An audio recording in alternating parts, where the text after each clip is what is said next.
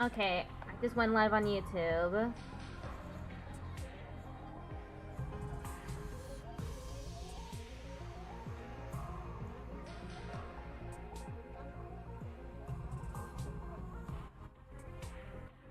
Alright!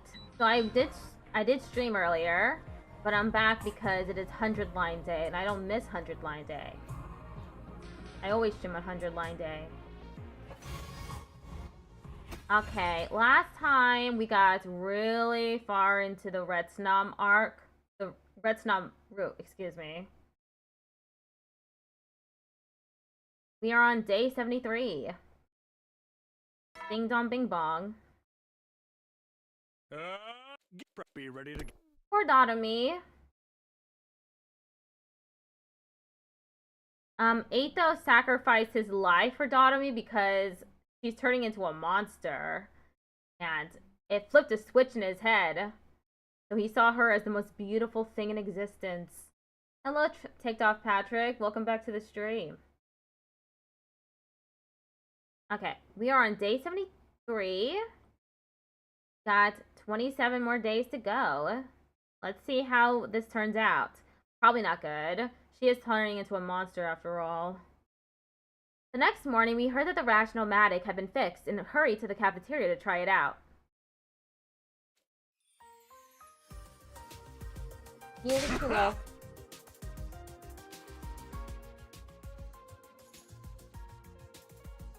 There. Sweet! We can finally get some decent food around here. Thank you so much, Tsubasa. You must be exhausted doing all this right after a battle. Nah, not really. Sita did most of the work. I just had to finish it off. I can't wait. I'm gonna get some burgers and fries and chicken nuggets and... Their palate is about as sophisticated as a third grader's. Shut up! Let me like what I like! Everyone was in a much better mood now. There would never be a better time to say this. Hey guys, I wanted to apologize again for all that stuff with Darumi and Retsnom. I had my reasons, but I realized it was wrong of me to keep a secret from you. For that, I'm truly sorry. I bowed my head. It's like you said, you had your reasons. You were doing it to bring back Moko and the others. I'm not about to blame you for that. I probably would have done the same. Putting aside the issue of whether or not it will work, your intentions were noble. I can't fault you there. The problem is that you carried out such a high-risk plan without informing us. I can see why you kept a secret, though.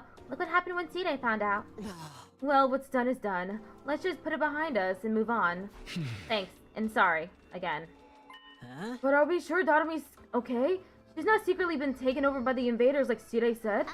I doubt it. Veshnes was just as surprised as us when she saw Darumi's arm. What even is Retsnom? You and Darumi haven't been able to work that out yet, right? Sorry, that probably sounded really creepy and unsettling, didn't it? We haven't, but before I could go on... The Undying Flames boy! Sorry to butt in. Whoa, a ghost! No, I think this is... You're the one from inside the defense room? The person we're all risking our lives for. So you're him, huh? I'm sorry to surprise you all like this, but I couldn't keep quiet any longer. Something's happened to Side, hasn't it? Please, I'd like to know what's going on. Right, I guess we owe you that much. I knew I'd have to tell the ghost boy about this at some point. He had a right to know. And it looked like the time had come. I gave him a summary of what had gone down over the last couple of days. I see. So Side's gone. I had a feeling he was.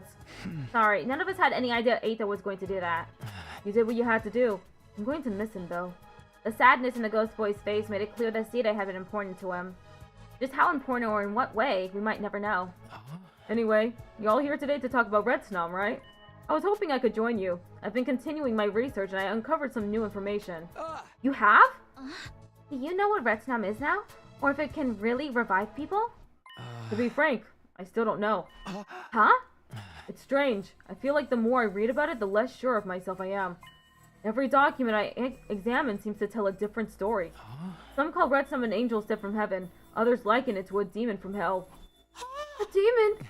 For some people, its abilities were something to be praised and venerated, but they could just as easily be thought of as a curse. Some sources even disagree on whether it's a real creature or just a metaphor. So the legends about it bringing people back from the dead? Some treat it like a miracle, others like an abomination. There's no way of telling which is true. I've even read about the dead coming back as vicious monsters. Like zombies or something? For real? There is one thing I'm sure of, though. Lots of people fought and died over the right to possess Retsnom, which eventually led to it being sealed away. Okay, good. Thanks. Everyone, now that you've heard of that, I want you all to think about this. Consider what Retsnom and its presence means to you. Hey! And if we decide we don't want to hear no more, what's that mean for darumi? I haven't thought that far ahead yet, but we'll figure something out. Let's call it a day here. This is important. Give it the time and consideration it deserves. With that, our morning meeting broke up. Yeah, sad for the undying flames boy. I went back to my room and thought over the situation some more. Thinking about it didn't make it any clearer. I already knew what I had to do. Darumi was going through hell and she was doing it for us. Whatever else happens, I wouldn't abandon her. What a good friend he is. Day 74. Ding dong bing bong. Get prepped. Be ready to... After the morning announcement played, I went to see how Darumi was doing. Her door was unlocked. I slipped in quietly. Looks like she's still sleeping.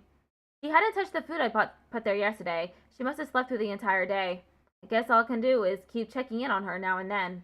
Sorry, Darumi. I'll be back later. I headed back out and left Darumi to her rest. Just as I was leaving Darumi's room, I ran into Nozomi and Shoma. Good morning, Takumi. Looking in on Darumi? If there's anything I can do to help with her, just let me know. You probably won't want me infecting her with my morbid incompetence, though. I'll let you know if I think of anything. I'm sure Darumi would appreciate it, too. That said, she's still not comfortable being herself around the others. If she's going to keep up her act, it'll probably be easier for everyone if I'm the only one who has contact with her. After what you told us yesterday, I spent the evening thinking it all through. And I'm still on board with your plan. I'll support you and Darumi any way I can.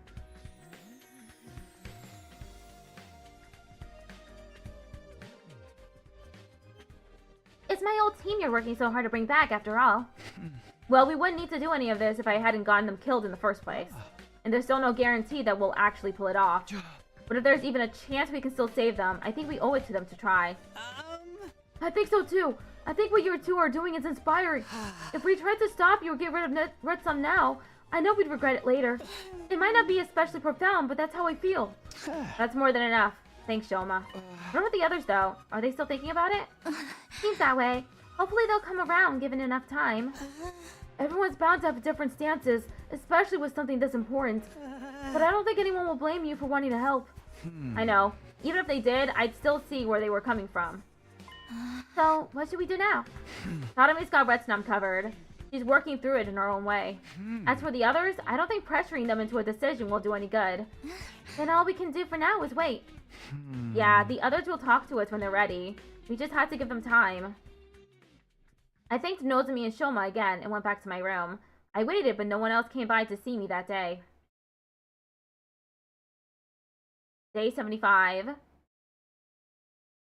Ding dong bing bong. Get prepped. Be ready to... The next morning, I looked in on Darumi again. She still hadn't stirred. After that, I headed for the library, hoping to run into the ghost boy again. Hello, Takumi. Hey, I thought you might be here, but... You weren't expecting to see the rest of us, right? We were just discussing the whole Darumi Retsum issue. Oh, I see. Sorry to interrupt. I'll let you talk in peace. No, it's fine. We've already come to a conclusion. We were just about to come find you and tell you what we decided. Oh, okay. Before that, there's still something we wanted to ask you. If things keep going the way they are now, what's going to happen to Darumi? That's a good question. What we were hoping for was...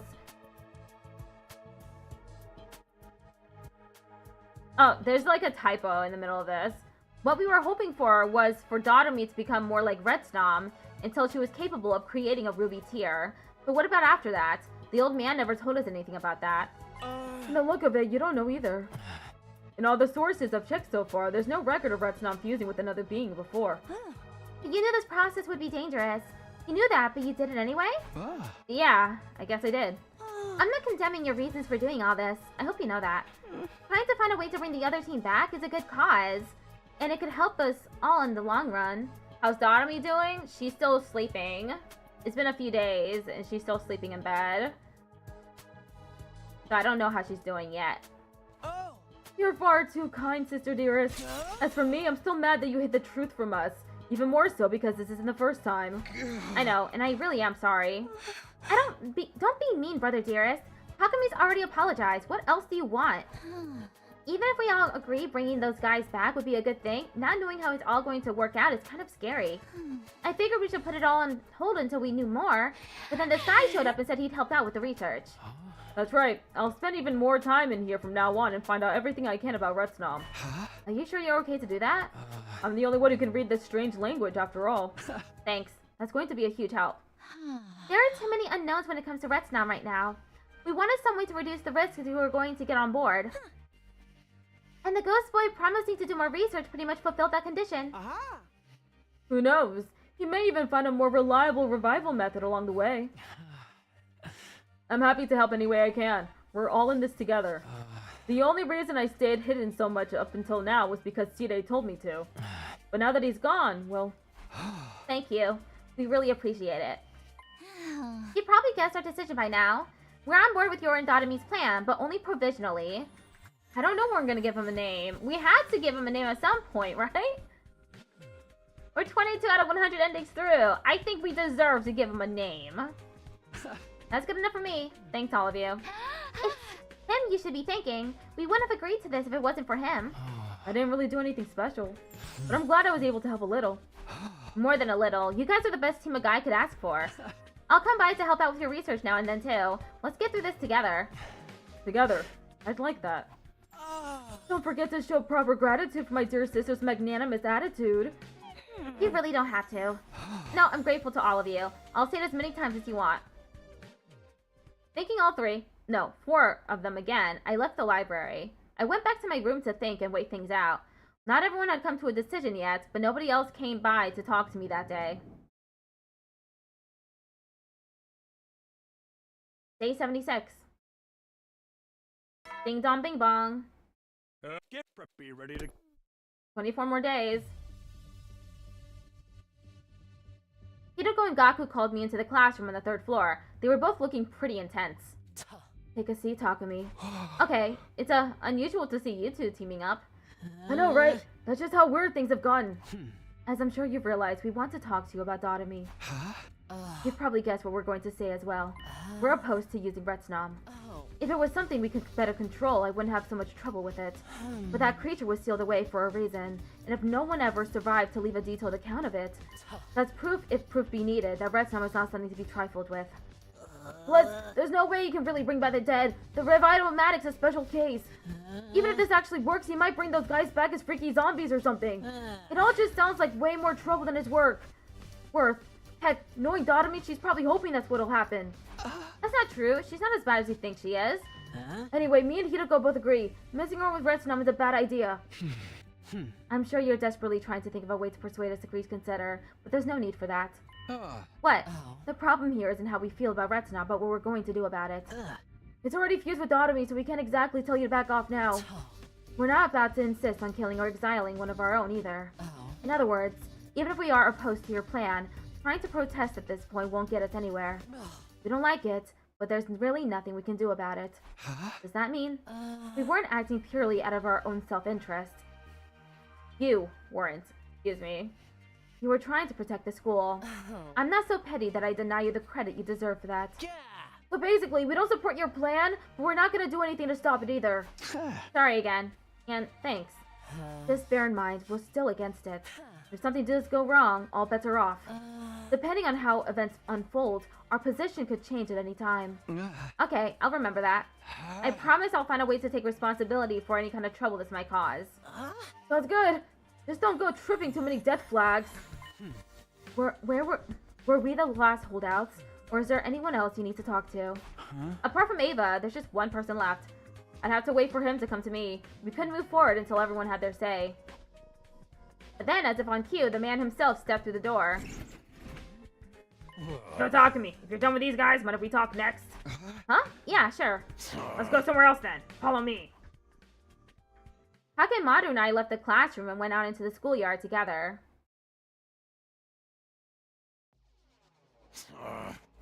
He said he wanted to talk? I'm guessing it's about Retsnom. Hakemaru kept his back to me as he replied. Yeah, it's about Retsnom, and about you and Totemi, too. I've been doing a lot of thinking. I still got no idea how to feel about all this. For or against, somewhere in between. I've come at it from all kinds of angles, and it's got me nowhere. There's only one way I know how to deal with a problem this bad. With that, Takemoto finally turned to face me. We'll settle this with our fists! What? You want to fight me? Why? Weighing benefits against risks and all that crap ain't my style, so I'm going with my gut. And how do guys figure out what their guts are telling them? It's gotta be with a throwdown. Does it though? There's gotta be other ways. You love the voices? Ah, thank you. I'm glad that they're satisfactory. Cut it, man. This is a time for action, not words. Come at me! Show me what kind of guy you are. Show me your resolve. Hey! Fine! If that's what it takes, here I come! Abandoning all reason and going with our guts instead, Takemoto and I began an impromptu fistfight in the middle of the schoolyard. You pack a real punch, you know that? Is it time to stop yet? I don't think I can stay on my feet much longer. Yeah, sure. I got a pretty good idea of how strong your determination is now.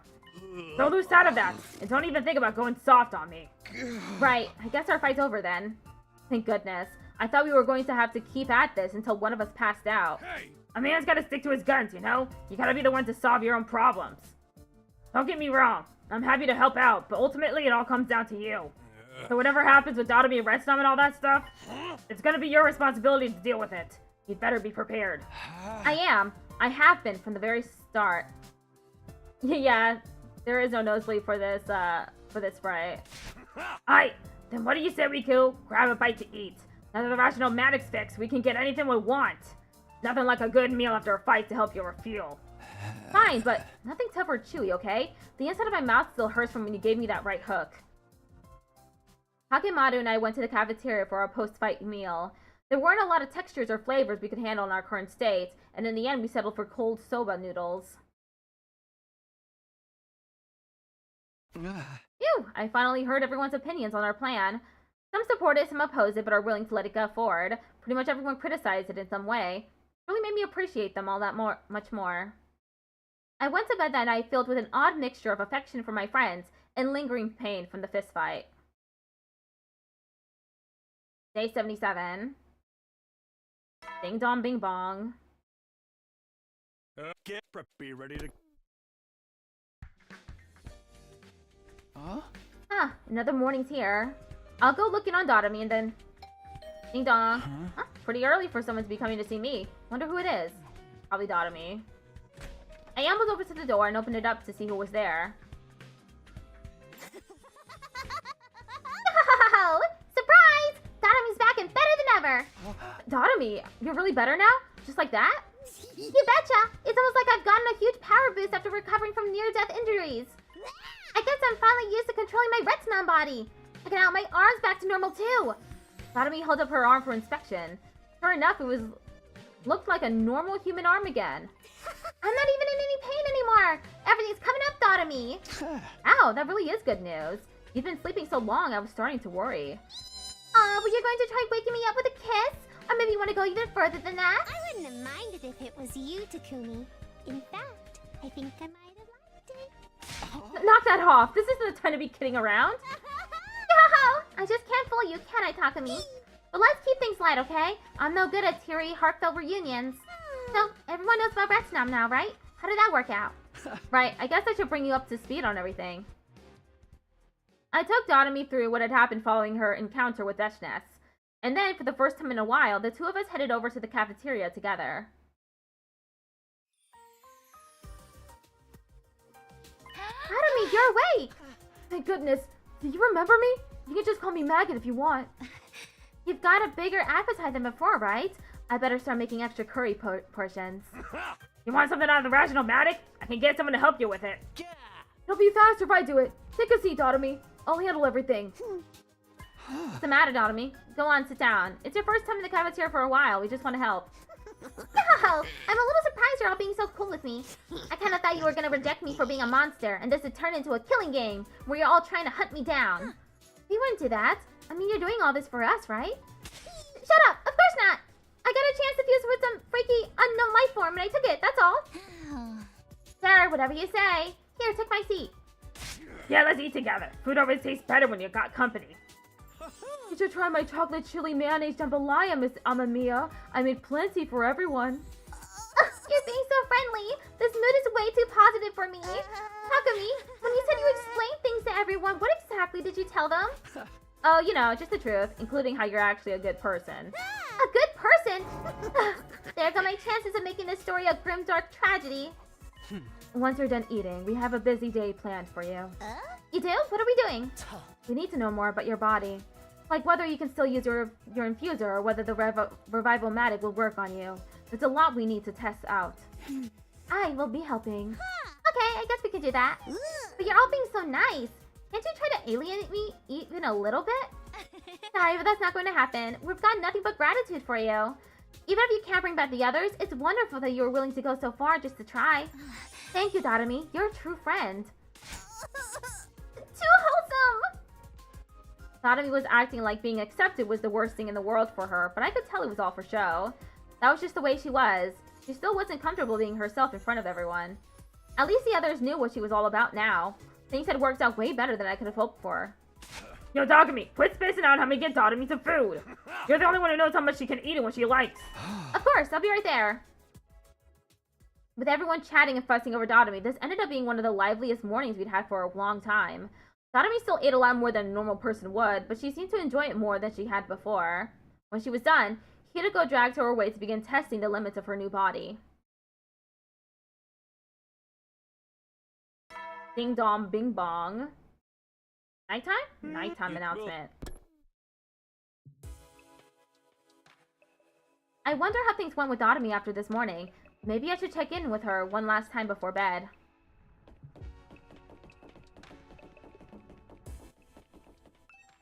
She's got to be back in her room by now, right? I'll ring the bell just in case. Hoping we get to see Hideko shoot Darumi in the head. Imagine that. After a few seconds, the door opened. Ah, Takumi? What's up? Nothing really. I just wanted to see how it went with Hideko today and if you're still doing alright. I told you I'm fine. You don't have to keep checking up on me. But since we're here, come on in. Might as well tell you what we figured out.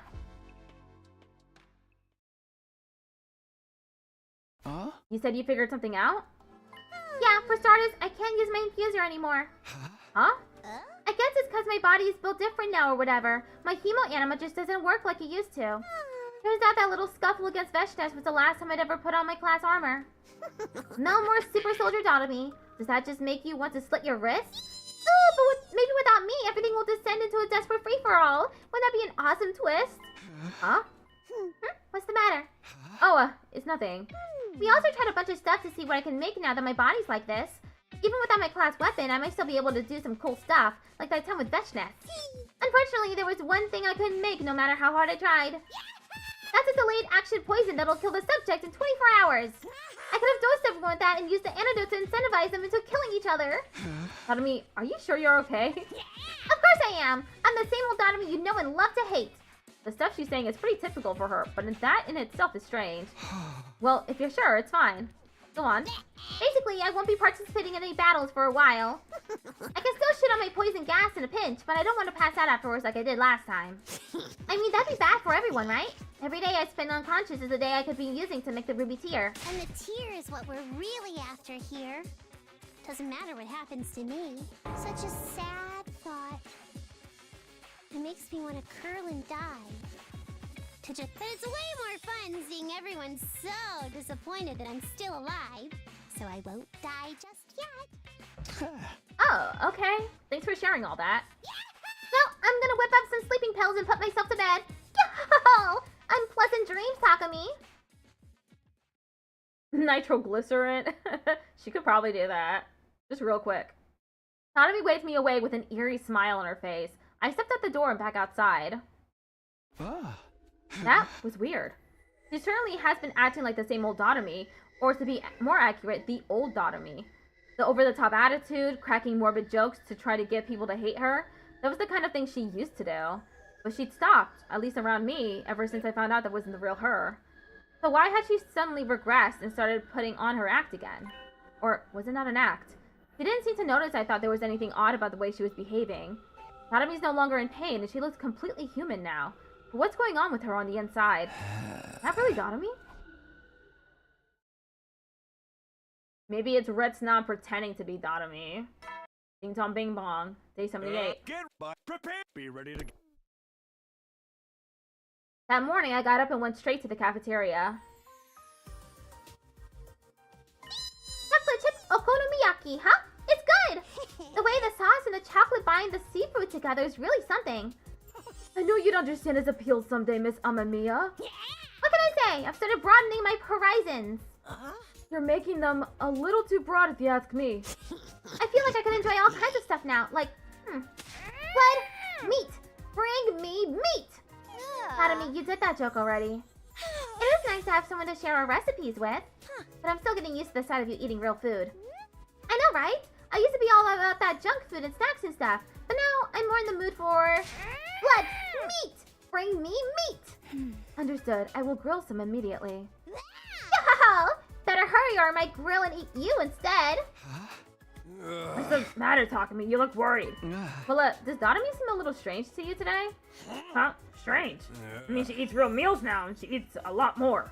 But that's because of Red Snow, right? Not like she can help it. Yeah. Never mind. Forget I said anything.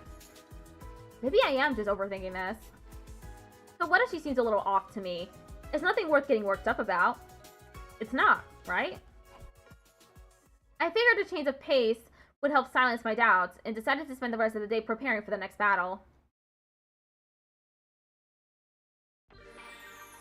Free time. Okay.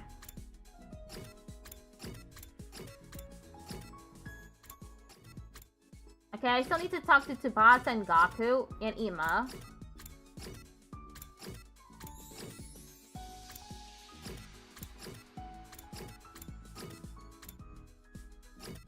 Okay, I said Tsubasa, Gaku, and Ima.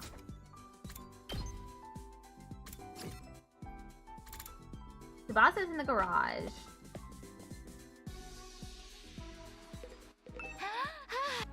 Oh, I didn't mean to do that. Hey, Takumi, can I talk to you about something? Sure, what's on your mind? I went to look at Takemaru's Himo Anima bike, but he won't let me near it. Yeesh, I'm so sick of this tough guy act. Tsubasa seems highly interested in Takemaru's motorcycle. After spending some time together, you understand Tsubasa better now. Her wish list has been updated.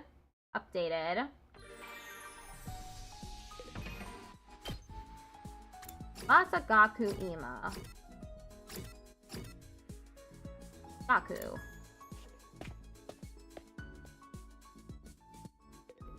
Let's have a party? Oh, no! Okay, he's saying something different today.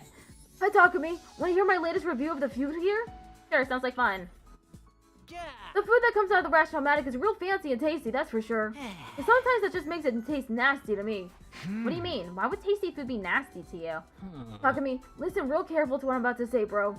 When you're born poor like me, the poorness becomes a part of you. Your tongue rejects food that's too fancy.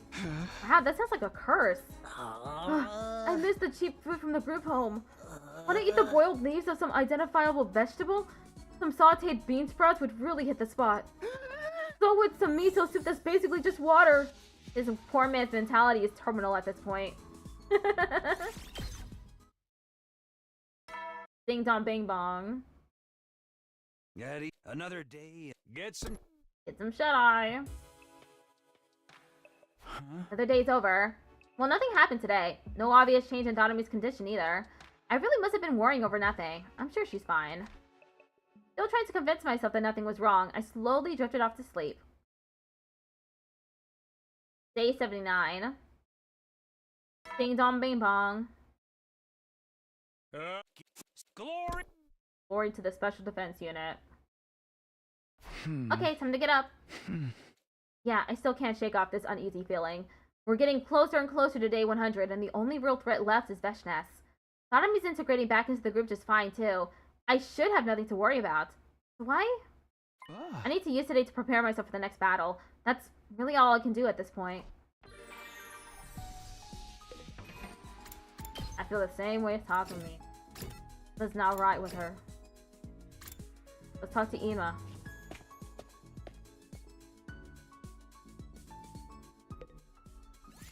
Should have used the gift-o-matic, Mr. Subito?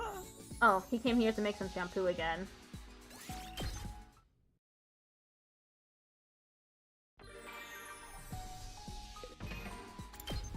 Okay, let's see. Okay, I need to talk to Pasa one more time. Gaku 2 times. And Imo 1 time. Pasa?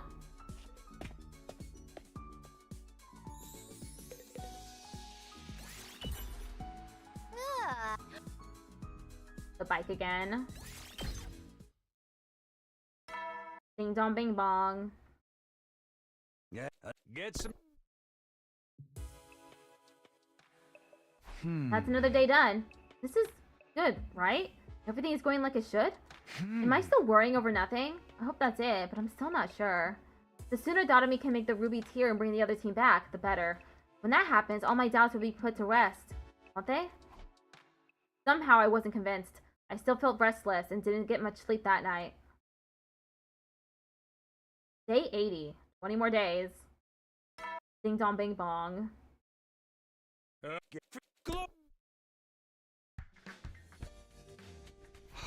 The announcement sounds cornier than ever now. When did that change? I feel like I barely slept at all. This can't be good for me. I better go get some breakfast. Maybe seeing everyone will cheer me up, too. I left my room and trudged my way to the cafeteria.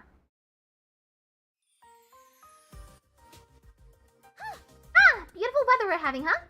This is the perfect time for someone to show up dead and spark off a killing game! You're still saying that stuff? I'm telling you, it's not gonna happen. More importantly, have you been testing your Retsunon body? Do you know what kind of things you can make now? Well, kinda. I think Retsunon's capable of creating pretty much anything. Anything? Retsunon it's kind of like a weird colony of cells that can rearrange themselves any way they want. It can consume anything, but also recreate it. It's like the devil on my shoulder whispering forbidden knowledge in my ear. Interesting way of putting it, but you basically know more now, right? If your understanding of how your body works is correct, perhaps the ruby tear isn't a substance totally unknown to us after all. Huh? Why do you say that? Revivomatic brings us back by stimulating our hemoanima, or rather, our cryptoglobin. We're only beyond its help when we lose too much blood, or when we're dead so long that our power fades away. But if Retsunon really can make anything? You think that's what the ruby tear is? Is that how Retsunon revives people? By restoring lost or dead cryptoglobin? It's just a theory, but it's possible at least. What do you think, Miss Amamiya? Do you feel like you can make cryptoglobin? I have no idea. I know I said Retsunon can't create anything, but it doesn't always work like I want. Maybe if I kill someone and absorb theirs, I'll get the hang of it. Who wants to try? Murder ain't no way to test a theory. Anyway, I'll keep practicing and see what I can come up with. That's a good idea. Your power is no good to anyone if you can't control it properly. I'm worrying over nothing. It's nothing. Back in my room, I kept telling myself that over and over, but somehow that lingering doubt never seemed to go away. I decided to focus on getting ready for the next battle for now. Anything to stop me spending too much time in my head. Free time.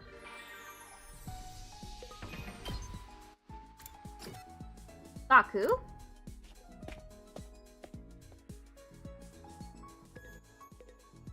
Okay, let's have a party.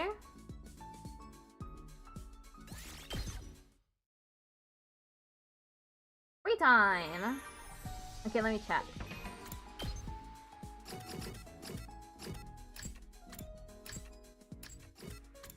I just need to talk to Gaku one more time, and Ima.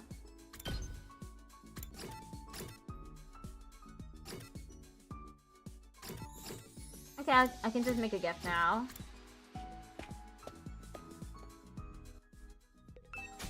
Tsubasa! Does she want?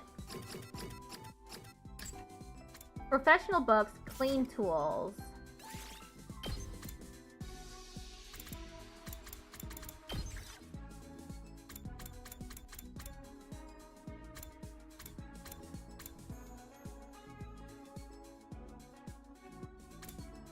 Okay, I guess it's this. Tsubasa, here you go. Factory photo book. Is this for... Wow, bond up, level 2. Did you learn any skills when you were younger, Takumi? I had to learn the piano and lots of other stuff. But I didn't enjoy any of it. My parents made me learn, so I did. That's all. Weirdly though, I've always been enamored with machines. I never liked studying or sports, but tinkering with machines? Oh, even an earthquake couldn't make me stop. I guess it just suits me. I'm thinking of working at Grandpa's workshop after I graduate from high school.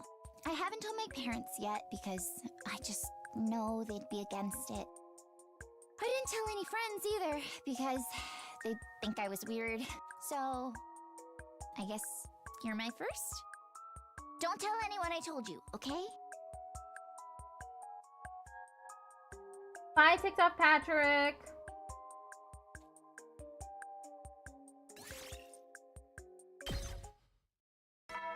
Ding dong bing bong. It's fine. The VOD will always be available. The regular VOD is too. I always upload it afterwards. Goodbye. Another day without anything bad happening. Just 20 more to go. We still have to settle things with vStreamer, but it's finally starting to feel like the end is in sight. I just hope we can get that ruby tier and revive the others sooner rather than later. I want to make it to day 100 with everyone alive and well. Day 81. That's totally not happening. Ding dong bing bong.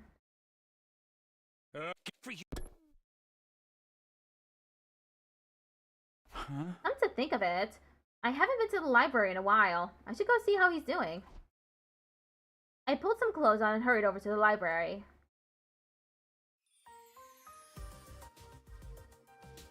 Oh, Takumi, good morning. You're here already. More research, huh? Is there anything I can help you with? I'll do anything, just say the word. Alright, can you open that book over there for me? Sure, no problem. At the ghost boy's direction, I began opening books that he thought may contain information on Retsdom. This one doesn't seem to have anything we can use. How about the last one? The one open on the desk there? No, there's nothing about revivals or Retsdom in that one either. With this many books, it could take us a while to find what we need. Try not to get discouraged. Let's just do what we can. Of course, I'll keep working on it in my free time too. Thanks, that'd be great. For now though, I guess I should put away these books and open up some new ones for you. Are you sure you can spare the time? Aren't there other things you need to do? Not really. Now that everyone knows about darumi, I've got a lot more time on my hands. Even so, you should be careful not to overdo things. I can say the same to you. Creating this avatar on top of building up the undying flames. You sure you're not multitasking too much? You've given me the chance to help you in a new way. I don't want to waste it. Sometimes I forget this guy just wants to be our friend. Maybe now that things with Retsdom are settling down, I should spend more time with him when I get the chance. I spent the rest of the morning in the library, working through old books and documents with the ghost boy. Ding dong bing bong. Get some. 19 days ago until the end. We're getting closer. I came back in time to save Karuha and my other friends too. In a sense, I failed in that goal as soon as I let the team from the second campus die. I haven't learned anything new about Retsdom, and there's been no change with darumi in a while. I'm starting to doubt she'll figure out how to make the ruby tier in time for day 100. I'm not giving up though. Even if we have to wait until we're back on the satellite, I will find a way to bring the others back. Darumi and I will do it together. Day 82. Ding dong bing bong.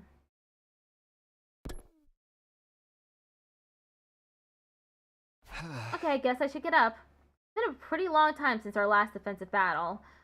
There aren't any commanders left besides Veshnes, and she got put out of action by Darumi's poison attack. I wonder if she's recovered yet. Maybe the damage was so bad it'll stop her from fighting permanently. No, that'd be too much to hope for. I better just make the most of these peaceful days while I still can.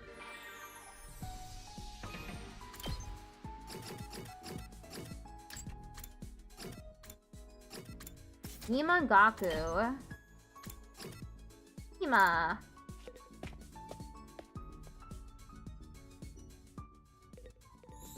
Heading out, Mr. Sumino? I'm just about to head out and grab some ingredients for a meal. I'm going to forage some edible plants and make my own dinner. Make your own? But we can eat whatever we want in the cafeteria. Indeed, but gorging on fine foods turns you into a fussy eater. Once you get particular, there's no going back. That's why I try to get a taste of the impoverished life once in a while. Out on the streets, anyone who can't sustain themselves with cheap meals will die after all. Okay, now I just need to talk to Gaku again.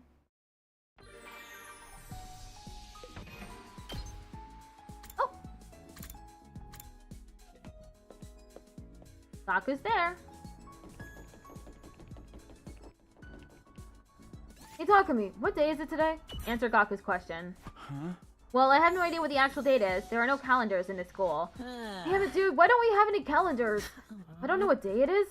How am I supposed to throw birthday parties? Birthday parties? Celebrating people's birthdays is my hobby. Laying out a spread of good food and lighting candles is fun, even if it's not on my own birthday. But I can't throw any birthday parties for anybody in this stupid school. Hey, somebody's gotta let me celebrate their freaking birthday. Let me sing happy birthday to you, bro. Since when is celebrating birthdays a hobby? This guy sure loves parties.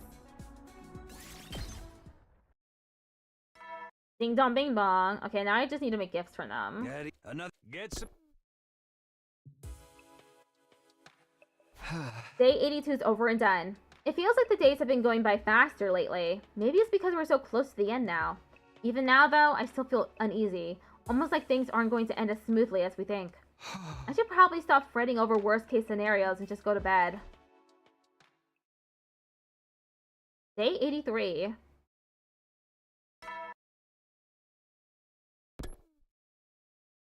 Ding dong bing bong. That morning, I didn't hang around and went straight to the cafeteria. Whoa, you did it! Something's coming out of your hand! It's so red. It doesn't look like blood, so maybe? Oh! Let me see. Oh, it's tomato juice. Damn, you didn't hesitate to taste it, huh? You tried to make crypto globe and got tomato juice instead. How does this process even work? I don't know either. Maybe if you drink this juice, your crypto globin will get stronger? Wow, I never knew tomato juice was so powerful. Then again, there's a lot of ignorant little porphyrin like me doesn't know. What is this word? And I need to know what this word is. Porphyrin?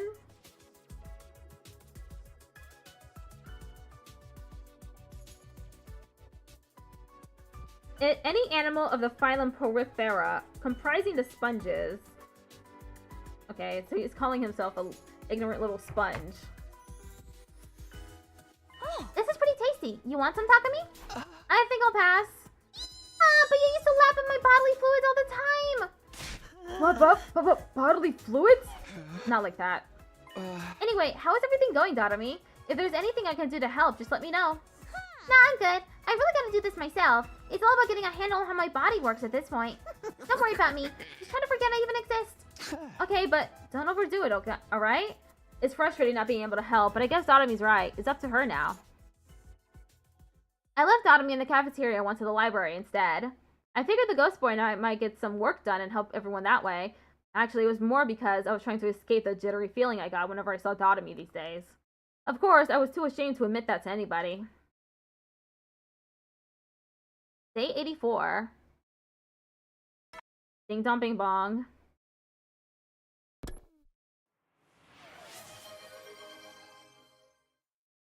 Cub just redeemed yeehaw.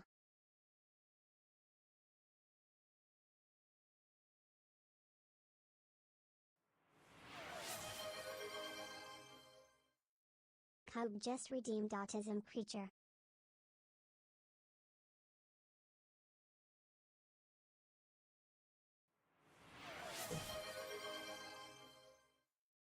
Cub just redeemed clown nose.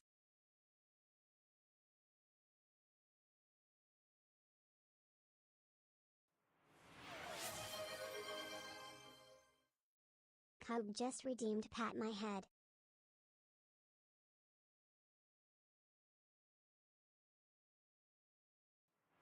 I'm just waiting for them to finish. Cub just redeemed teach me stenography. I don't know, I just need to spend these shoes.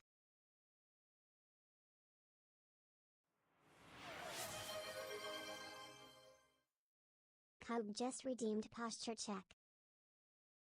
This is gonna take a while.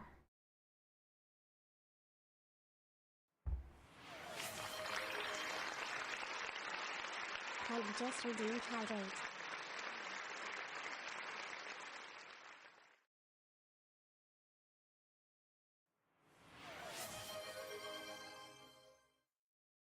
Cub just redeemed suggest a prediction.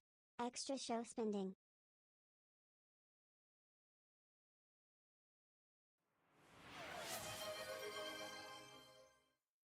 Cub just redeemed hi. I followed.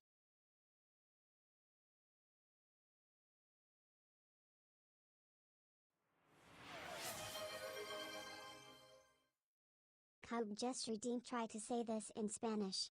I'd more shoes.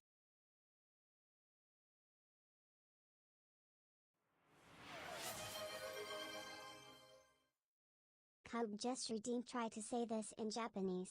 Nike kicks.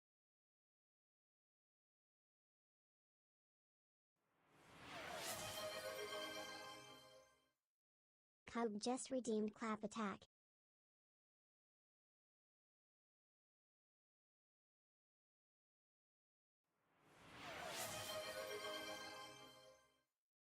Cub just redeemed change a character's voice / accent.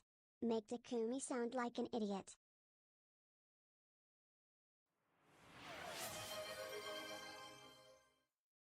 Cub just redeemed guide the raid. I'd. Okay, just one more.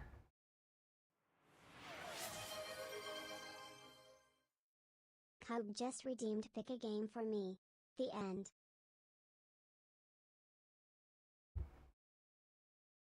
Okay. Cub just redeemed yeehaw.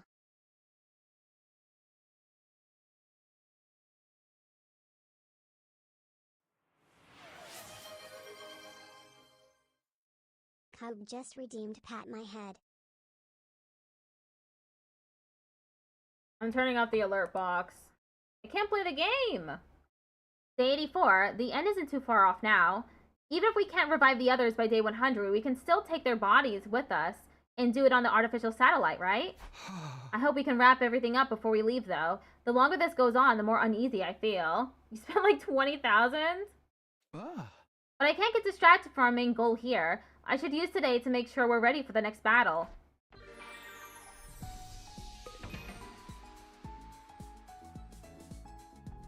Okay.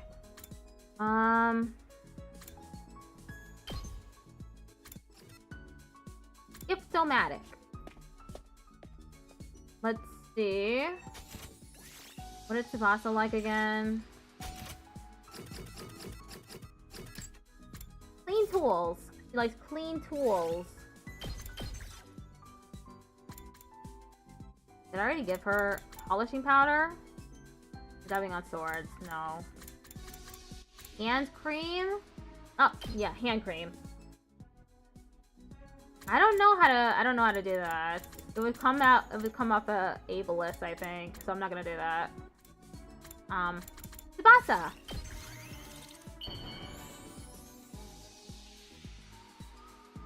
Is this for me?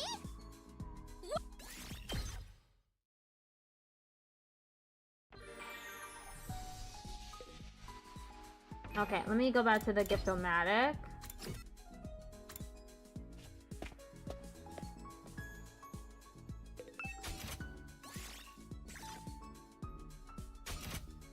Okay.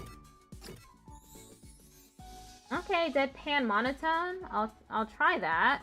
But the reason I don't give Takumi a voice is because doing voices can really strain your voice. So I just I don't give him one. I don't give the main character, the protagonist, a voice ever. Professional tools. Whoops. Professional tools.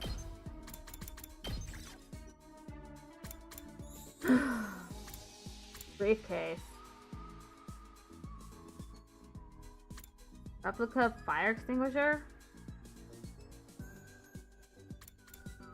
Medical tools. Rubik's Cube. Furry spice set.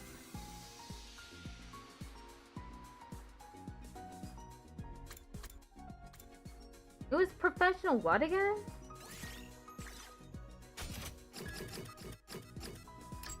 Professional tools. Maybe he'd like to walk?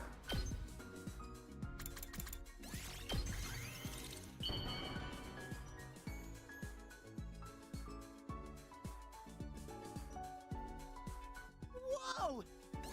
Oh, he did like to walk. Ding dong bing bong.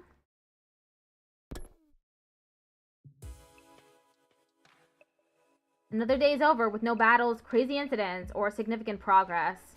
I can't get hung up over these petty doubts. It's time to move forward. The end is in sight now. Whatever happens from here on, we just have to face it. Together. Day 85.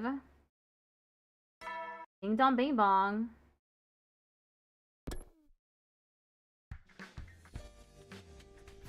What should I do with myself today?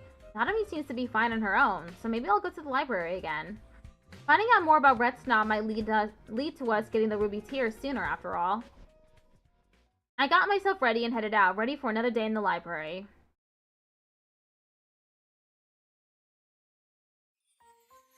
As I stepped out of my room, I met Nozomi coming the other way. She was carrying a huge stack of books. Oh, good morning, Takumi. Morning, Nozomi. What's with all the books? This is my way of helping Darumi. I thought maybe the things she can make are limited to things she already knows about. So it's probably better to expand her knowledge base, right? Guess. I don't think I've ever seen her sit down to study, though. She can do it when she puts her mind to it, and I'll be there to help keep her motivated. I guess you'll want to concentrate on biology and how blood works and stuff like that then. Right, so she can figure out cryptoglobin more easily. Maybe I should go back and get more medical texts. Are you going to the library? Want me to come with you? I was on my way there anyway. Of course. Maybe you can help me pick out some books for her? I can, but I don't know too much about medical stuff myself. Back home, I only ever studied when Katawa was there to encourage me. Not that this version of her even remembers any of it. Would you like to go look together? Yeah, sure. I'd like that. We headed to the library, and after I helped Nozomi, I spent the rest of the day with the ghost boy. We worked hard, but still failed to turn up any useful information. Day 86. Man, the days really are going by fast. Ding dong bing bong.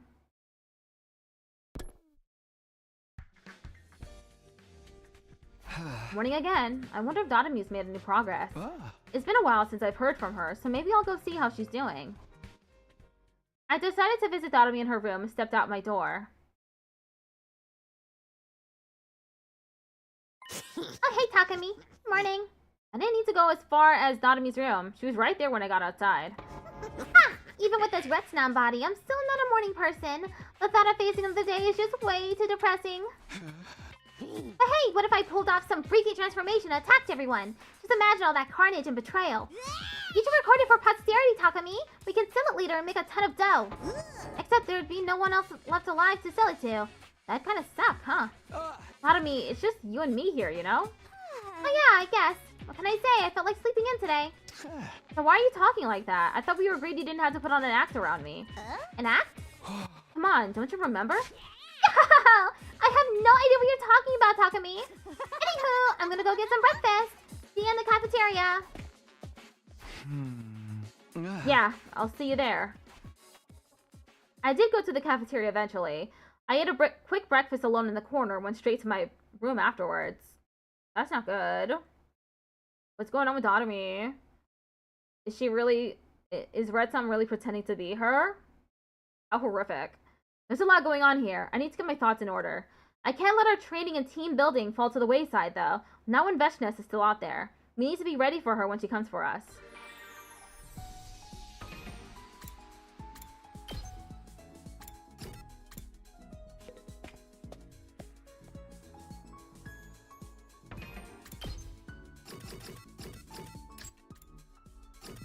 Okay, Gaku.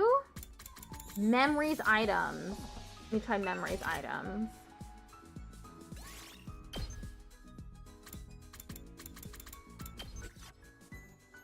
Folk song compilation, maybe?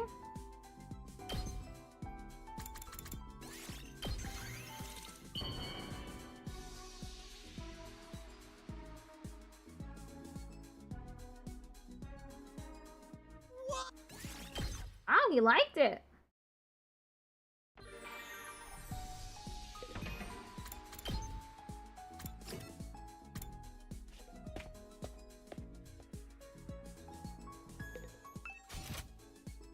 Okay, what else does he like? Party items.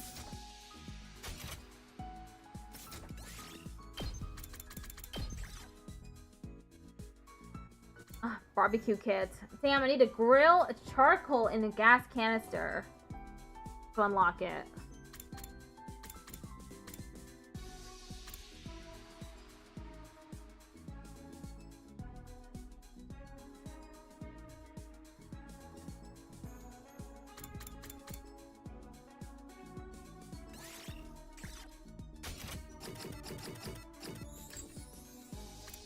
Sweet items.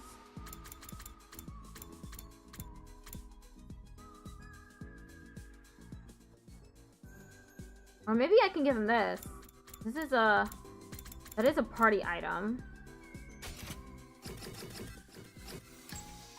Yeah, he likes party items. Okay, I can give this to him.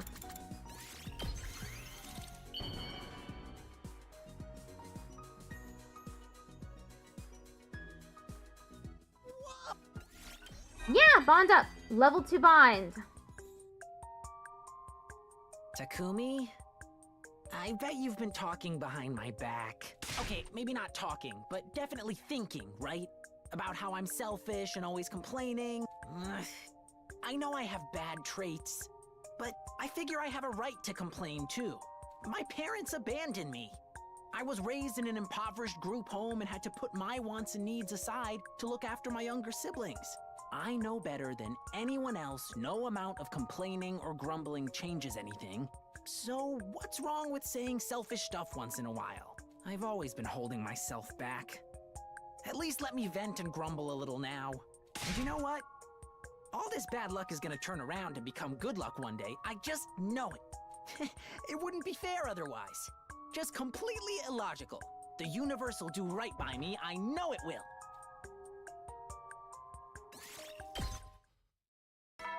Ding dong bing bong. Another day. The nighttime announcement played and I got into bed. There were still plenty of questions and concerns bubbling up inside my head, but I knew there was nothing I could do about them for now. Without even meaning to, I switched off and fell asleep. Day 87. Ding dong bing bong.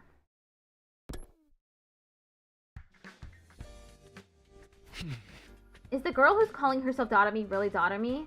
I mean, it should be obvious. Who else could she be? The Darumi I knew was a sensitive, compassionate person. She only acted the part of a crazy, no-boundaries airhead to keep others at a distance.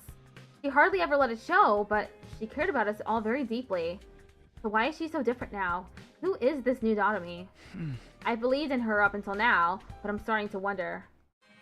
Oh no! Invader alarm!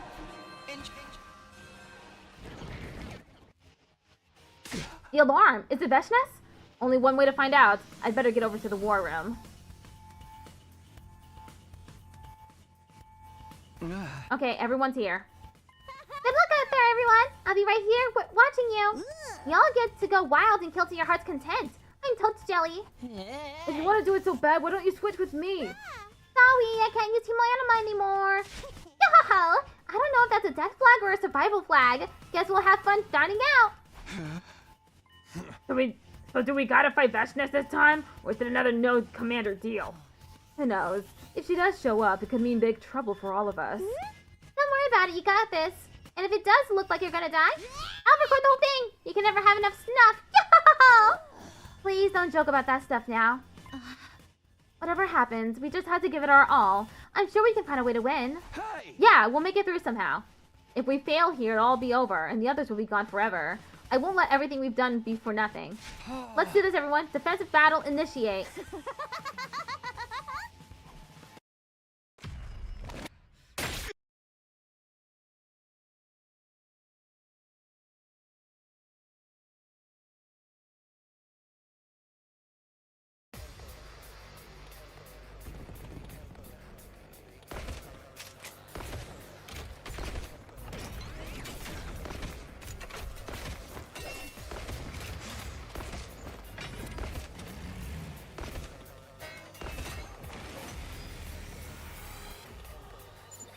sign of veshness so far. What? She too chicken to fight us now? Or maybe Darumi's poison hurt her even more than we thought. Or she finds me so disgusting that she can't even bring herself to share the same battlefield with me. The battle is beginning. Feel free to use me as a shield if you are in danger.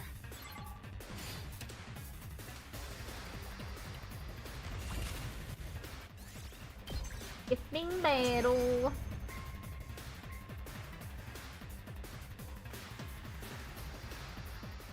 All right, that's all of them. Let's head back and celebrate with some sweet and sour, salty, bitter umami cuisine. Salty, bitter, sweet and sour? Umami? It can't all be the... It can't all... Come on, dude. That's too many flavors all at once. Can't we just have something sweet and call it a day? Wait, everyone! Look! Ad starts in 1 minute. Is it Veshness? Oh, no. It's... Dalsha, maybe? Yeah, Dalsha.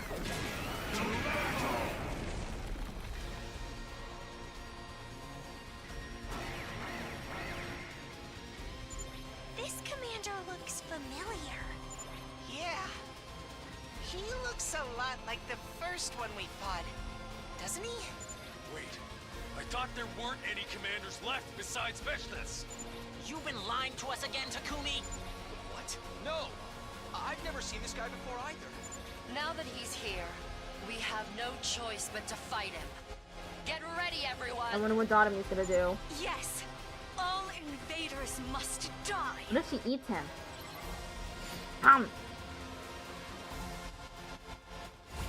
Unhinges her jaw and just eats him.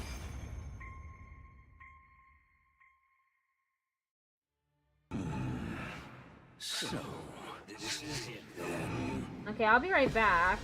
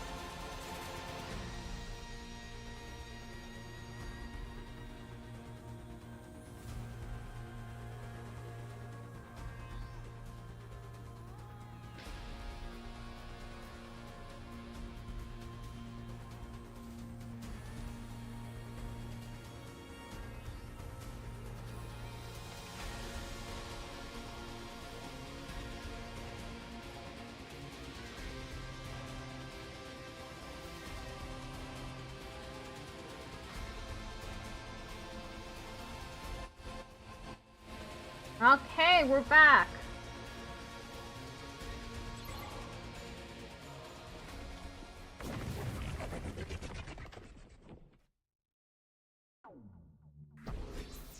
He disappeared. Oh. I see. I think I've got the gist of what you're all about. You fear death, you fight to survive, and nothing more. Hey man, what's your problem? We ain't done with you yet. This is no battle, and I have no desire to indulge those throwing tantrums like children. So you're just leaving? For now, I can't ignore your presence here forever. We will settle this another time. Until then, strengthen your resolve. Be prepared to kill not just for your own survival, but for the cause you believe in. If you cannot do that, you stand no chance against a real warrior. With that, Dal Shah, the final commander, calmly turned his back on us and walked away. He passed through the wall of undying flames without even slowing down.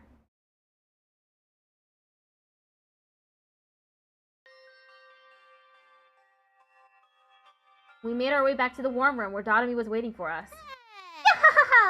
Who'd have thought there was still a commander out there, and a crazy strong one like that too. We're really screwed now, huh? Might as well kill each other before he comes back. Knock it off, Darumi. This is no time for jokes. There's no use complaining now. You know what a weirdo she is.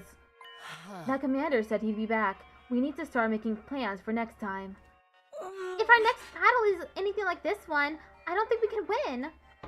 Yeah, it was like our attacks didn't affect him at all. Can't we at least take the rest of today off? I want to allow my dear sister to fall asleep with her head resting in my lap. Knock it off! I don't want that. I guess you're right. Let's rest up and talk more about this later. Our 12th defensive battle had come to an end. The skull was still standing, and we were still alive, but the mood was far from triumphant. Day 88.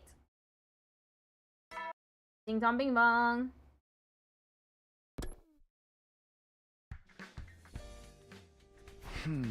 Morning already? I can't keep putting this off. I need to talk things out with Darumi. Not just for my sake, but hers too. Guess my first stop today is her room then. Feeling determined, or maybe just desperate, I stepped out the door and headed to Darumi's room.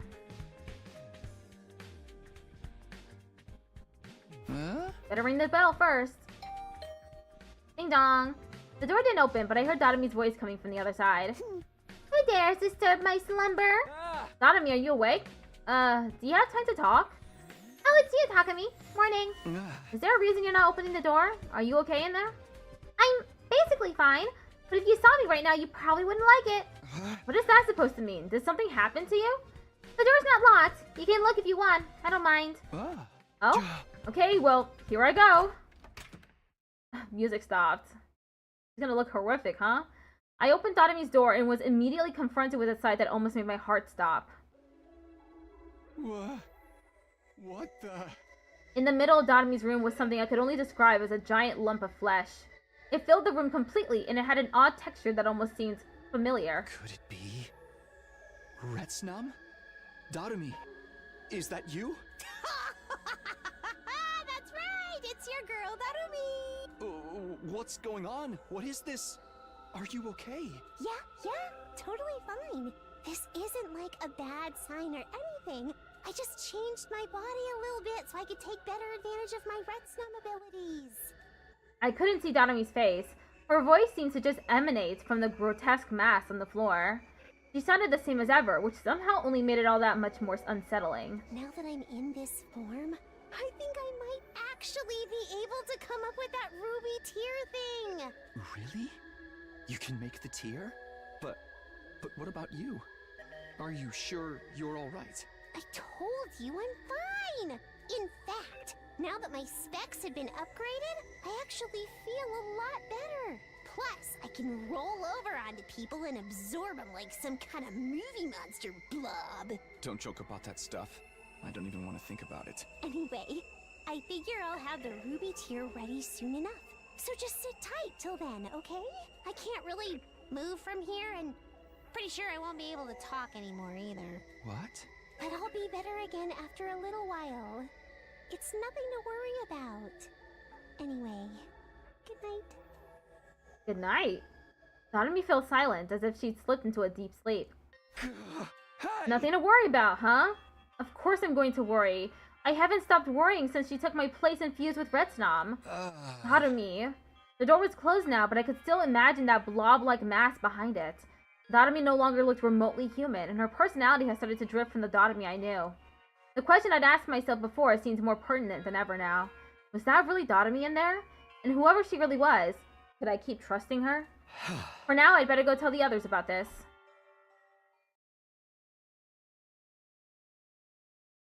Day 89.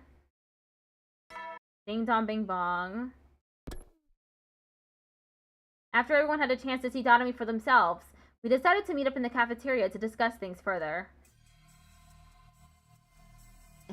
That certainly was a dramatic transformation. He really is turning into some kind of monster, huh? This is so crazy. I tried talking to her, but she didn't respond.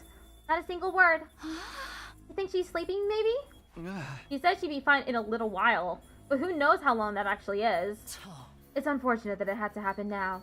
I wanted to discuss our strategy for the next battle with her. You mean against that Dao Sha guy? Yes, I thought maybe, perhaps Darumi could make some kind of poison that would pierce his defenses. He's like a super upgraded version of me. Really brings home how completely useless I am in the grand scheme of things. Well, it can't be helped. We'll have to get by without her help. Actually, I already got Darumi to make us some more of the poison she used on Veshnes. I've got some sealed up in a protective capsule. You do? That's amazing. I got the idea right after the last battle. I thought it'd be good to have some on hand in case of emergencies.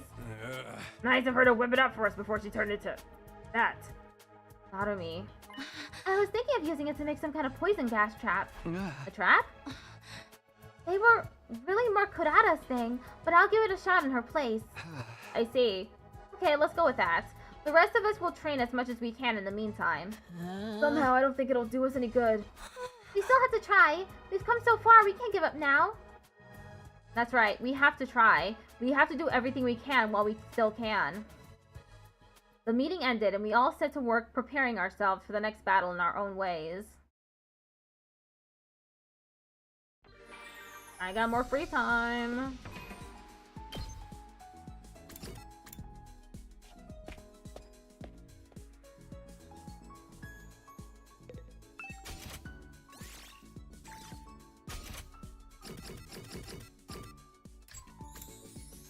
Sweet items.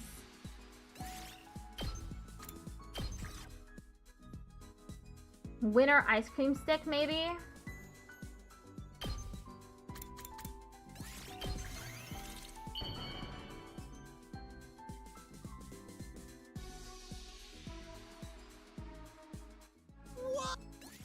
Wow. Really love that, huh? Just a single ice cream stick, no ice cream attached to it.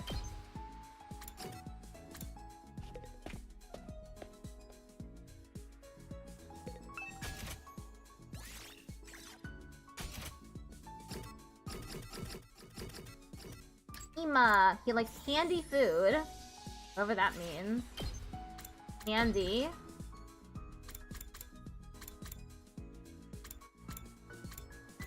Fast food. Food stamps. He'd probably like that. In some situations, these can feel like they're worth more than regular money. I don't know what that means.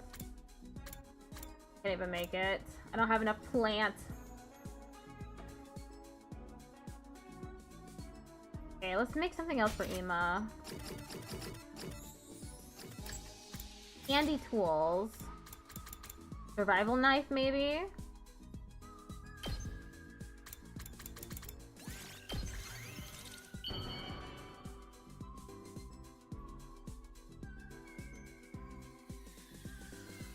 Wow! Ding dong bing bong. The evening announcement played, reminding me that I was getting late. I didn't want to stress my body out too much, so I got into bed and went to sleep. Day 90. Ding dong bing bong. Early that morning, Takemaru suddenly called me out to the schoolyard. Good morning, Takumi. You're late, Takumi! Sorry, what are we doing here, though? Yeah, why do you get me out of bed? It's so early and it's all guys here. Isn't it obvious we're gonna train for the next battle? Training? Right now? Even if we fight with Hemo Anima, it all comes down to stamina in the end. And we never know when that old dude's gonna come back, so we gotta beef ourselves up while we still can.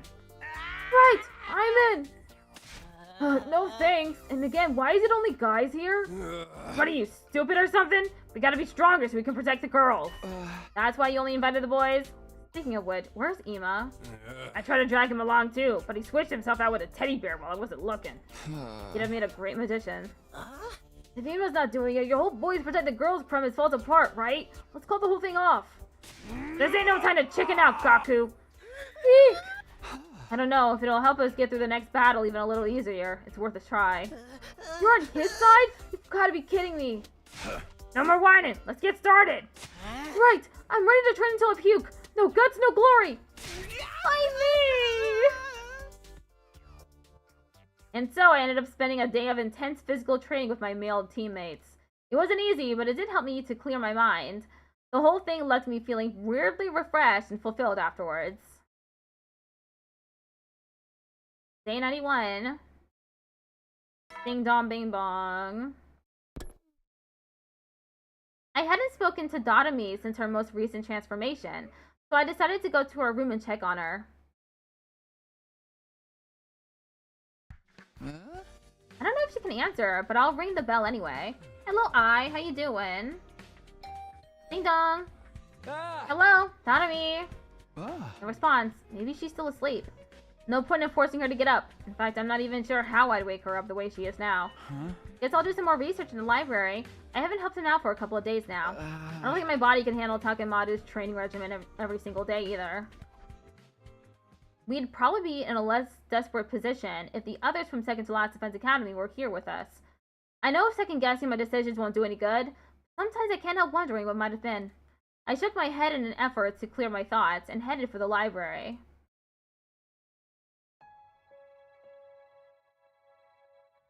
Hello, Takumi. Did you come to help out again? Yeah, I feel bad leaving you to do it all alone. Have you made any progress? Not great, but I don't want to complain when there's still more I can do. Don't push yourself too hard. Your safety is still our main concern here. I know. I just want to feel like I'm a real part of the team. Right up to the end. Thank you. I really am grateful for everything you've done for us. You don't have to go all formal on me. Anyway, we don't have a lot of time left. We should try to get through the rest of these books. Sure thing. Just tell me what to do. We spent the rest of the day doing as much research as we could. But just like before, we didn't find any new information about Revival, Red Snum, or the Ruby Tier. Just English so that I can moderate the chat. Otherwise, I don't have Firefox open, so I can't translate any messages. So then if someone says something messed up, I won't know what they're saying. So it has to be only English, unfortunately. Day 92. Ding dong bing bong. Yup. Because I don't understand Portuguese. Day 92, just 8 days left until our final day here. It's looking more and more like we won't get the Ruby Tier in time. But even if that happens, I won't give up on reviving everyone. And to do that, the rest of us need to survive. Now more than ever, we really can't afford to lose. Alright, I'm all fired up now. I jumped out of bed. I needed to work off some of this nervous energy, and I knew just the place to do it. Alright guys, let's really put some spirit into it today. No guts, no glory! I'm up for that, but... why is Ava here too? I was ordered to detain Mr. Tsukumo. I can't believe I let you catch me. You're persistent, I'll give you that. Hey! You need to start taking this seriously, man. Salsha said we ought to strengthen our resolve before we fight him again, remember? You can tell we weren't putting our hearts into it. We need more spirit, more determination, more guts. Right. I'll train hard to be the gutsiest piece of human garbage it can be. There's no fighting this, is there? Fine, I'll do it. I suppose I'll participate too. If this helps me protect my dear sister, I'll gladly suffer through it. That's more like it. If we're gonna train, you gotta do it with everything you got. Okay, let's do this.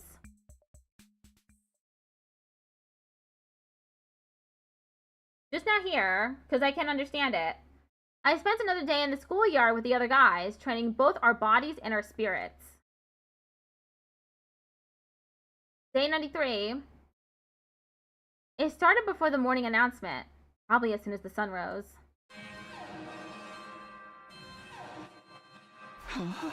I leapt out of bed, awakened by the sudden blaring of the alarm.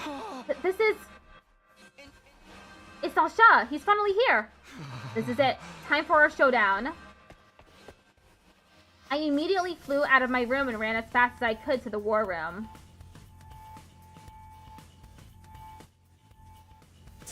Good, everyone's here. It's time to settle this. I'm very happy to get another chance to kill invaders. Is it Dalsha? Is he back? Yeah, we saw him up in the monitor just now. What say we show him just how strong our resolve is now? Yeah. Forget resolve. How did your trap turn out, Nozomi? I managed to figure it out, but I was only able to make one, so we'll only get one chance at this. Here's the device. Bye! Lamonokuma. You put it on the ground, like a regular landmine. We're finally rid of the stinky egg? Yeah, he's gone. When an enemy comes within range, it will trip the sensors and activate him automatically. I'm going to find a place to set this. Once it's in place, I'll need you to lure Dalsha over to it. And when it goes off, he'll inhale the poison. If that weakens him, we might finally be able to land some attacks. But considering how strong he is, it's still going to be tough beating him, even if this works. If things get really bad, I'll sacrifice myself to get him into the right position. Unless you think he'll literally be repulsed by me and go the other way instead? Is Darumi still the same as before? Has she started talking again yet? No, still no change. We still have to fight. It's the only way for us, not to mention all of humanity, to survive. Sorry, but that's not gonna cut it anymore. Who is that? Not that voice. Undying Flames boy? 8 though.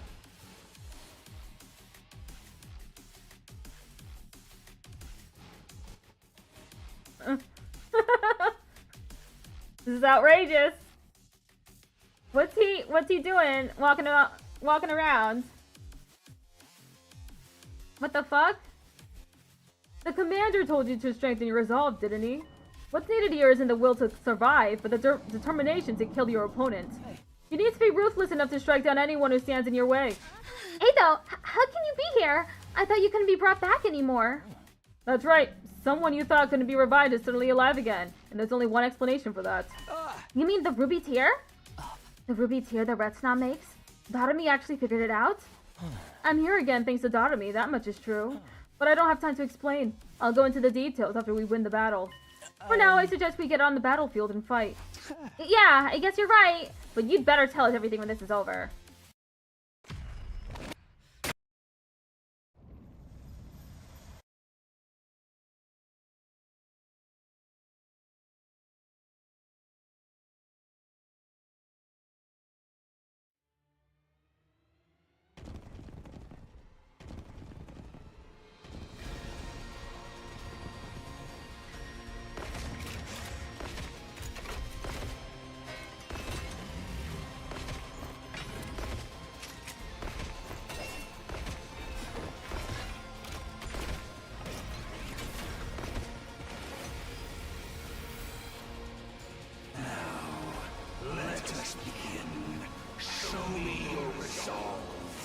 Nozomi, you'll have to take the lead here. Right. I won't let you down. We'll cover you while you get the job done. Let's do this, guys!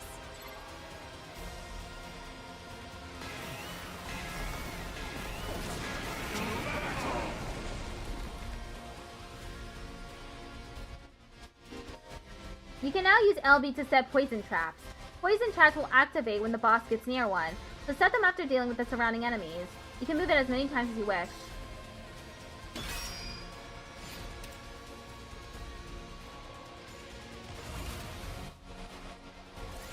Yeah, I can skip this battle. I've already done the poison trap thing before. A couple times.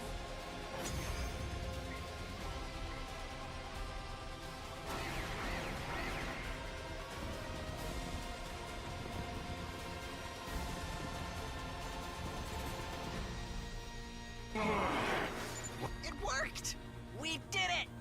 There's still gas lingering around him, so we should probably focus on the other enemies first.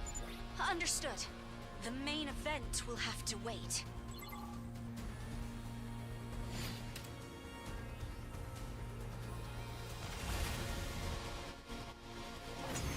Wait to end.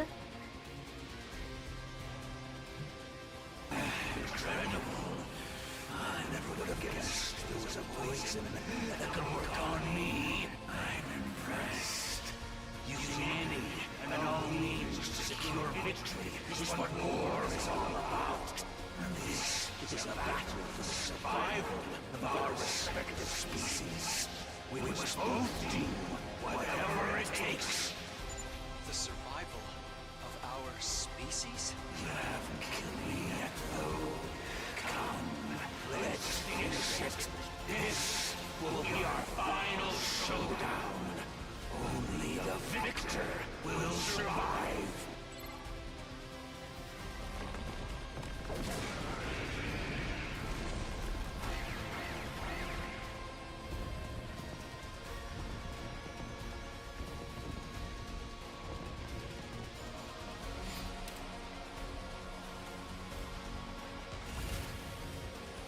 I will not yield. I will not run. To die on the battlefield is the fate of all true warriors.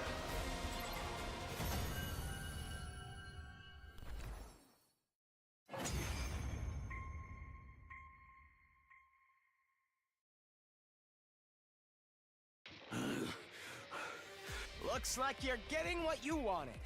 You'll die in battle. If that's the kind of death you want, I'll be glad to give it to you. So, I have lost. My life has finally reached its end. But it is you I feel sorry for. So young. Yet you are weapons that exist to kill, and nothing more. Weapons? None of us want your pity, old man. The battle is over. It's time for you to die. Ato took over. I didn't even get a decision. I didn't even get to pretend that I was making a decision.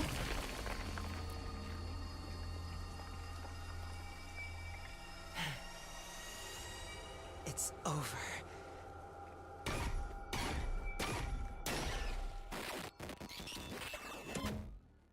Extermination complete.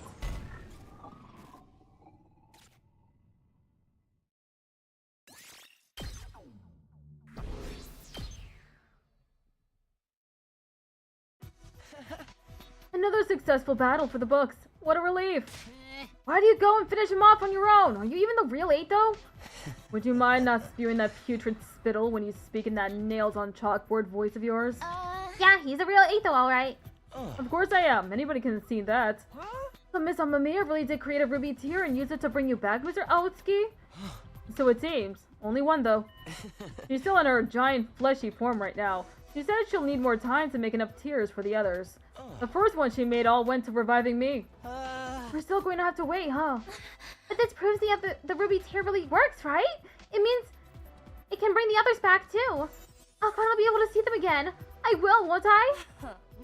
We could definitely use the extra manpower. Our final battle with Veshness can't be far away now. I gotta hand it to you, Ato. You came back right when we needed you. I never thought I'd see the day when you'd be complimenting me, Takemaru. We finally have hope. It's all thanks to Darumi. Takemi, what's wrong? Oh, nothing. You're right, this is great. We'll bring everyone back and win this war together. Things are really looking up for us now.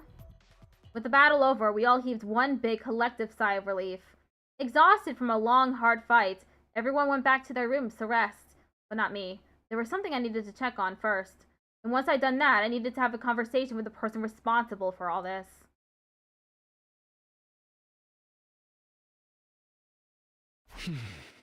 I have to go to Darumi's room. She's not going to brush me off this time.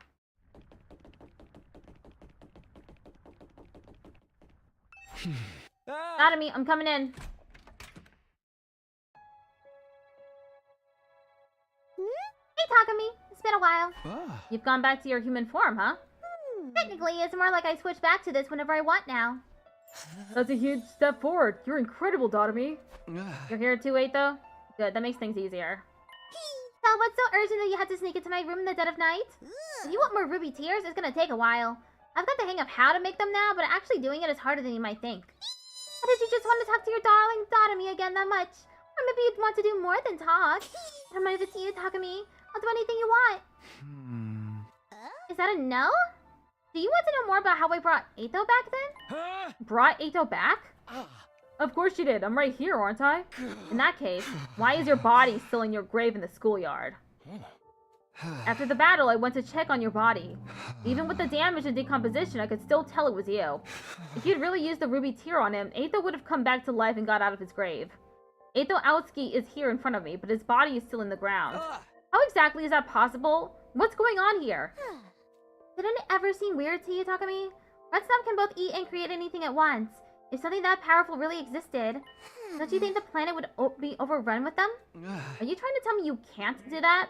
Redstorm never had that kind of ability? No, that part is true. I brought Ato back, didn't I? The reason there are no Redstorm left is because they all killed themselves. They killed themselves? Redstorm devours everything, even the memories of things it eats. At its core, it doesn't have a will or consciousness of its own. It just consumes anything it can and constructs an identity around their memories. If it eats a bird, it flies in the air. If it eats a dog, it runs on the ground. And if it eats a person, it walks and talks like a person. But sooner or later, it learns the truth and takes its own life. Its prey's memories always end up the same, with a dark shadow bearing down on them. When a Redstorm realizes what it really is, it's overcome with despair and chooses death. You mean?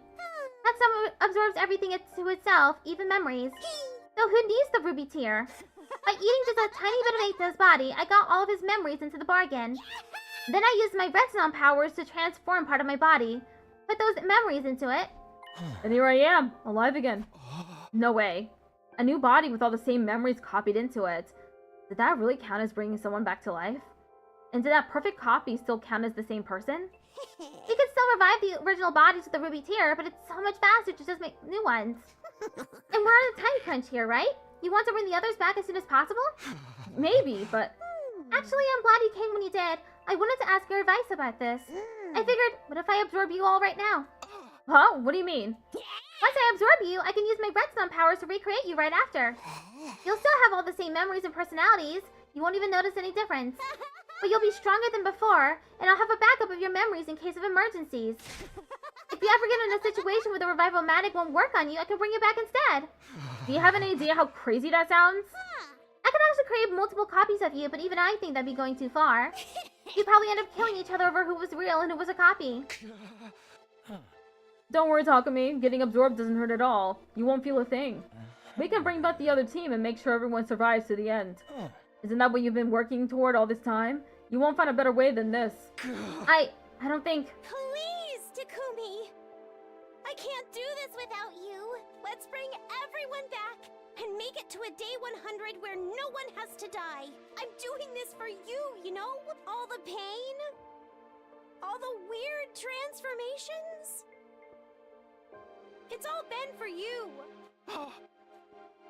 Darumi reached out her hand toward me. Perfect copies, inside and out. Everyone alive again. It really did sound like a great deal. But was it okay for us to do it this way? Wasn't it cheating somehow? I didn't know. I had to make a decision, but I had no idea what was right or wrong anymore. Maybe I should think about it another way. Is who I'm talking to really Darumi? The same Darumi I know and trust? Hey! Decision time! We're getting another ending!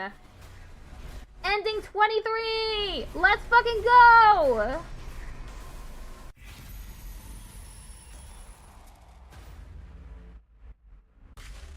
Don't accept it! Fuck that!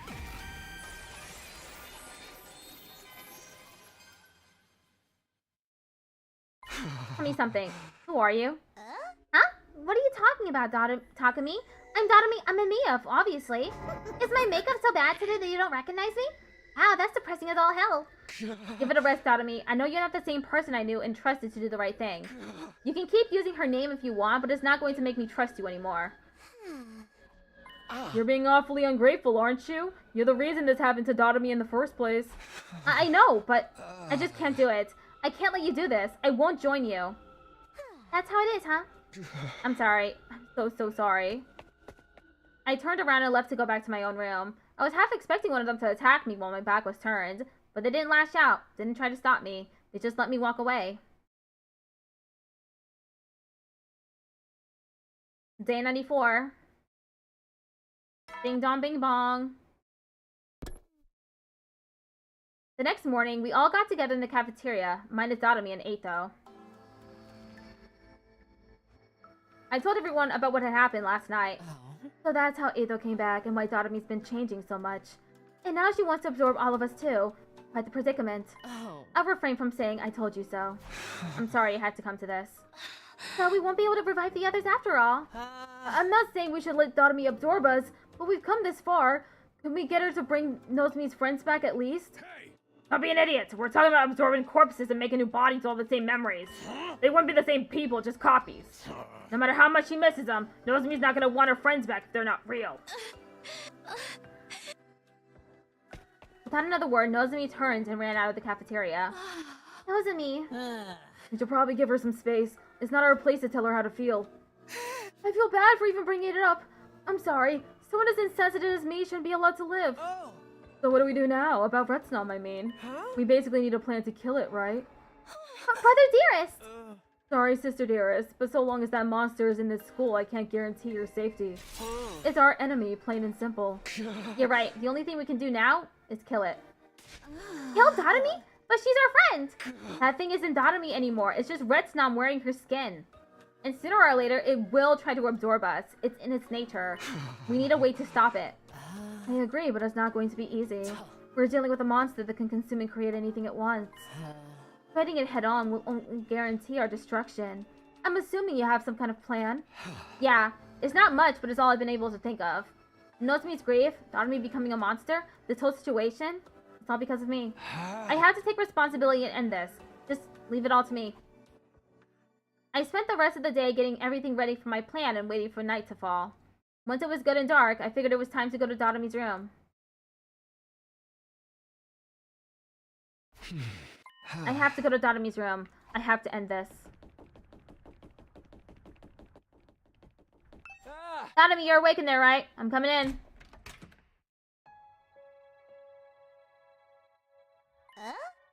Hello, ticked off Patrick. How you doing?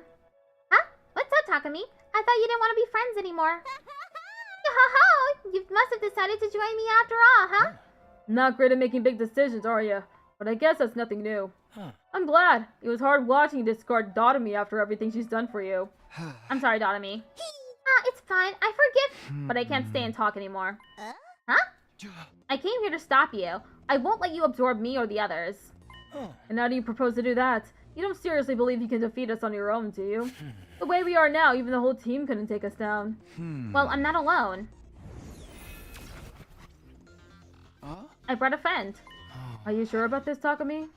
I am. This is how I'll take responsibility and keep everyone safe. The Undying Flame Boy, what are you doing here? We're following the plan then? Yes, do it. The next moment. Are you ready, Takumi? I'm going to give the last of my power to you. I'm ready. Takumi? What are you doing? These flames destroy any and all living matter. That includes me and you. Even with your Retsnum powers, you're still not immune to these. But why would you set your arm on fire? Do you want them to burn you up as well? I couldn't make anyone else do this. This is between me and Darumi. Here I come, Darumi. This is the end. You and I will both die here. I threw myself at Darumi. The undying flame spread to envelop both of us, eating away at every cell in our bodies. Now that the end was here, I felt strangely calm. I should have died that day when I decided to revive Retsnam inside me anyway. Since then, I've been on borrowed time. I should have been the one to have my body consumed from the inside until the creature replaced me completely. Darumi wanted to spare me that fate, so she'd taken my place. That was the only reason I've survived until now. So I wasn't afraid to die. No, what I felt most in my final moments was a deep sense of gratitude toward Darumi, and regret that things couldn't have turned out differently.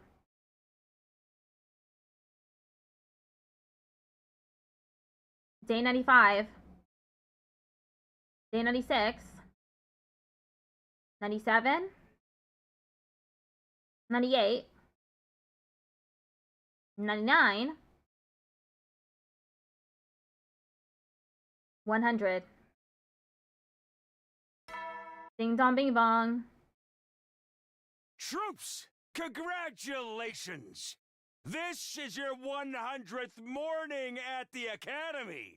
At long last, the time has come! On this auspicious day, the long-held wish of humanity will finally be realized! Yeah, it is pretty sad. The most important battle of all will be upon us momentarily. Please, follow the orders provided through the announcement system quickly and without delay. Get yourselves in order before then! I'll see you shortly, soldiers! Takumi? Huh? I'm alive? The last thing I remember is me and Darumi burning to death in the undying flames. Oh. Takumi, you're finally awake. Takumi, you're alright. Yeah, but why? Why am I still here? That's what we wanted to do to tell us. Back on day 94, there was a huge fire on the roof, and when we went to check it out, we found Darumi and Eito burned to death, and half of you. Half of me? The undying flames had already burned away most of your body. What was left of you was just lying there on the roof. It was quite the grotesque sight. So, are you saying there was still enough of me for the revival-matic to bring me back? No, wait. If that was it, I'd have been revived right away, and the announcement just now said it's day 100. Yeah, maybe it's because you were killed by the undying flames, but the revival-matic didn't work on you anymore. Huh? He tried calling the undying flame boy, but he also stopped appearing. Yeah, he used up all his power to help me.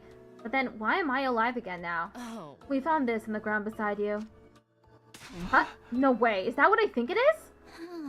We thought so too, so we put it on your body and it sank into it. And after a few days, the revival-matic was able to bring you back the rest of the way. In other words, this is a ruby tear. A ruby tear? Did Darumi make this? But why? I'd rejected Darumi and tried to kill her. After all that, why would she do this for me? Wait, never mind that. Is this really day 100? What about the final battle, and the invaders, and Veshness? It's alright, calm down. You don't have to worry about any of that. What? It wasn't exactly a total victory, but we got the enemy to back off, at least. Huh? Mostly it was thanks to the revived team from the other academy. Revived? I repeated the word in a dull, flat tone, but then the door opened and I understood. Oh, you really are awake again! Woohoo! So, you're Sir Takumi? The one to whom we owe our lives? These are all the students of the academy. We heard you've been working hard all this time to revive us. You did pretty well, for a filthy peasant. Dying and coming back right before the final battle, though. Talk about a rude awakening. Moko, Kyoshika, Kurara, Yugamu. So then... That's right, we took the tier back to second to last defense academy and used it on them too. And the revival-matic did the rest. Thank you so much, Takumi. We never would have been able to bring them back if it hadn't been for you. I really didn't do anything special. Hey, this is no time to be modest. You took the ruby tear from Darumi, didn't you? And you're the one who found out how to revive us in the first place, right? I'm so grateful for everything you've done. No, I really didn't. The words stuck in my throat, and before I could go on, another announcement started playing over the PA system. The most important moment of this operation will soon begin. Last Defense Academy will now transition to attack mode. It seems the time has come. I'm sure you must still have a lot of questions. But you're gonna have to save them for now. We can talk all we want once we're safely out of here. We should go. We've checked the schoolyard and the escape pod is already there. It'll be no laughing matter if we miss it. Come on, Takumi. Right. Without any further discussion, everyone filed out of the room. Are you okay, Takumi? You seem a little off. What exactly happened between you and Darumi that day? I really don't know. I only knew that I should have died, but somehow I'd survived. Darumi must have torn me off at the last minute so the flames wouldn't consume me. You missed the big girl doing the story route? Yeah, I missed her too. Thanks to her, part of me had been left intact. But even with only a charred torso, there was still a chance of me being brought back. Darumi must have realized that possibility and made the ruby tear to help make it a reality. But that wasn't all. This wasn't only about her wanting me to survive. Deep down, I think she wanted it to end the way it did. She said all that to make sure I'd be the one to finish her. Huh? None of the legends said what would happen to Red Snomp's host, and we were still no wiser about it now. Darumi had no idea just how dangerous she might become. Maybe that's why she thought it was better for her to die before it was too late. But then, what about the way she'd been acting? Before, Darumi had pretended to be morbid and sensitive in front of everyone else. She'd only felt comfortable being herself around me.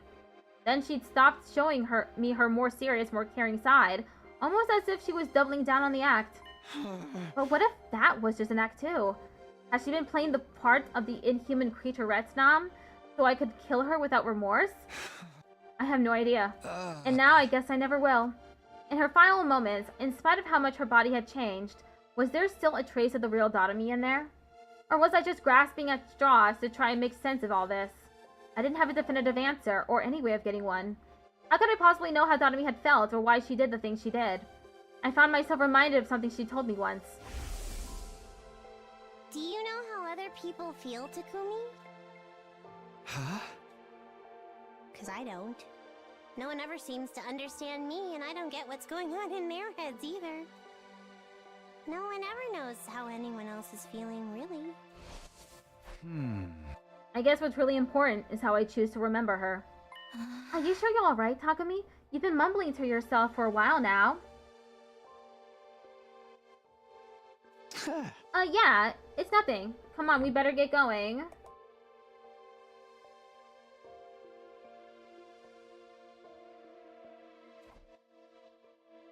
What was Darumi at the very end? Was she still a person, or had she really become a monster? If the only thing I can do now is to believe in her, then I already know my answer right there. I'll never forget you, Darumi. I'll keep you in my heart for as long as I live. I promise.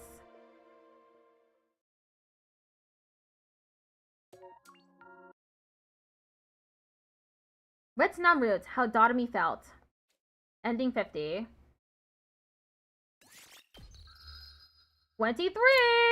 Okay, let's do this now. Before decision.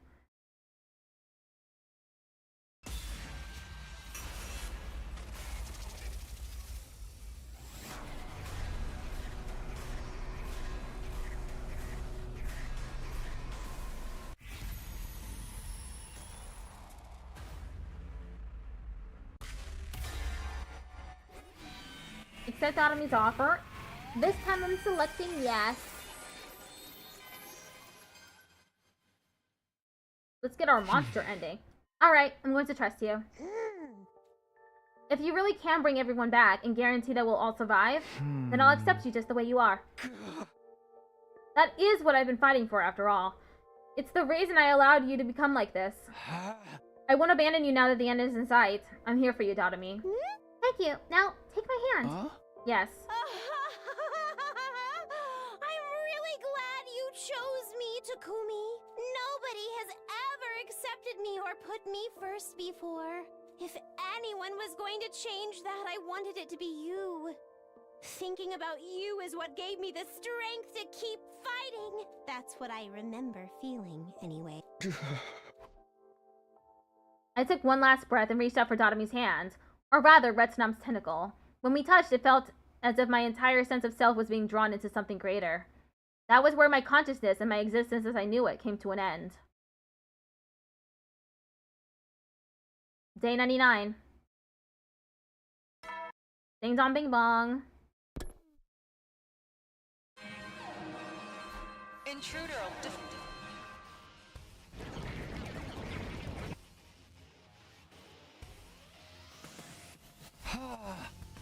Okay, great. Everyone's here. This will be your final battle. Get through this and humanity will have won the war. The ending will be stronger than ever, so give it your all. Worry not, those dastards shall become rust on the holy Jumanji sword's blade. Somebody must have ripped the F section out of my dictionary, because I don't know the meaning of the word failure. Just who do you think you're talking to? This battle will be a cinch for Kodata O Suzuki, scion of the proud O Suzuki clan. This is it then, the final showdown, and hopefully the last time I'll have to kill unwillingly. Our long, long fight is coming to an end. It almost feels like anticlimactic. It can't end soon enough if you ask me. Tired of being forced to fight for humanity's filthy ambitions. I only hope I'll also be free of that duty soon. Even a piece of trash like me has people waiting for him. I can't wait to see Leo again. We've made it this far, now we just have to finish it. Oh man, the girls are gonna be all over me when this is over. And I'm going to retire to a farm in the middle of nowhere to live in peace with my dear sister. Don't get ahead of yourselves, everyone. We haven't won yet. We're totally gonna, though. I'm so fired up, nothing's gonna stop me. It has been an honor to fight alongside all of you. Now let's kill invaders together one last time. Don't hype it up too much. It's making me nervous. Once Veshness shows up, I'll take the lead. I've got another poison gas trap primed and ready. Let's win this and all go home together. You bet we will. I see. So this is the choice you made, Takumi. It is. That's what I remember anyway. Alright, then I'll support you to the very end. When all is said and done, I'm still your friend. You ready, Takumi? Yeah, let's do this, everyone. For the last time, defensive battle initiate.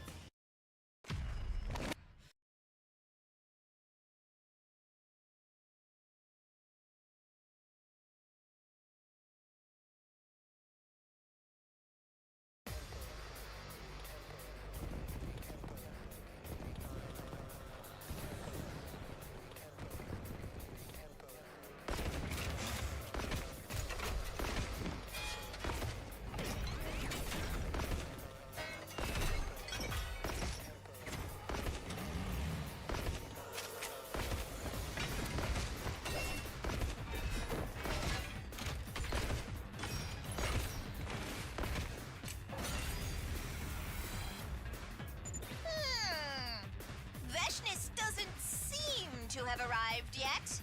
Trying to wear us down with her minions. Classic evil overlord move. What say we draw her out, Takumi? Sounds good. Let's take these small fry out, everyone.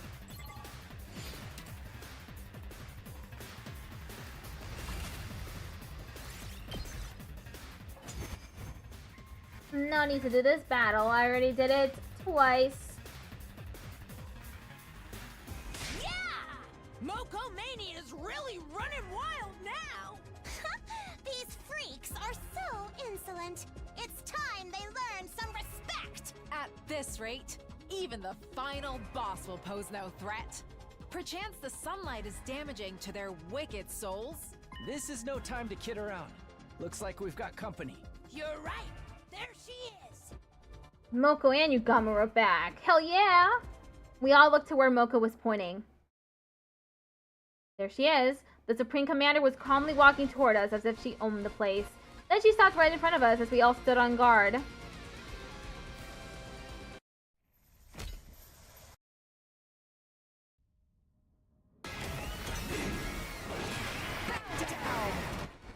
Veshness, Paragon of Hope.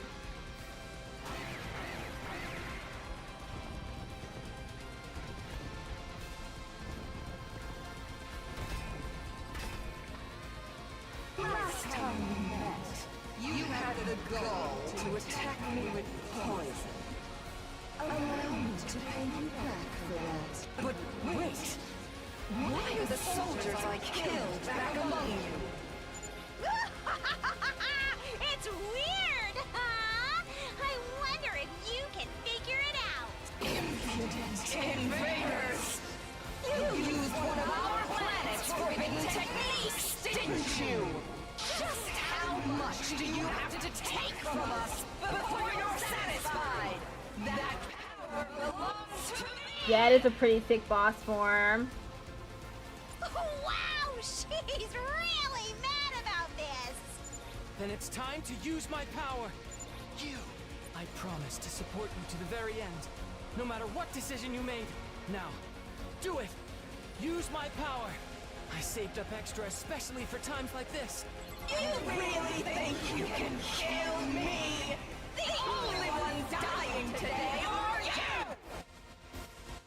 The Ghost Boy's Undying Flame attack comes first. We'll weaken Veshness with the energy he stored up.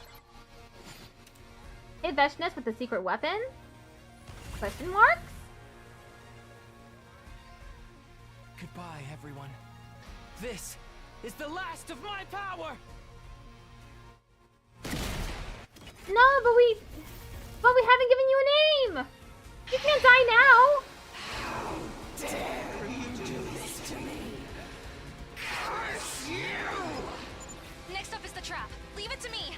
Nozomi, her reactions are getting slower.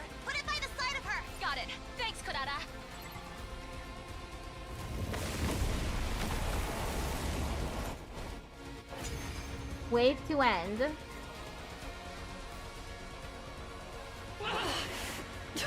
Curse you! Curse you all! My hands! My whole body feels tainted! Like it's being eaten away! Is this that poison again? Nice job, Nozomi! You weakened her even more! Onward, friends! Our victory is practically assured now! This is the final push. Give it everything you've got, guys.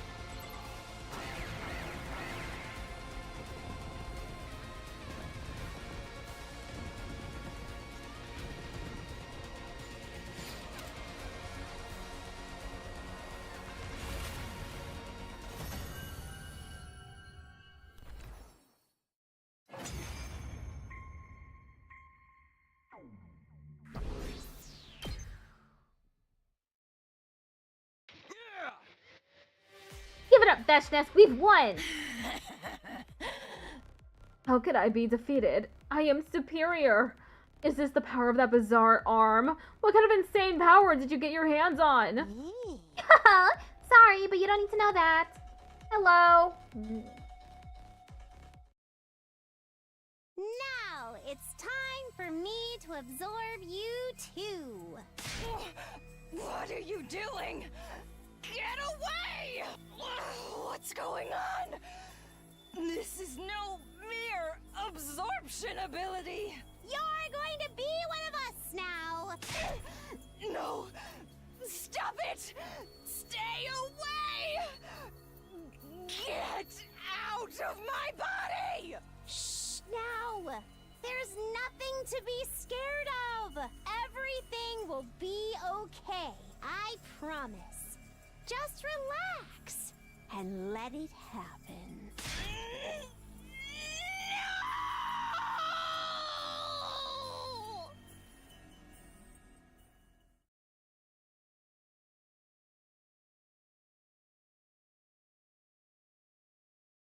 Day 100.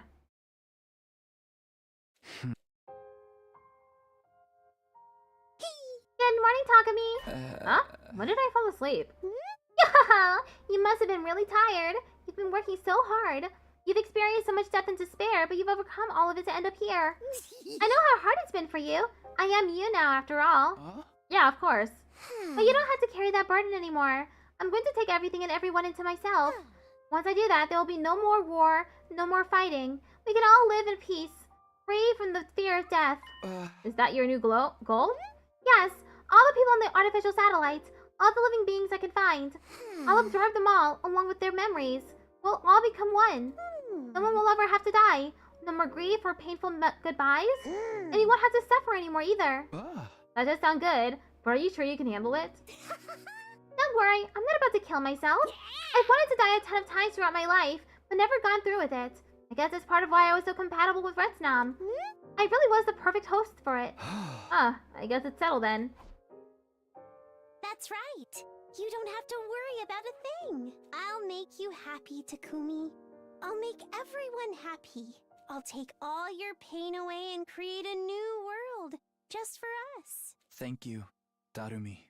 Come on, it's time to go. The others are waiting for us at the escape pod. They're all there. They're just waiting on you. Great. I'm so glad we all get to go back together. We're finally going to leave this place. We're going to leave it all behind. All the fighting, pain, and sorrow. No more life or death decisions. No more death. Congratulations, Takumi. You finally got your happy ending. From now on, we'll never have to be apart. And we'll keep everyone safe from all the bad things in the world. I love you, Takumi. Now let's both be happy together. Forever.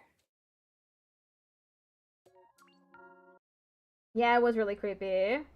Retsnam Roots, we are one. Ending 49. Complete all Retsnam routes. Oh, I completed all the Retsnam routes. Okay, where do I go next?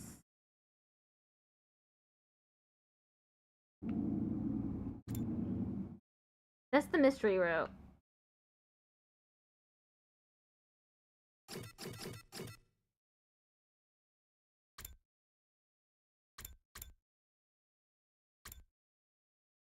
That's the mystery route. What's going on? Athos fate. Okay, right here.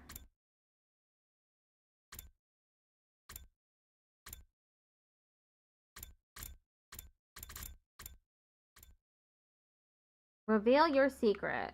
Okay. I'm gonna choose reveal your secret no. Oh, ad break starts soon.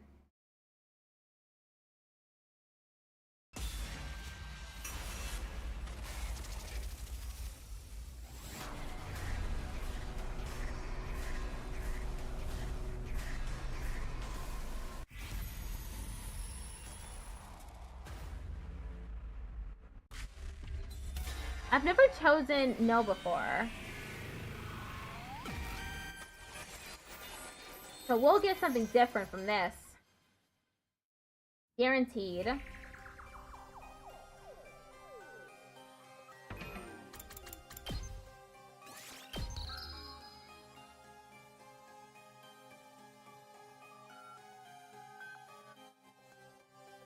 Okay, ad break is starting soon. We're on a new route.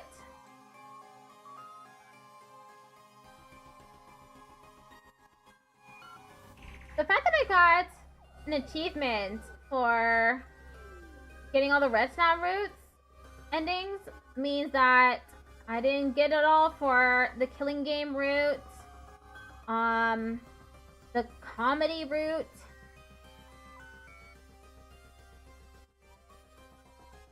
Obviously not the mystery route because I got locked out of the ending for that one.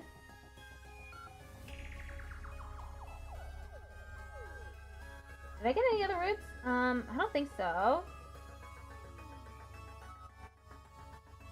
My friend Saki, who's currently playing 100 Line as well right now, he got a romance route. I don't know how he got that. All the routes I've been getting have been like sad, filled with intrigue and mystery. And he got a romance route. Damn. I totally want to know how he got there.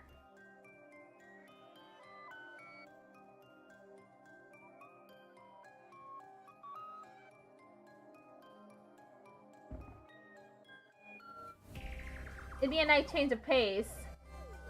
Much better than the cult route. Which I also didn't get all the endings for, evidently. Because I didn't get an achievement. Damn! He probably started getting close to someone. I think he was dating everyone.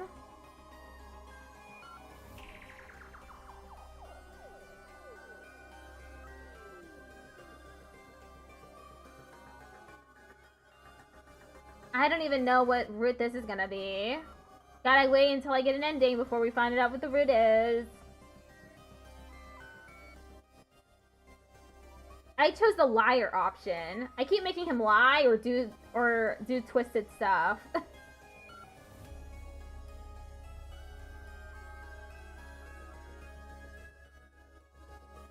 Now we're all the way back to day 3.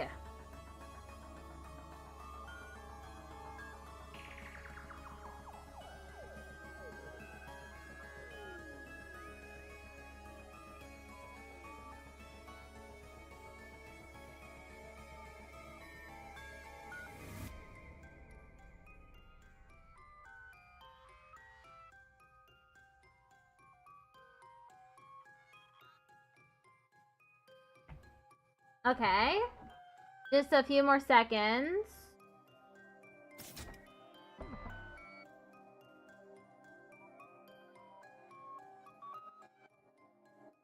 If I want to get everyone on my side, I should really tell them the truth.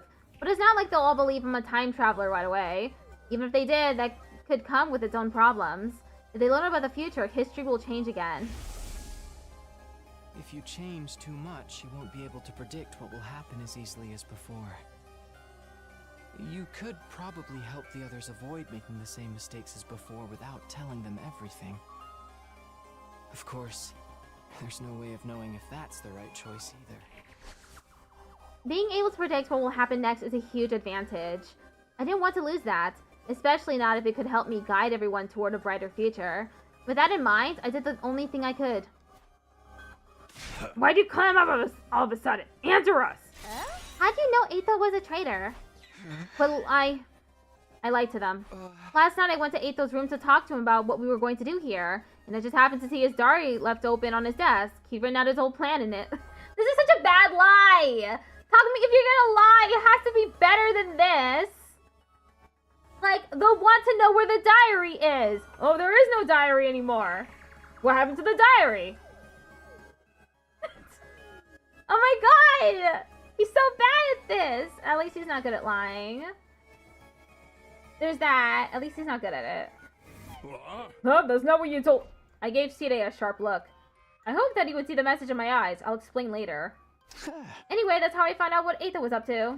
Everyone exchanged dubious glances. They clearly weren't sure whether to believe me or not. Well, it's not important how you got this information. What we really need to do is figure out if he really is a traitor or not. Hey, you're right. Let's go hear what Aetho has to say about it. I agree with my dear sister. The others nodded in agreement. They all started filing out of the war room. What? Don't you guys believe me? Sire ran after them, leaving just me and Hiruko. For some reason, she was looking at me with an odd, confused expression. He muttered that single solitary word to herself, then left. Did she say why? Why what? Why are you lying, is what she's saying. Well, whatever. I'd better go after the others myself. They said they were going to talk to Aetho. That means they're heading for the courtyard. I found Sire waiting for me in the hallway. I thought about it and realized there was no need for me to get involved. There's no skin off my nose if the others want to get Atsuki's side of the story. What's he gonna tell them? You're being tricked. Sire and Takumi are lying to you. Even if he did say something like that, he's got no evidence to back it up. I, on the other hand, have footage of his sudden change in demeanor and everything he said last night. Let them talk to him if they want. You and I have other things to discuss. Let me guess, you want to know why I didn't tell them the truth? That's right. I explained my thought process to Sire. If everyone found out about what was coming, the future would change again. To maintain the advantage of my foreknowledge gave me, I decided to keep them in the dark for now. Didn't you come back because you wanted to change the future, though? Yeah, but to a future where all of us survive. If I can't do that, there's no point in any of this. I want to be the light that guides us toward that future. Oh, I see. In other words, your ultimate objective is for everyone to watch the final attack together with smiles on their faces, yes? Not exactly. I really couldn't care less about the final attack. But he had the part about everyone being there right, so I just kept it quiet and nodded. I like it! Your interests and mine match up perfectly. So what do we say we work together? I'll keep it a secret from the others that you came from the future. If it'll help the Special Defense Unit function more efficiently, I'm more than happy to practice a little deception. Thanks, I appreciate it.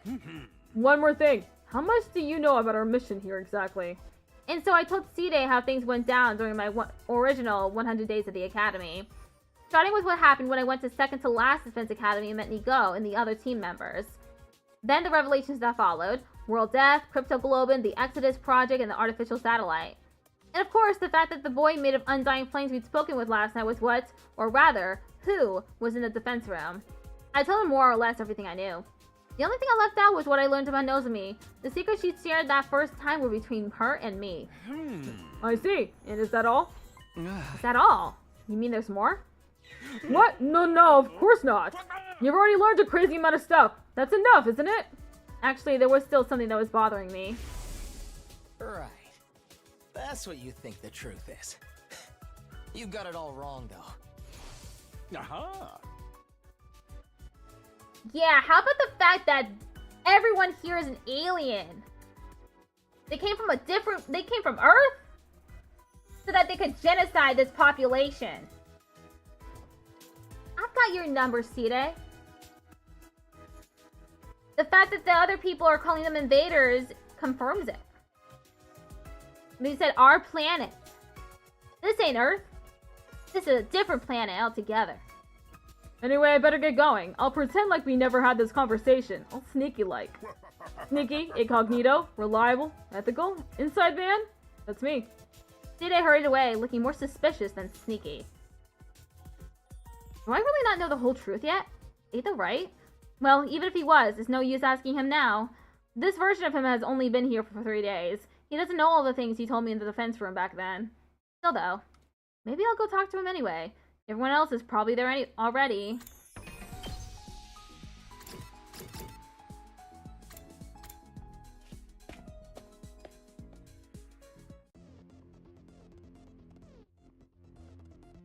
Oh, hey Takumi. Eito fessed up already. He told us everything. Yeah, he said we look like a bunch of freaky monsters to him. For me, that's actually a compliment. Practically a promotion, in fact. Most of the time I'm more on the level of something a monster would leave in its litter box. You're monster poop? But that's interesting in a whole different way. His hatred of mankind seems to be the real deal at any rate. He even said we should all be destroyed. It all lines up with what you and Side told us. What are we gonna do with him now? Chuck him in a barrel of used needles and see what he catches? What do you think we should do, Kiriko? Oh yes, you've been awfully quiet today, Miss Shizuhara. Something on your mind? No, not really. Kiriko's eyes darted toward me, almost like she was watching to see how I'd handle all this. Yeah, we don't tell him. We don't tell them the secret this time. I figured that it would get me a different route. Yeah. I'll go along with whatever you say, Mr. Kiriko. Would you like his appendix? I'll bring it to you on a silver platter. Why just the appendix? Oh. I'll leave the decision to Takumi. Huh? You're the one who stopped Eito last night. Mando ripped Darumi? Yeah. There was no good ending with Retnam. It was all sad all the way down. You could have killed him then, but you didn't. I can only assume you had a good reason for sparing him. Honestly, I don't think I did. It just didn't feel right to kill another human being in cold blood. I don't know though. Was that really all there was to it? I know an insignificant pile of monster poop like me has no right to weigh in on this. But I think we should let Eito live too. He seems really smart. So if we play our cards right, he might be useful to us. We gotta respect life too. Even soup stock carries the soul of the veggies used to make it. I have no idea what you're talking about. We're agreed on letting Eito live then? He shouldn't be a threat so long as he stays in his cage. It's got some kind of weird tech to negate his powers. Aw, so I don't get to rip out his appendix? If this were a killing game, he'd be a perfect candidate for the first murder victim. Matter was decided. Eito would be kept in his cage in the courtyard from now on. As the others left, no one spared a word for the prisoner himself. All they gave him was brief glares of contempt. It's so funny how Takumi lies this time. At the very beginning. And that's the only way to make them, like, believe anything he's saying. That's so funny. Okay. Takumi, you did come here from the future, didn't you? You seem intent on hiding it now, but that's what's going on here, isn't it? You're keeping a secret from the others. It's okay, you don't have to explain why. I can figure that part out for myself. Unlike the rest of them, I'm not an idiot. Did they tell you my story about reading your plan in your diary? Oh yes, I could tell right away that you made up some excuse. So I went along with it. I told them I really did keep a diary and that I'd written down my plan to kill Side in it. I played the part perfectly, if I do say so myself. Why though? What's your angle? Why, what indeed? Maybe I just didn't want to let them in on the truth. What really happened that night is a secret between you and me now. Technically, Side and the creature wreathed in flames know too, but still. In other words, he saw an opportunity and took it. He's holding on to this information until he can use it to his advantage. Speaking of that thing made of undying flames. Stop right there. I don't have to tell you anything. I'm asking the questions here. The you I fought in the future said that you learned the truth about this war. A truth not even I knew. Do you have any idea what that could have meant? I'm not the same person you knew in that timeline. I'm as clueless as you are. Not that I wouldn't like to know why humanity is forging such an abhorrent war. Of course, you could tell me that yourself, couldn't you? I left without saying more. I looked back just once. Eita was watching me intently, his eyes alight with intelligence and malice. I'm giving it the yaoi treatment. That afternoon, after lunch, we made our way to the war room to speak to Sire. Never did get a chance to get you to spill the beans about the truth this morning. You are going to tell us, aren't you? When we asked yesterday, you said it wasn't something you could decide on your own. Yeah. Which means there's someone above you calling the shots, right?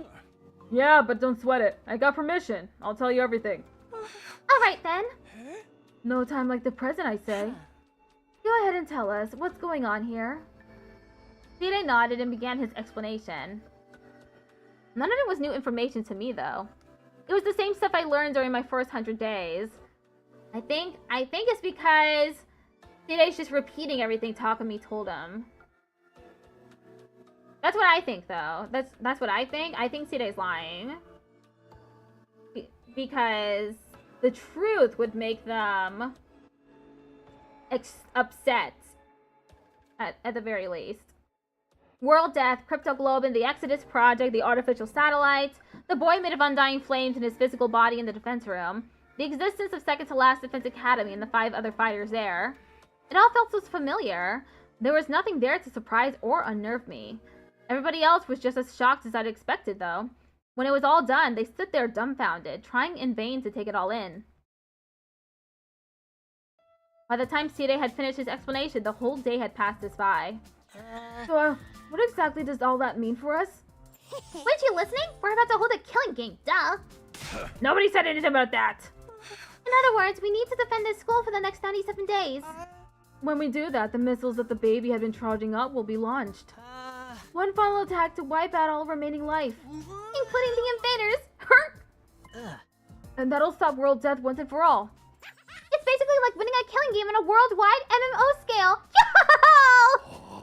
But we ain't gonna get caught up in it ourselves. Right before the attack, we'll board an escape pod. And take off into outer space. Then we'll join the rest of humanity back on the artificial satellite. I knew you guys would get it. How could you not when I explained it so well?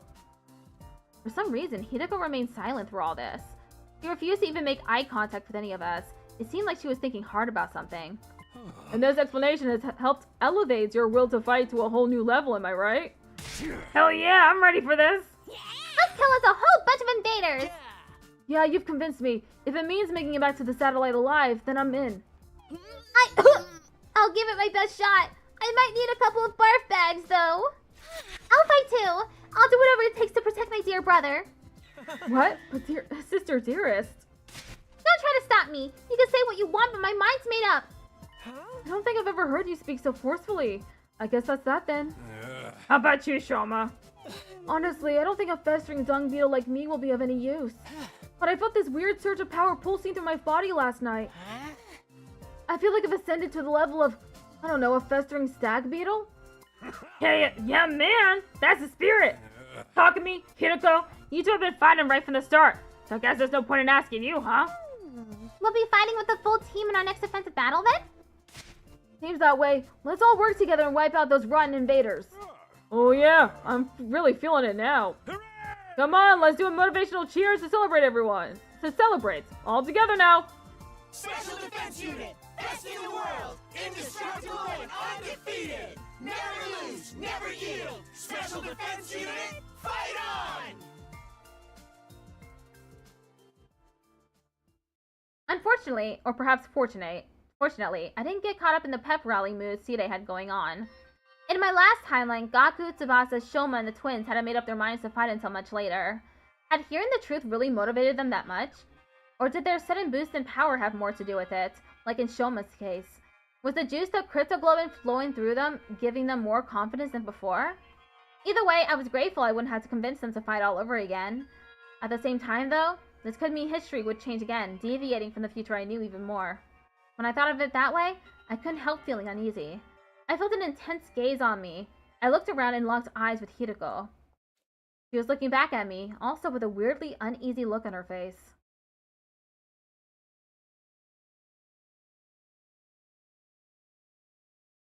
The meeting in the war room came to a close. After a somber late dinner, the others decided to turn in for the night. I did the same and returned to my room.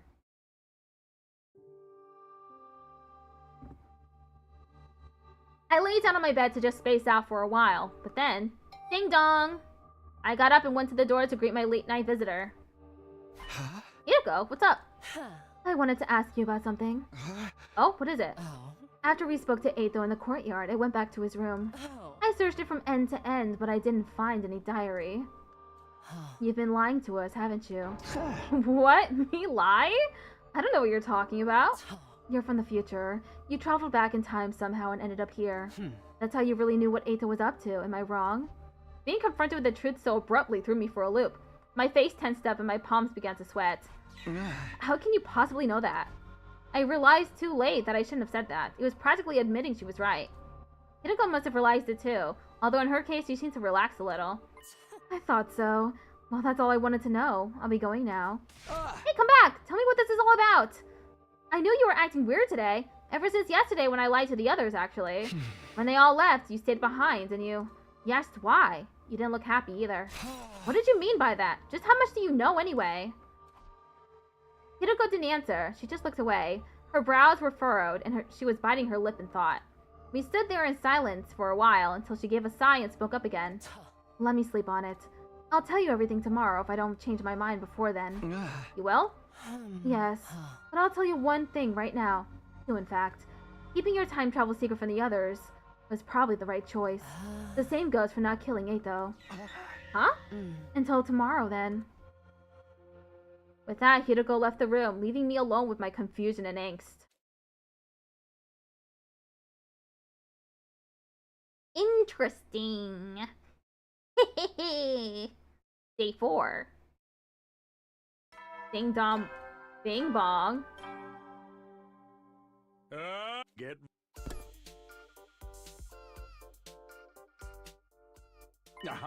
Now that you've had your breakfast, I have 2 very important announcements to make.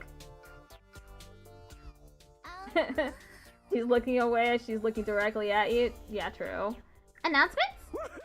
First of all, I've decided to give you the run of the school. Every classroom is now unlocked.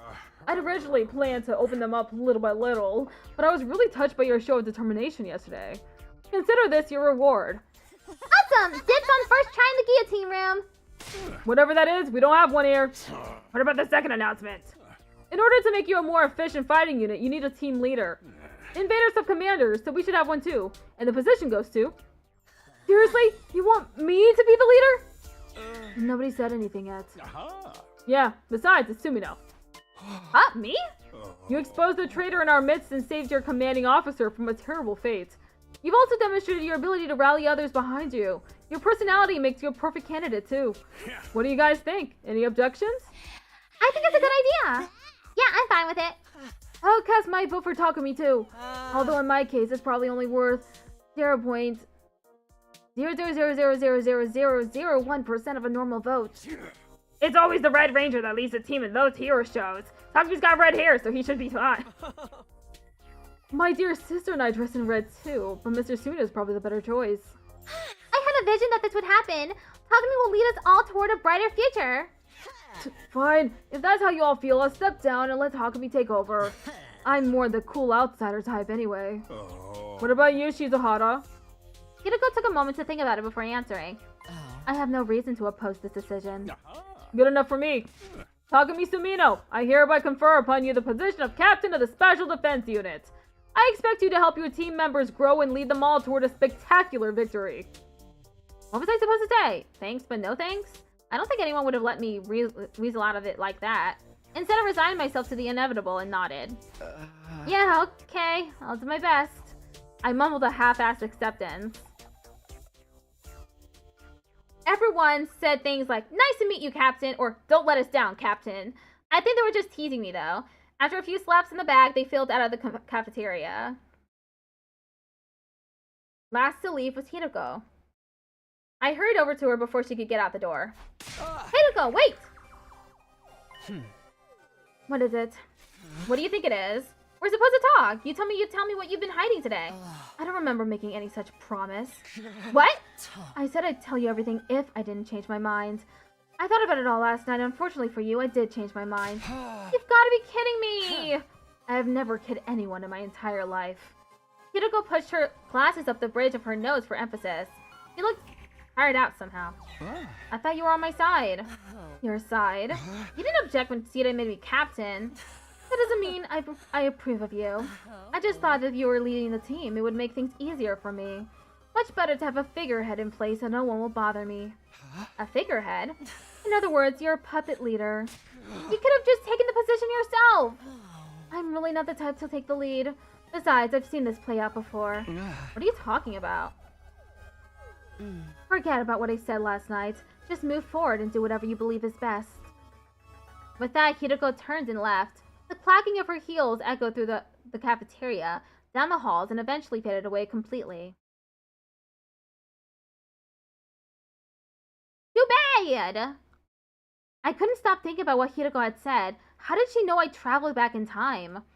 She told me to forget all about it, but that was easier said than done. I couldn't focus on anything else. My mind kept drifting back to this mystery. I needed to get the truth out of her. There had to be a way to convince her to tell me what she knew. Having decided that, I wandered all around the school looking for her. By the time I actually found her, the sun had already started to sink below the western horizon. I found Hideko in the war room. Hide was there too. They hadn't noticed me, but seemed to be talking about something serious. I hid behind a nearby pillar, hoping I could listen in on them. In the end, I couldn't hear a thing. If those two were talking in secret, it must be about something important. What were they keeping from me? I was getting more and more curious. I cupped my hand around my ear, but all I could hear was my pulse and the electronic buzzing of the nearby machinery. Damn it. Cursing wouldn't help, I knew that. All I could do was watch them as they carried on their mysterious conversation. I must have stood there like that for a pretty long time. Eventually, Sire handed Hideko something. It was small and fit into the palm of her hand. I couldn't make out what it was from where I was standing. Did she get some kind of allowance from him? No, it couldn't be. Whatever it was, Hideko slipped it into her clothes and left the war room. Sire followed suit a little while after. Ooh, what's going on there? Juicy!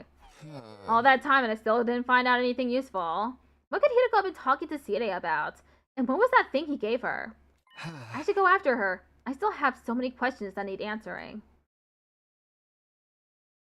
She is not going to tell you anything if you're harassing her. It was past 10 p.m. by the time I headed back to the roof. I was still reluctant to give up and go to bed though, so I decided to knock on Hideko's door instead. But when I got there,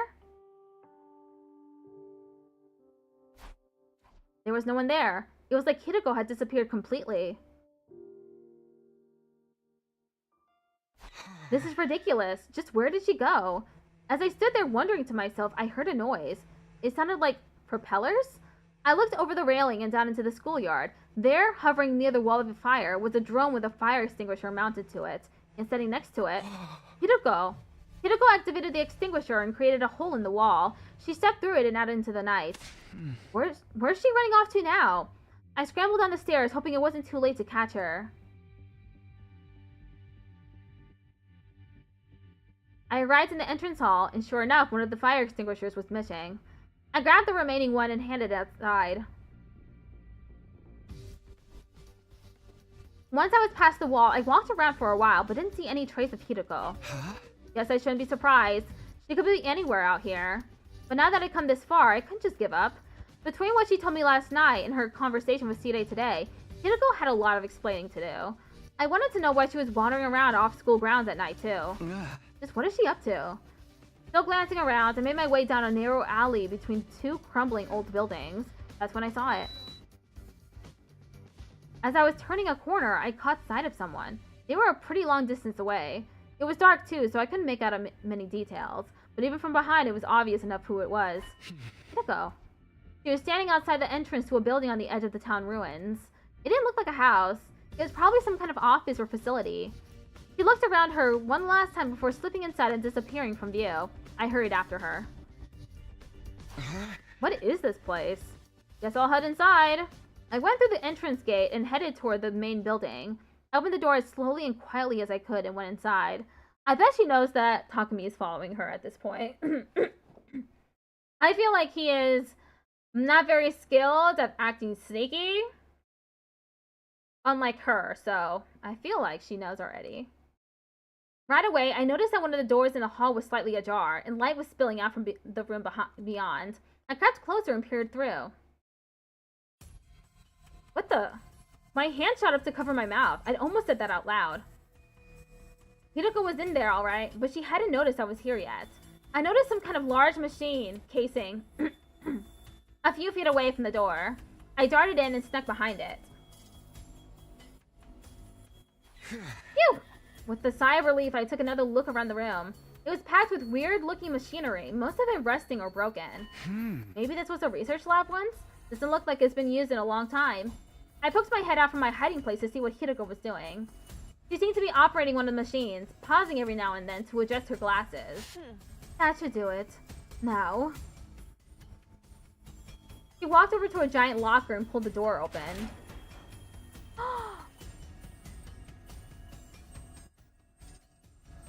Well, holy shit!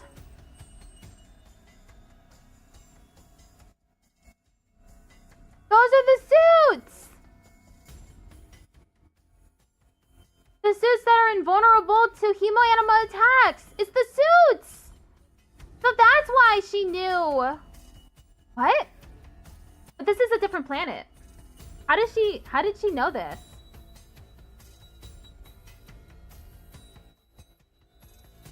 How did she know about it in the Killing Game routes? Damn. There's so many questions about Hideko. Inside there were some kind of all-body suits, like what deep-sea divers or astronauts would wear.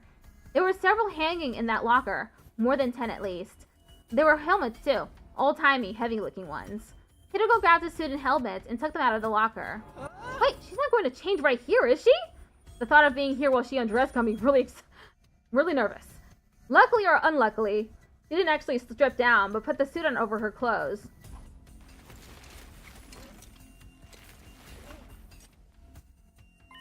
There, ready to go. I'm running out of time. If I don't make the leap soon... Did she say leap? What was that all about? At the back of the room was a control console of some kind. Hideko walked up to it and brought her fist down on a big red button. That done, she stepped up to a circular platform next to the machine. She got to the center of it and stood there. Then particles of light started to fill the space around her. Huh? Wait a minute. What the heck? I had no idea what was going on, but my pulse was racing. My mind was drawing a complete blank. There was just one thought in my head. One thought and a rising sense of panic. Hideko was going to disappear. I'd never see her again. I couldn't let that happen! Hideko! Huh?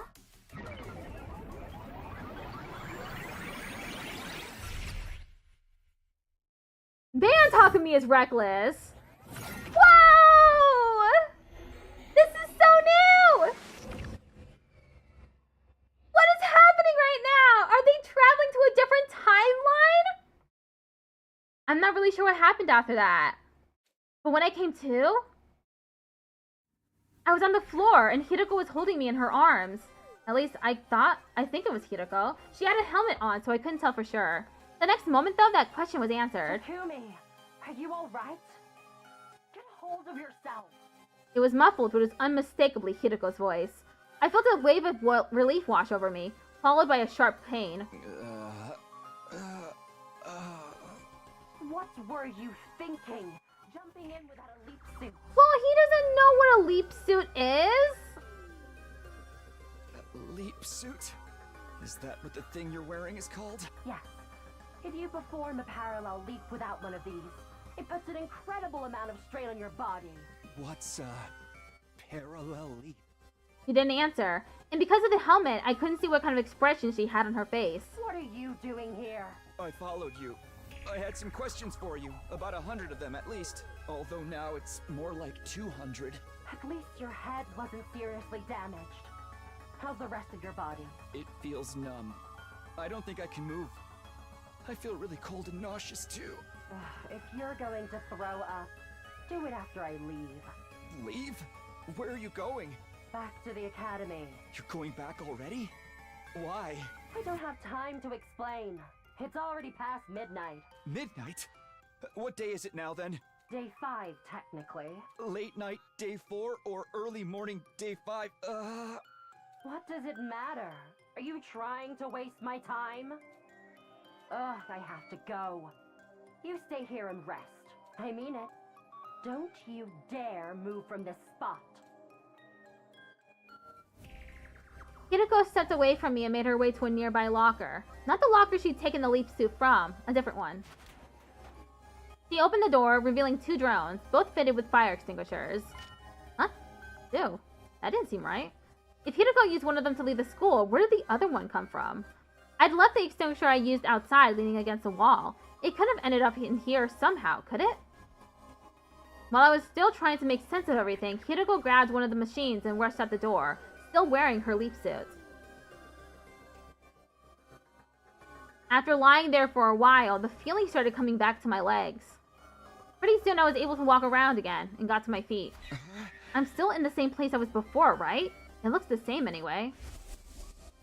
What happened when I dove into the circle of light after Hideko? And how long did I black out for? It didn't feel like very long, a minute at most. What could have happened during that time, during that minute? No use thinking about it now, I should go after Hideko. I went to the locker and took out the other extinguisher drone. The paint hadn't completely faded yet, but I pushed through it and made my way outside. Don't do this, Takumi! No! I knew where Hideko was going. She told me herself, back to the academy. I still didn't get why, though. Hideko had left the school in the dead of night, went to a weird research lab, then went right back to the school again. What was she doing? What was it all for? I kept pondering these questions as I made my way through the ruins.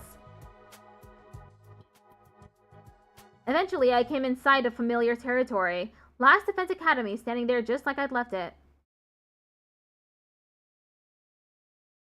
Now there's 2 Takumis! Now, where's Hideko?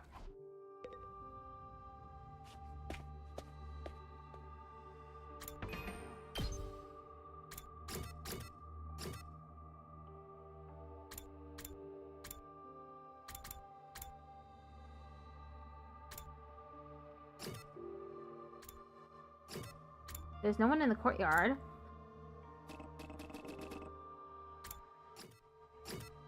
The morgue?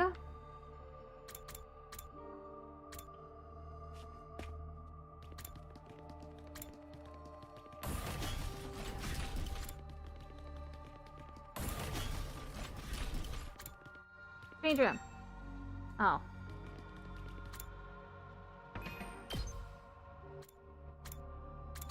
Oh, I didn't go to this place. 2nd floor hallway. I was on the 1st floor.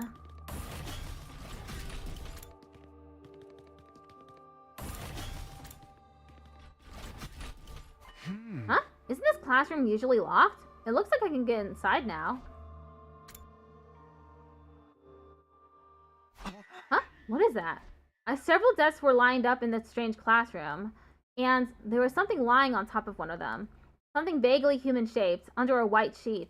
I slowly walked up to it, grabbed the white sheet, and pulled it off. Takumi dead? No, Eito dead! Eito? No. It can't be. He was shut up in his cage. There's no way he could have gotten out. So then how? How did he get here? And why is he dead? Before I could do anything? A loud noise erupted from somewhere else in the school. It sounded like it came from above me. Confused and bewildered, I rushed into the hall and up the stairs. I thought Takumi would be dead. Instead it was Eito. He went to one of the timelines where Takumi killed Eito. Why? When I got to the 3rd floor, I heard the noise again. It's coming from the infirmary.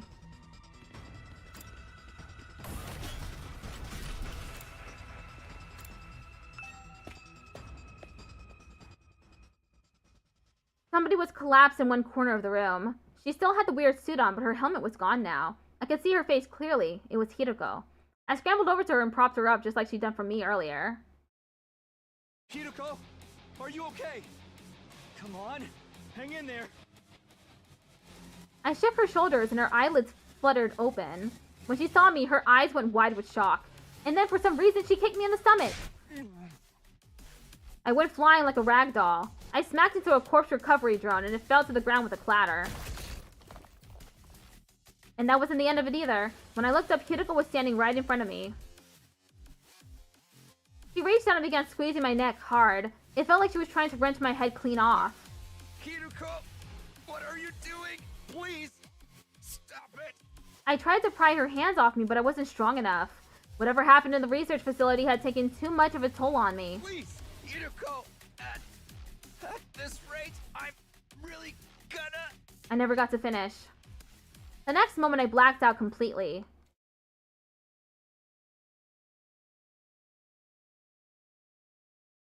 I don't know how much time passed after that. My consciousness drifted back at some point for a little while. Everything was still kind of fuzzy, though. My vision was blurry. It was hard to make out what was going on around me. But I had the vague impression of someone standing in front of the revival-matic.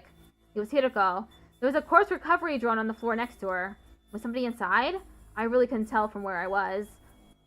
I tried to sit up, but in the state I was in, I couldn't even lift my head up. So I just lay there and watched. The last thing I saw was the recovery drone getting sucked into the larger machine, and then everything went black again.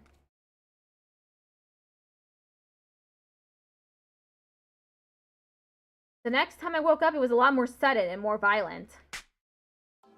I was on my feet, forced to stand with my arms held behind my back. Don't tell me, was that all just an act? But people do tell me I have a talent for inhabiting a character. You sure fooled me. It's me. I was Hiriko all along. Yeah, I know. I looked over at the revival-matic. It was empty and the drone from before was gone. I only wish this was just a play. Then maybe we could rewrite the script so I wouldn't make such a terrible mistake. A mistake? I couldn't save him.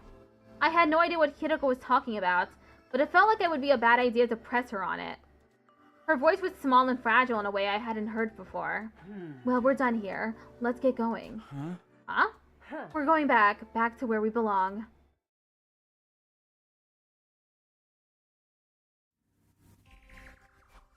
Wait, Hiriko, tell me what's going on. Why are we going back there? You mean the lab? This is some kind of research facility, right? Just what kind of research did they do here? Hiriko wouldn't answer me. She just kept going, leaving me no choice but to follow her. Hiriko, please tell me what's going on. I'm so lost. It's bad enough that we're in this weird lab, but also I saw a body back at the school. A body? Yeah, it was 8 though. I saw him with my own 2 eyes. He was in the classroom on the 2nd floor. He'd been drained. He was just a dried up husk. I see. Is that all? Aren't you shocked by that? Not especially. Seriously? Hiriko turned away, shutting down any further conversation. She began flipping switches and turning dials on different pieces of machinery around the room. I trailed after her, asking question after question, but she ignored me and just kept working. Then she opened up the large locker. Put this on. That was the most she'd said to me in a while. Well, how do you like it? You call this a leap suit, right? See how it adjusted to fit your height? That's one of its special functions. It will automatically shrink or stretch to fit the dimensions of whoever wears it. It's not like I'm insecure by being short or anything. Well, we should get going. Hiriko stepped away from me. She pressed the red button on the control console and stepped onto the round platform like I'd seen her do before. Come on, hurry. She barked an order at me and I instinctively complied.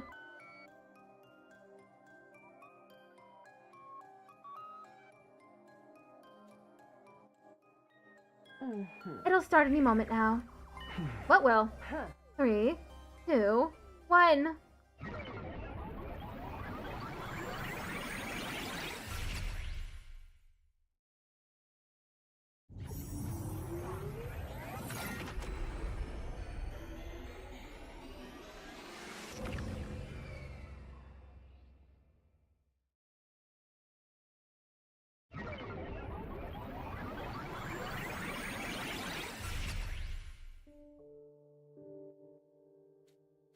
It's done.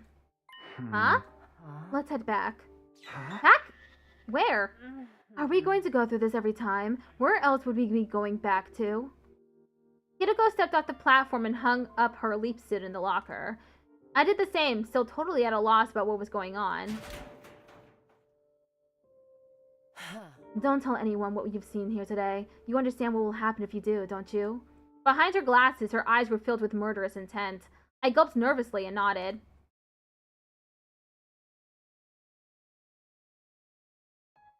It was around 4 a.m. when we got back to the school and still dark. My list of questions I wanted to ask Hideko was fast approaching 300, but I didn't have the energy to bring any of them up. My body got put through the ringer at the lab, then kicked and strangled shortly after. It was no wonder I was exhausted. She still hasn't apologized for any of that. Oh well, only one thing to do now. I went back to my room and fell onto my bed. All of a sudden, I felt more tired than I had in a long time. I allowed myself to relax and soon fell into a deep, deep sleep.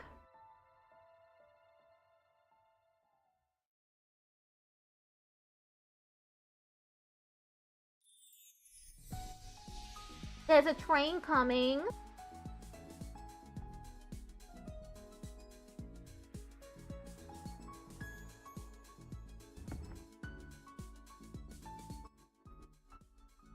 I woke up and went outside, realizing I must have slept away most of the day. I didn't feel so tired or beaten up anymore, but my head was still as fuzzy as ever. Not so much from fatigue as the 300 or so questions swirling around in my mind. For now, I decided to focus on just one of them, and I knew which one. Ito. Check, second floor, courtyard. And Ito is there! He's alive! That means that we went to one of the timelines where Takumi killed Ito! Which route was it? Come on! I want to know which route it was! Was it the killing game route? Was it the mystery route? Come on! I need to know! Huh? Ito, you're... What's the matter, Takumi? You look like you've seen a ghost. Not that I've ever seen a ghost myself, or seen how you look when you've seen one. When you think about it, isn't that expression a little problematic? I mean, it's hardly showing proper respect toward the dead. You're alive. In response to my comment, Ito put his hands on the bars of his cage and pushed against them. Last time I checked, yes. If I were a ghost, I'd have phased out of here a long time ago. What's going on here? I saw his body just last night. Didn't I? Seriously, Takumi, what's wrong? Did you come across a corpse that looked like me or something? He's quick on the uptake as always. I've barely said anything and he's figured it out already. You might not believe it, but I know how to keep a secret. I still haven't told anyone about you coming from the future. If you need someone to talk to confidentially, I'm always here. Come on, tell me what happened. Don't tell anyone what you've seen here today. You understand what will happen if you do, don't you? I knew better than to take that risk. I left without saying another word. Bye, ticked off Patrick. See you next time. That night, the others ate a sumptuous dinner in the cafeteria before heading back to their rooms. I struggled to force down a few spoonfuls of rice porridge. I put it aside to stop Hideko before she could leave. Hideko, have you got a minute? I really need to talk to you. How did they get the romance route? I don't understand! It's not like I'm looking for it, but...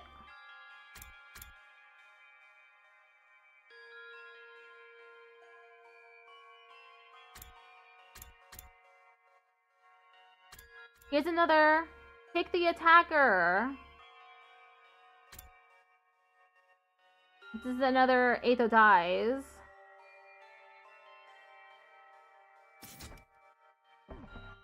This is the classroom that's always locked. Yeah, I asked Sire to unlock it for us. Why did you bring me here? This is where I found it. This is where I saw Ito's body last night. He'd had all the blood drained out of him. Someone must have absorbed his cryptoglobin. But then, when I checked again today, the body wasn't here. But that's not the weirdest part.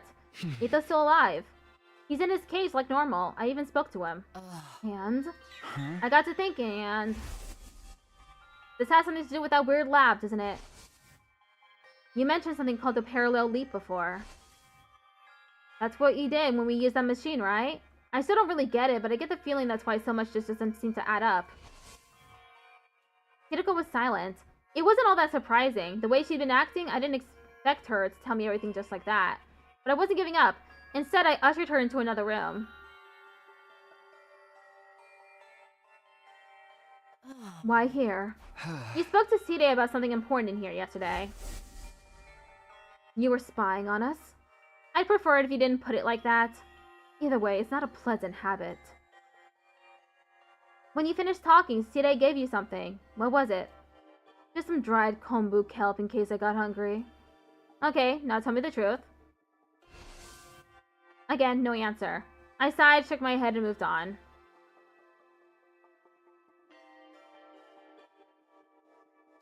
Quite the little tour of the school you're taking me on.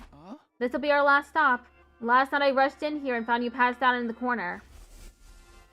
I had no idea what had happened, and things only got more confusing from there. When you woke up, you kicked me in the stomach and tried to strangle me. Maybe you can explain that?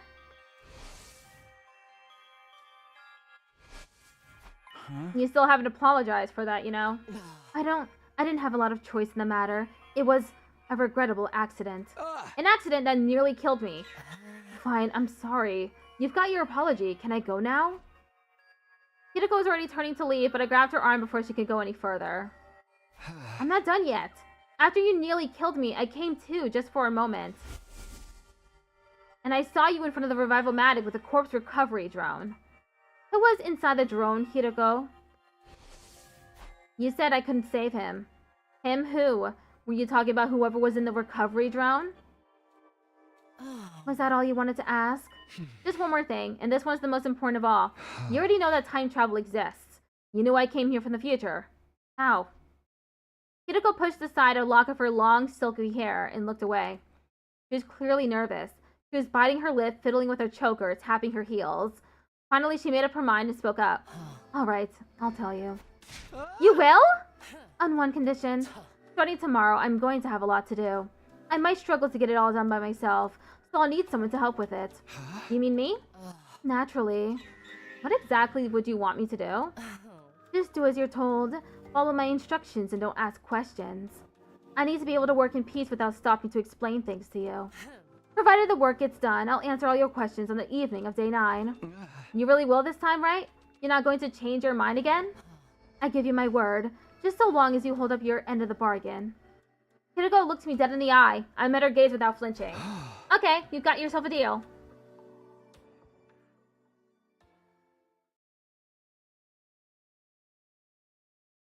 Day 6. Day 9 is when things will happen. Oh, we got 35 minutes left in the stream. But so much has happened. That means that the ad break's gonna start in like 5 minutes. Hideko called on me in my room shortly before dawn the next morning. Oh. I'll get right to the point. I'm going to second to last Defense Academy today, and I want you to come with me. I'm sure you understand why we're going. To get Nigo and the others, right? Hideko nodded. It was no surprise she knew about the other campus. Hide had explained it to everyone a few days ago, after all. Hey, wait a minute. Today? You mean right now? Do you mean? You don't mean right now, do you? Of course. It's not even 4:30. Time is of the essence. We need to get back here before tomorrow. Tomorrow was day 7. That was the day the first commander we faced came back to fight us again. You mean for the battle? How do you know about that already? And that's a penalty. I told you not to ask questions, or are you incapable of holding up your end of the deal? I reluctantly held back the torrent of questions welling up inside me. Now, go and wake the others up. We'll need more than 2 of us for this journey. We need to put together an excursion team. Okay, but why do I have to be the one to do it? I know, it's such a pain, isn't it? Are you starting to see why I made you captain now?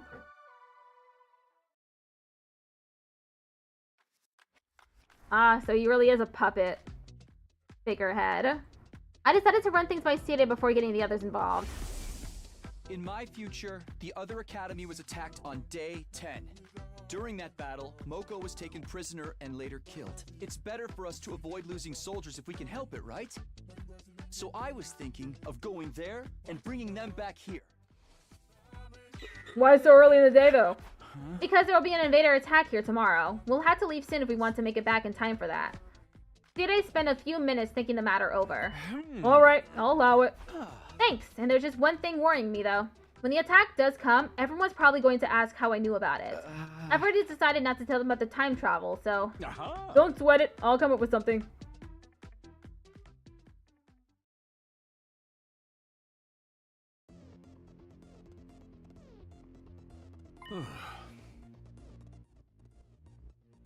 As it happens, I received word from the artificial satellite. Kiddo was explaining the situation to the rest of the team. According to their intel, there's going to be another attack sometime tomorrow. They were able to deduce this by analyzing the enemy's movements from above. There's going to be a lot more of them than you saw on your first day here. So I've made the decision to call in the troops from the other campus to supplement our current fighting strength. I had to hand it to him. He sounded convincing. The others accepted the story without a second thought. So you're saying we need to get there and back all before tomorrow? Hidoko was playing her part too. You'd never have guessed this was her idea in the first place. So who's going? Who's staying? Suminoshi's Ohara, Kawana, and Ginzaki. You'll be our excursion team. What about me? I went to go murder the guys at the other campus too. Nobody said anything about murder, Miss Amamiya. I get Takumi and Hidoko. We've seen they can fight. But why do you pick the other two? Yeah, why did you pick us? If we end up having to fight while we're out there, wouldn't Takemaru or Darumi be a better choice? Oh, but that would leave us without any experienced fighters back here. Just think about what that would mean if the excursion team didn't make it back in time. I guess that makes sense. Can you handle it, Tsubasa? Yeah, I think so. I haven't eaten today, so if worst comes to worst, I won't have a lot to throw up. How about you, Shoma? He'll be fine. I've been giving him some intensive training the last couple days. Right, that's why I look like this now. Not again! He's so muscular again and tall!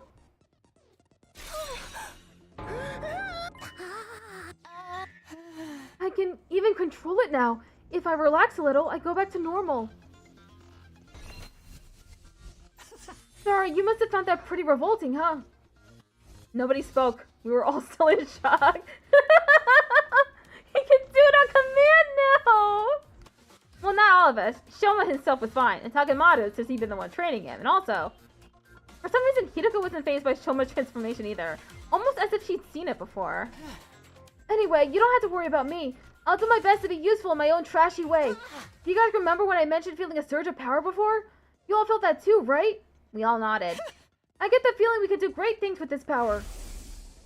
The flow of time is by nature one of the absolute truths of the world. There's no way that flow can be reversed. Breaking that rule and warping time to your own ends is bound to have consequences. By going back in time, I'd broken that absolute law. And the resonance effect that made everyone stronger was already having consequences I hadn't counted on. Let's be on our way. We can't afford to waste time. Aight! Good luck out there! Y'all take care now!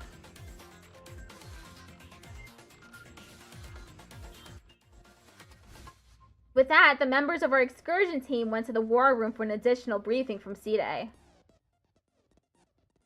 Apparently, there was a shortcut we could take by putting out flames in strategic places. This route would cut down on our journey time considerably. It still wasn't the kind of round trip we could make in a couple of hours, though. If we make it back before sunset, that would be enough for me.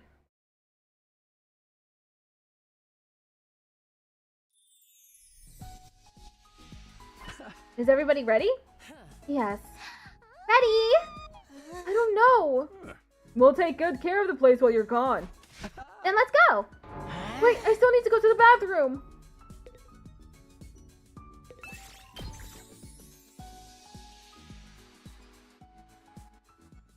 We're not taking the van with us? Hi, we have Tsubasa. According to the map, the shortcut is right over there. How do you know that? Hide told us, isn't he? Oh yeah, I guess. Don't just stand there mumbling. Get moving.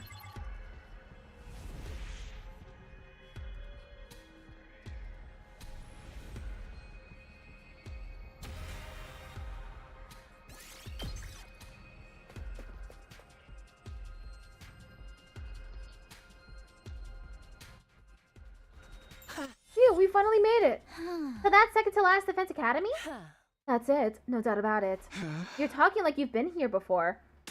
I thought I told you not to ask questions. Do you want another penalty? A penalty? I hope they have bathrooms. I'm ready to burst. Ad starts in 1 minute. Soma dashed off toward the school and disappeared inside. He could have just gone on the way here. He probably can't go outdoors. He strikes me as a delicate type. Then as the rest of us got closer, I saw her. Nozomi! My pulse started racing. My breathing got heavier. I felt an uncontrollable burning in my chest. Nozomi was alive. She was alive again and ran in front of me. Without thinking, I almost reached out to touch her, but I fought that impulse and pulled it back. Right. That's right. This was the moment I've been waiting for. The whole reason I made this trip. It wasn't because Hiroko told me to. Even if she hadn't, I'd have insisted on coming anyway. This is all to see Nozomi again. This time I'd do whatever it took to protect her. You must be Takumi, right? Huh? And you two are Hiroko and Tsubasa? I don't understand. How do you know our names? Hiroko, Tsubasa, and I shared a confused glance. But then... Oh dear, I'm most terribly sorry we weren't here to greet you. Okay, I'll be right back. We're on day 6. I'm hoping that we get to day 9.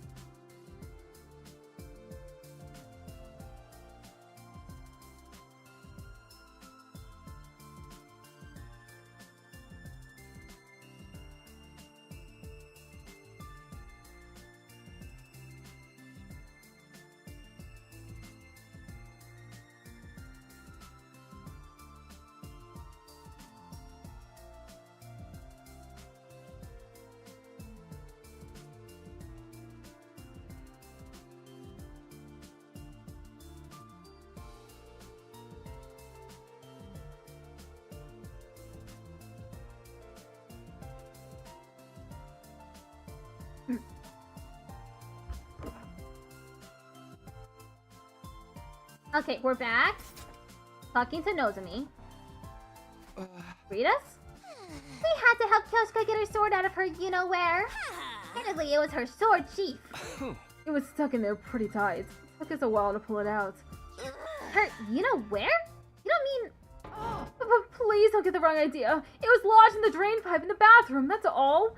Lady Kurata thrust the Holy Demonji's sword sheath in there in a moment of impish high spirits. It was clogged. What was I supposed to do?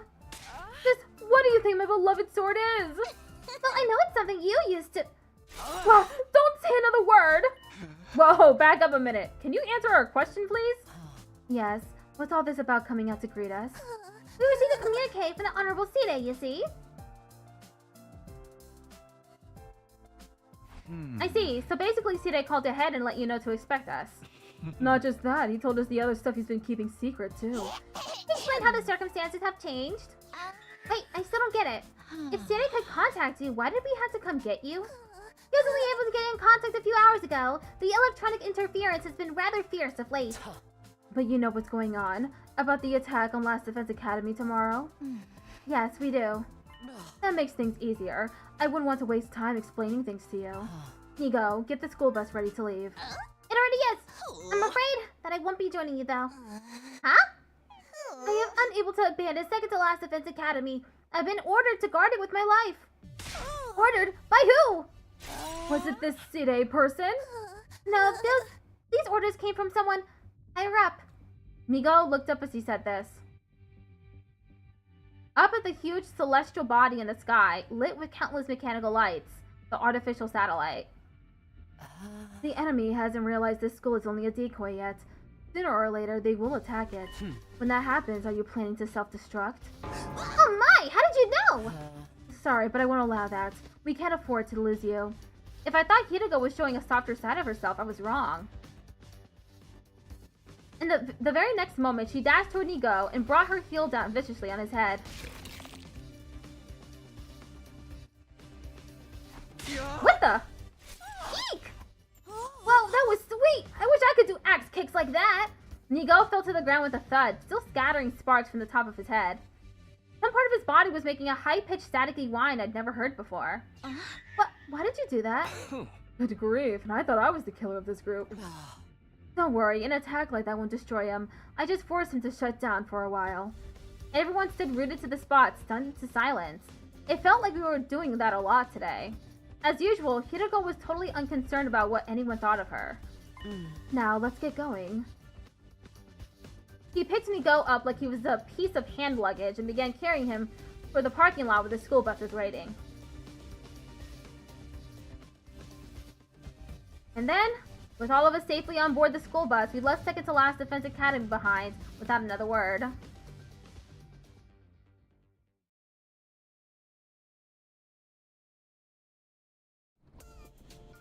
This whole episode had added another 100 questions to the list of things I wanted to ask Hideko about. But I just had to keep them to myself until the end of day 9. I sat squirming in my seat, reminding myself to be patient, no matter how difficult that might be. By the way, does it feel like we're forgetting something important? No, we got Yugamu. And Moko. Something important? I've got all 28 volumes of my favorite manga. What's so important about that? And I've got my signed World Championship belt. Ugh, nobody cares. Now that you mention it.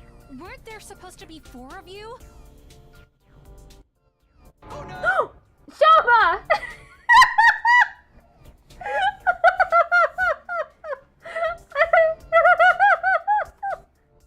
I said that the important ones were Moko and Yugamu. But we forgot Shoma. He's still in the school. Oops. Oopsie whoopsie. Didn't mean to do that. Shoma! We forgot all about him. I can't believe we made a U-turn and rushed back to Second to Last Defense Academy. Sure enough, we found Shoma in the courtyard there, tears streaming down his face. We picked him up and made a fresh start on our return journey. It's fine. Really, I don't mind.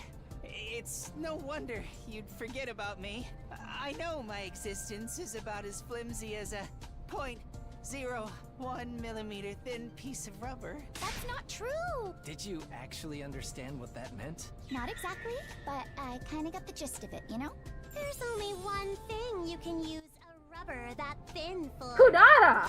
Don't say it! We spent the rest of the journey doing our very best to cheer Shoma up. Eventually, we built his self-esteem back up to its normal, albeit still low level, and Last Defense Academy came into view on the horizon.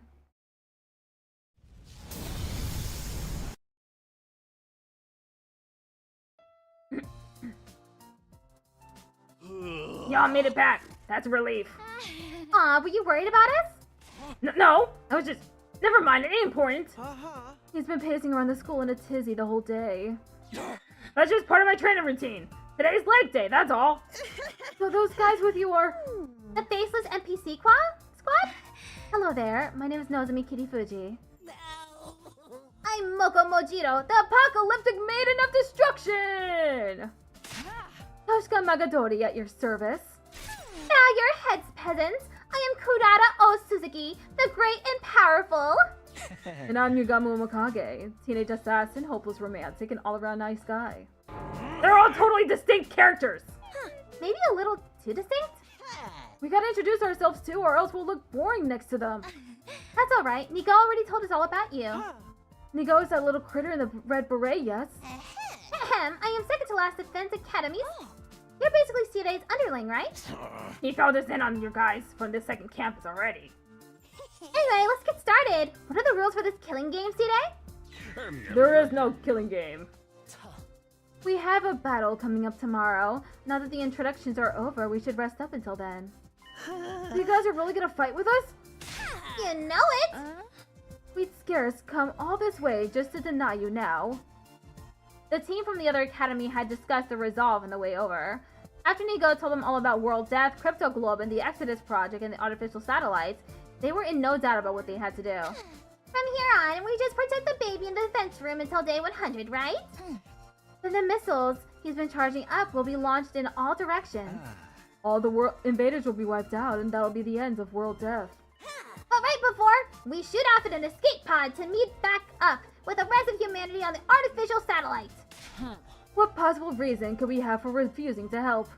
We make it through these 100 days, and everyone's stories end happily. We're with you all the way. Thanks, guys. Glad to have you on board. Our team welcomed the new arrivals with open arms. Oh, it just melts my cold metal heart to see you all getting along. Those invaders won't know what him now. What do you guys say to another cheer? All together now. Special Defense Unit, best in the world, indestructible and undefeated. Never lose, never yield. Special Defense Unit, fight on! I can't put my finger on it, but something feels off. Didn't we have a lot more teething troubles getting everyone to work as one big team last time? Well, it's not like I want everyone fighting among themselves, so I guess this is fine. Is it fine? Because he's right. Maybe there's something wrong here. With night drawing on, everyone went back to their rooms, including the new members who had their new rooms assigned to them. For some reason, Nozomi stayed back after the others had gone. Something wrong? No, I just wanted to thank you for going to all the trouble coming to collect us. That school was only a decoy, so if we'd stay there sooner or later, we'd... Anyway, I really appreciate it. Knock it off. I haven't really done anything to deserve your thanks. If you want to thank me, do it after we make it through this. Right here on day 100. I never expected you to say something like that. Sorry, too corny? Not at all. I agree. We'll pick this up again on day 100. That's right, this is what I'm here for. This is why I came back to the past. To protect Nozomi, and to make sure everyone survives. This time I won't make the same mistakes. Well then, Takumi. Good night. With those parting words, Nozomi left and went to her room for the night. I thought I was alone, but then I heard a noise. I turned around, but there was nobody there. Must have been my imagination. Still not totally convinced, I made my way to my own room. There was a faint aroma of lavender in the air, a scent that felt weirdly familiar.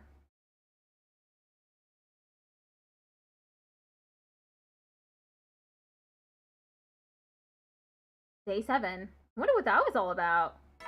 Ding dong bing bong. It's not letting me skip the ding dong bing bong.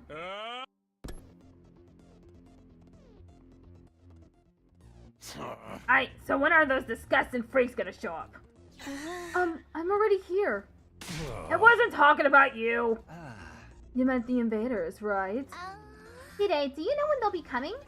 Well, Soon. Hideko seemed to know everything already. I was on the verge of asking her about it, but she silenced me with a sharp glance. How do you know, Hideko? Did Inigo told me already? Yeah, that's it. Indeed, she asked us shortly before you all got here. Wah wah wah! We'll be fighting the same commander that escaped on day 1, isn't that right? Exactly! Gosh, you're such a good listener, Shizuhara. Since we already have experience fighting him, we have a strategic advantage.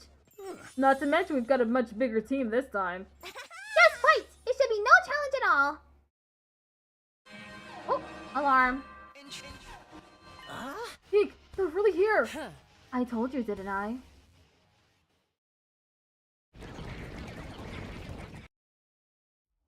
Alright, Takumi, go ahead. Huh? You're our captain, aren't you? Don't you have anything to say to your team before they head out into battle? Alright, is everyone ready? You bet! Yeah, let's do this. What's up, Gaku? Why are you shaking so much? Shut up! I'm just cold, that's all! I decided to go commando today! You could have at least pretended you were trembling with anticipation or something. I'm ready! I took a whole bunch of anti-nausea pills, so I... The holy Jumanji sword is always ready! She longs to spill the blood of the wicked! I can go whenever. I'm such a nothing character, I'll probably get wiped out right away anyway. Don't be such a pessimist. You've got The apocalyptic maiden of destruction! looking out for you now. And this cruel prince of the underworld is ready to protect his dear sister at any cost. You really gonna let me fight too?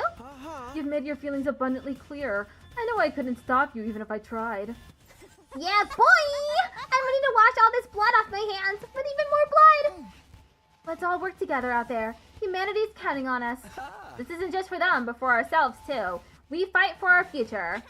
Oh my! This camaraderie is so touching, so moving! Not bad, I suppose. Okay, Sumino, you're in charge. Leave it to me. Come on, guys, let's do this.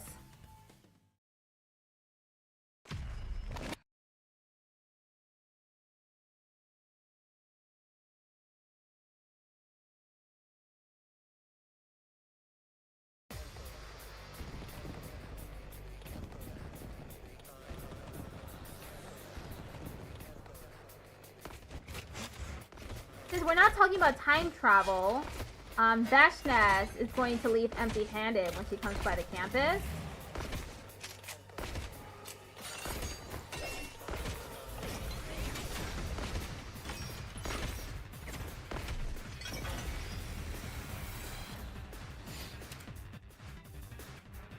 So I guess she won't be here at all.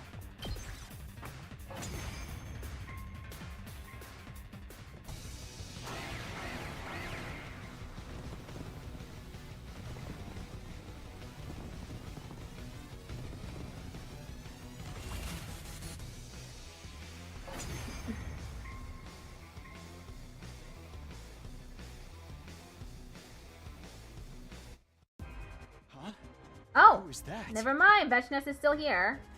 On the edge of the battlefield, watching us fight, was a figure I didn't recognize. Is that the commander you guys fought before? No, that's not him. Yeah, that guy was a straight-up giant. Maybe he's gonna transform and get big again? No, that's not it. I've never seen that person during the whole of my previous 100 days. I have no idea who they are, but they're not a commander, that's for sure. Don't get distracted, Takumi. That's not who you should be focusing on now. Over there? Who's this? Another party crit? Ah, that's him, guys. Yes. That's the commander we faced on our first day here.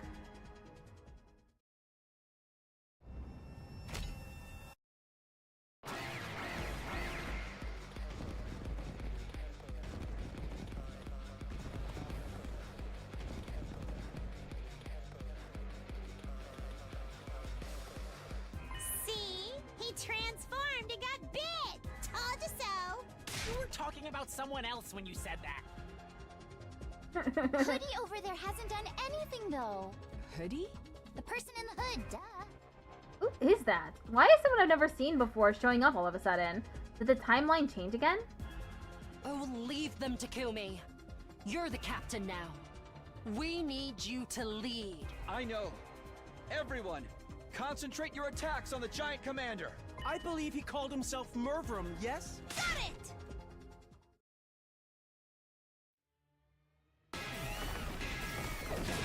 I will run.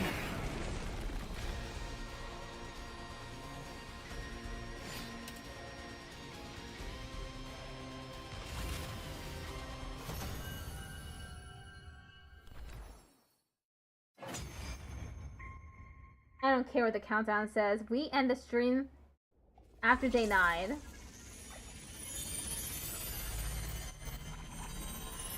After day 9. Yeah, my model's pretty great, isn't it? Is it actually over this time? Did we win? Yeah.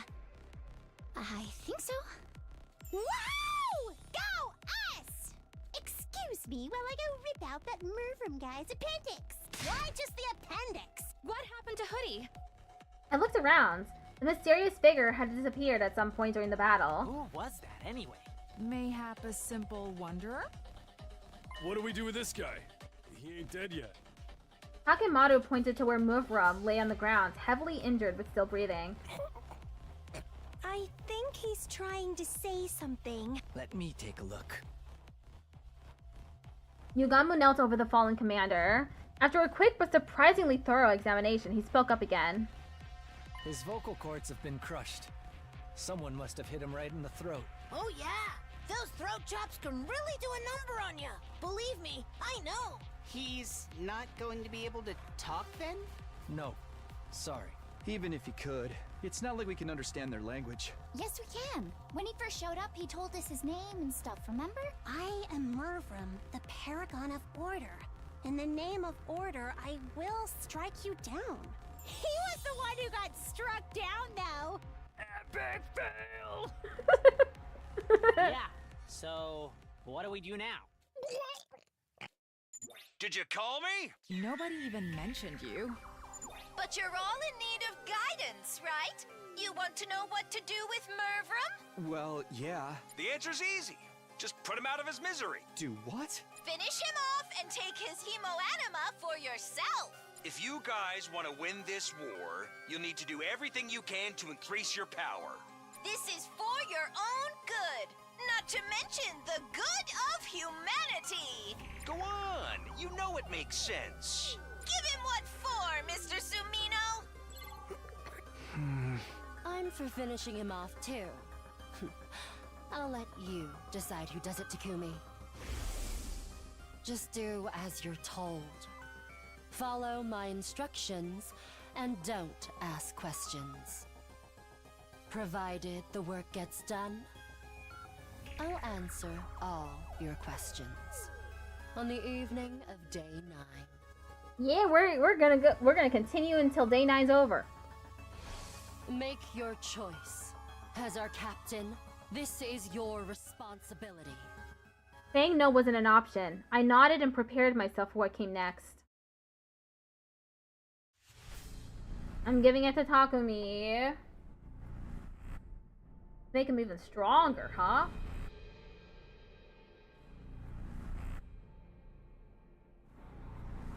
Somebody has to do it. Somebody has to do it, and it's gotta be Takumi.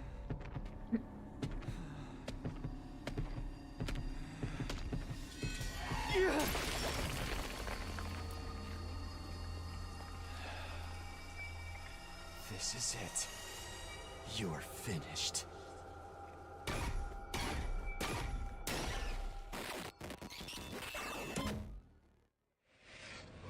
Extermination complete.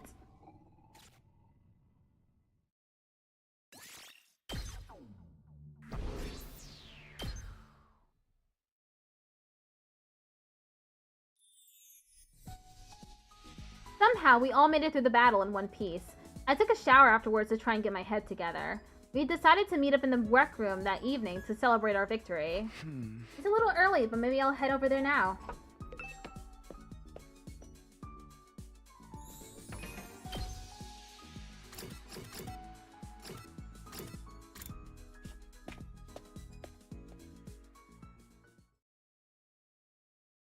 Only 3 other people were in the rec room when I got there.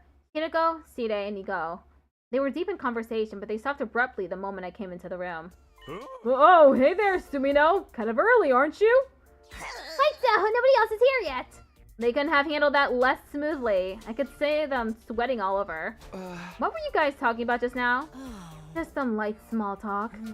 You know, discussing our latest golf scores. Sharing tips for the best way to carve a totem pole. Before I could press them, the others arrived, and the mood was suddenly a lot more lively. Oh, Takumi, Hirako, you're here already? Side and Igo, too. I've been thinking about this for a while, but Side and Igo are pretty cute, aren't they? Yeah, they look like big old fennel bulbs. I could just eat them up. Fennel bulbs are... excuse me? Fennel bulbs are cute? Not cute exactly, but still pretty fennel-tastic. Everyone's laughter echoed through the room. The conversation had been completely derailed, but it didn't look like I'd be able to get back to it anytime soon. Oh, whoops. I didn't mean to do that. No! Transcript. From there, the little party got started. Oh. I stayed quiet and looked over at Hirako. She was watching everything with a strangely sorrowful look in her face. From there, the little party got started. Everyone seemed to have a good time. Although for me, I was just trying not to get caught up on all the doubts and questions running through my mind. I still got a general idea of what everyone was talking about, though. Who'd killed the most enemies in the battle, who pulled off cool moves and when, stuff like that. Basically complimenting each other on a job well done. I wished I could get in the mood and join in with them, but I just couldn't. My head was still filled with that uncomfortable fuzzy feeling, smothering any words of joy or celebration I might have had. At least time wasn't dragging. Before I knew it, it was getting late. Man, that battle was really something. Yes, indeed. I can't stress enough just how inspiring you all were. Now I know you were all enjoying yourselves. But we think you should call it a night here. Alas, and forsooth, must the banquet end already? Just what have you been drinking, Kyoshka? Something carbonated, probably. What? Then why? Fizzy drinks affect her like alcohol for some reason. How did you know that? Well, anyhow, you should all get some rest. You've got a big day tomorrow. A big day? What's happening tomorrow? Oh, didn't we tell you? You'll have to fight another defensive battle tomorrow, you see.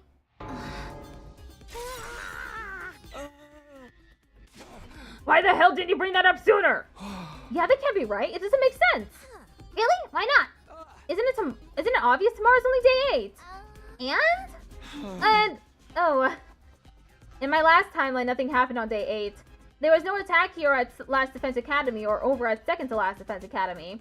We shouldn't have to fight another battle until day 17, so why? Igo, are you sure this information is accurate? No doubt about it. We had another tip-off from the eggheads on this artificial satellite. Aerial observation and all that, don't you know? You're lying. You're making it up. Nothing like this has happened last time. The last time? Calm down, Takumi. I think all the fatigue is getting to you. Hirako had been talking to those two when I came in. Was she in on this too? Or maybe... That's how things stand. Just do tomorrow like you did today and you'll be fine. That's right. I know you'll all do an admirable job. Well, I guess it wasn't too bad. We'll probably do okay again tomorrow? Damn right we will. Heck, I feel like I could take them on all by myself.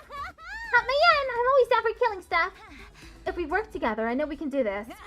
Let's show those jobbers who the real main event is around here. I guess we've got no choice. If this party is over, then on to the after party.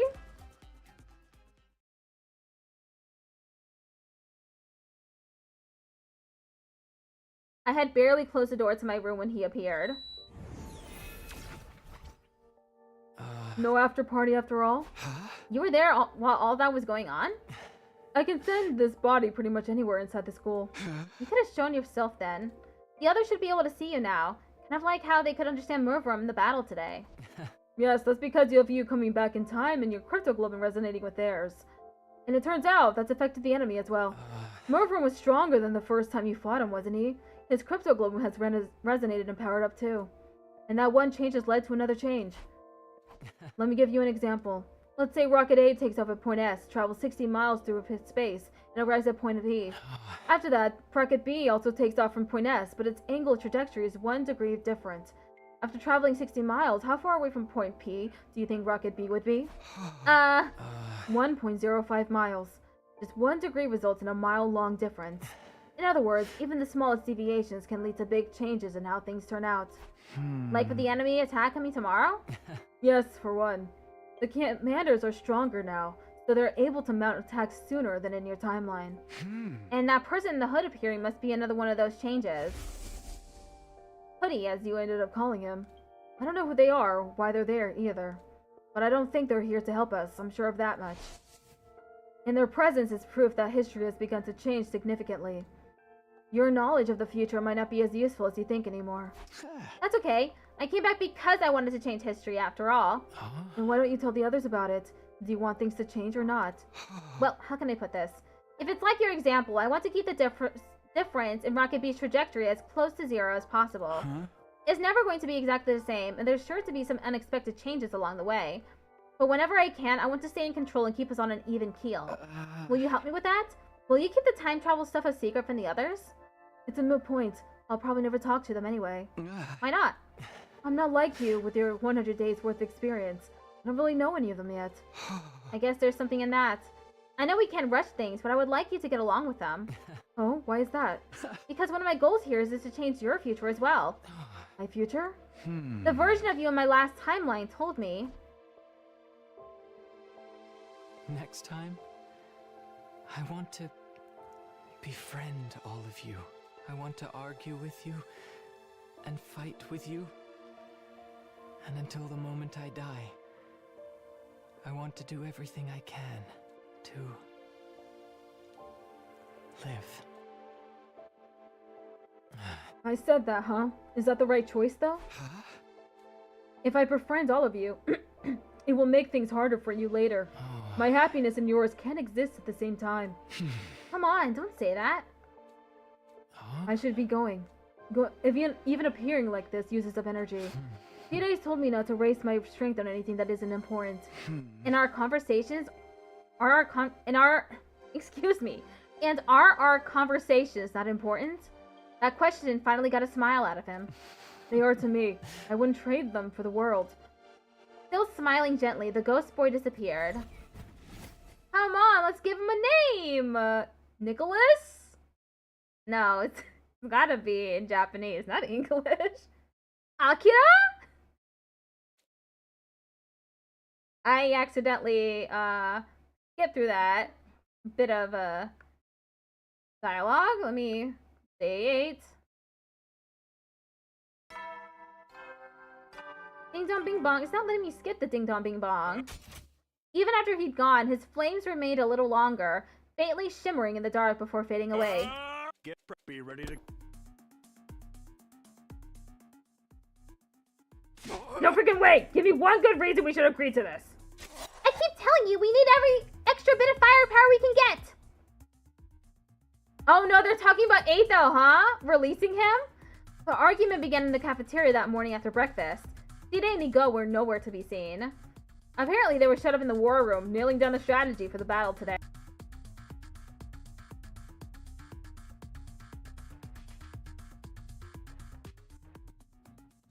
Releasing Atho, though? Isn't that going too far? You guys are new around here, so I don't think you realize just how much Mr. Otsuki despises humanity. You'd understand if you heard it from him yourself. Actually, we spoke to him already. We all went to talk to him in his cage earlier this morning. It was our first time meeting Sir Atho. Until then, excuse me. Until then, we'd only heard about him. What can I say? We were curious about what kind of guy he really was. Yeah? So what happened? Excuse me, I didn't even give him the right voice. Well, he did say we look like hideous monsters. Seriously, that's no way to speak to a lady. Back in my federation, I was considered one of the more attractive wrestlers. I still have all my own teeth and everything. He also spoke passionately of his disdain for the evil lurking in the hearts of mankind. And he said humanity deserved to be totally wiped out. How can you even think about working with someone like that? Because he also said he wanted to fight alongside us. Hey, what? It's true. I find you all absolutely repulsive. But that doesn't change the fact that you're the only friends I've got. I want all of us to survive more than I want to destroy humanity. Oh, rich coming from him. Absolutely not. He's lying his ass off. So please, allow me on the battlefield again. And you believed him? That's all it took to get you on his side? Not exactly, but it doesn't seem right to keep him locked up like that. He never actually committed any serious crimes, right? Of course he did. He tried to destroy Side. Tried and failed. You can bet he would have if he could have. If Takumi hadn't stopped him, he'd have succeeded. Besides, attempted murder is still a crime. Is it really murder in this case or more like destruction of property? Either way, the punishment feels a little harsh. It'd be a different story if he'd, say, torn the team apart from the inside and killed a bunch of people. That's exactly what he did, without any of us knowing until it was too late. It's just that no one here knows that. Not the new guys or the ones who started out here. The fact that they're even thinking about giving him another chance shows they have no idea what he's really capable of. If they'd experienced what I have, if they'd seen what he did, I would seriously consider telling everyone the whole truth. Before I could. I'll kill them. When Hideko said that, everyone turned to look at her. If you let Eito out, I will kill him, and then I'll kill myself. The air in the room immediately got a lot more tense. I heard someone gulp, and it echoed like a gunshot in the silence. You are not being serious, are you? Dead serious. If Eito was allowed to go free, it's all over for us. We'd be better off resetting the whole thing. Resetting? My point is, we won't gain anything by freeing Eito. By the contrary, we'll actually lose at least one member of the team. Because you'll kill yourself if we let him out? No one dared to say anything. Hideko was exuding an ice-cold pressure that cowed us into silence. Of course, it's not my decision to make. We should really leave this to the captain. Hey, yeah! You haven't said anything in a while, Takumi. Is something the matter? And just like that, everyone's eyes were on me. I wasn't about to get intimidated, though. Even if Hideko hadn't spoken up, my mind was already made up a long time ago. The answer is no, we're not letting Eito out. You can all say what you want, but I won't allow it. Not now, not ever. The members of the team who started out here all looked relieved when they heard me say that. The ones who came from the other academy looked a little disappointed, but didn't argue. Well, if you feel that strongly about it, I guess that's that.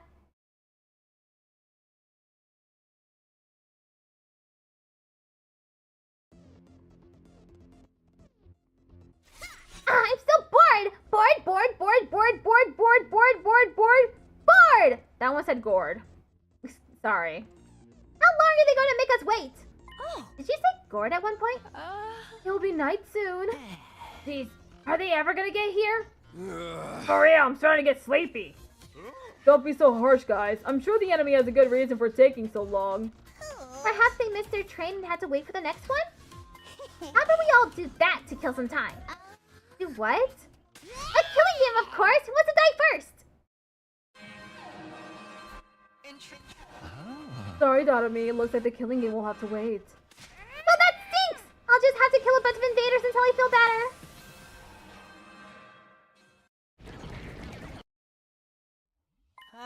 What? Side, what do we do? Weren't you and Nico supposed to be nailing down a strategy all this time? Oh, sure. We nailed one down, alright. Nailed it good. Yes, indeed. We could have started a carpentry business with the amount of nailing we did. Great! What is it? Yeah, what's the plan? It's... What else could it be? So let's Sumino here figure it out. That's your big strategy? Our school likes to encourage independent thinking and student autonomy. You've got to learn things for yourself sometimes. The best teacher is first-hand experience, after all.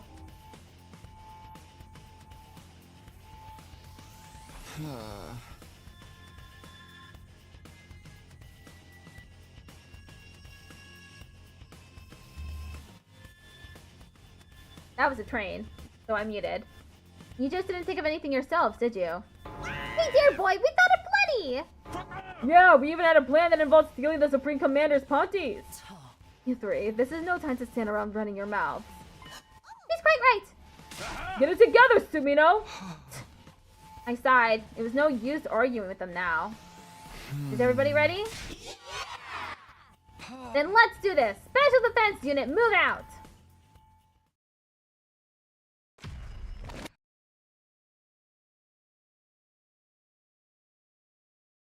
Come on, we gotta get to day 9. I need to get to day 9. Joko, if you fucking die before we get to day 9, I will be so angry at you. Permanent death? I'd be so mad at you!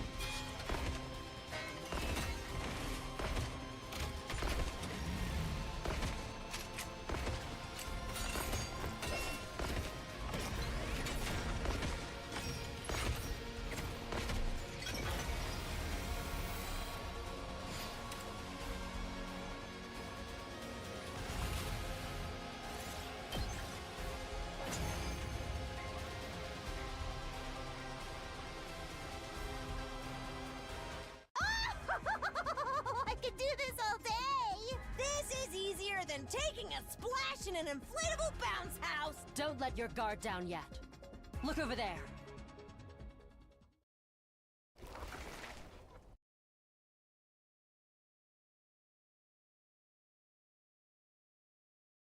It's Hoodie! They're back again. Ignore them! We got invaders to kill. Focus on the commander. On Pakron. We can deal with the other one later. Two arms!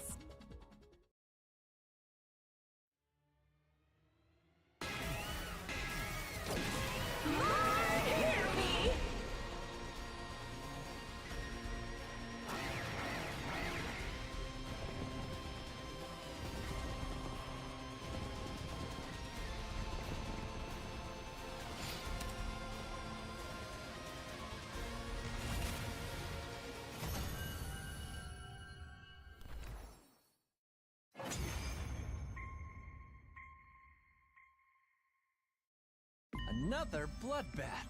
We really did a number on these guys. All thanks to my galactic bazooka, of course. Are we naming our attacks now? More importantly, what do we do about them? Ima pointed to where the figure we dubbed Hoodie stood. They began walking toward us with slow deliberation. Then they pulled back their hood, revealing... That's the Supreme Commander! What? Sire told us earlier. This is who's leading the invader army. Her? That's the big boss? I'll thank you not to refer to me by such a vulgar term. The Supreme Commander brought her hand up to her mask. Among my people, I am known as Veshness, the paragon of hope. Well, I still say I'm cuter. No one said anything about her being cute. So you can understand us now, too?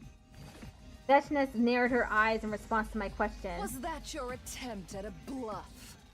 Or do you really not know? The hell are you talking about? He was silent for a moment. It seemed like she was thinking about something. Finally, she spoke again. I see. Some days ago, my warriors and I experienced a sudden surge of power. That was also when we became able to understand your language. I came here to find out what caused it. But it seems you don't know either. Everyone cast troubled glances at each other. Only Hideko reacted differently. It was subtle, but for a moment it looked like her mouth twisted into a satisfied smile. All this is going over my head. We gonna kill this girl or what? That's right. If we can defeat their leader, it will end the war here and now. Don't bother. If you fought me now, I'd only massacre you in one fell swoop. And where's the fun in that? I'd rather take my time and make it really hurt. I'll pick you off one at a time to make it clear just how powerless you are and inflict true despair on the rest of you. She pointed upwards as she said this, right at the artificial satellite. Now, if you'll excuse me, I need to take back Pakron's remains. Pakron? That's the commander we just defeated, isn't it? In the last battle, one of you absorbed Mervrum's cryptoglobin. You saw that? Yes. I wanted to see your vile, barbaric nature in action. But I won't let the same thing happen today. Huh? Veshness moved before we had a chance to react. In a flash, she leapt over us to where Pakron's corpse lay, gathered it in her arms, and was gone. Wow. Pretty mortifying how easy that was for her. Damn it! How enraging! If you have to get a rager, do it in your own time. Well, even if she got away, it's not all bad. Yeah! We still won the battle. We can be happy about that, can't we? I guess you're right. All right then. Here we go. Special Defense Unit! Best in the world! Indestructible and undefeated! Never lose! Never yield! Special Defense Unit, fight on! We'd made it through our second defensive battle, or our third if you counted the one on the very first day, and so far none of us had died. I just hoped we could keep this up, but I didn't want to bring the others down thinking like that. After everything we'd been through the last couple of days, they deserve to enjoy their victory.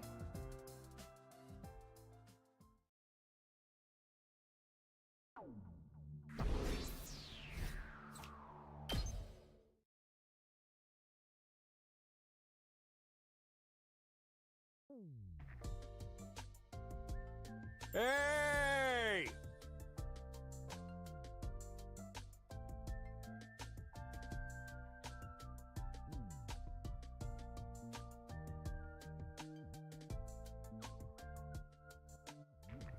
Nice work, everybody! Another spectacular victory! Keep this up and you'll have the war won in no time. Huh. And the victory party? That's what last night was for. We can't have you cutting loose every time. This is a military academy, not a rowdy college dorm. Alas, I was looking forward to more revelry. When's the next attack due anyway? Oh, I believe... Day 15. At least that's what Sire and Nico told me before. Right, of course we did. Thanks for the reminder, Shizuhara. Just so, we received a report from the artificial satellite to that effect.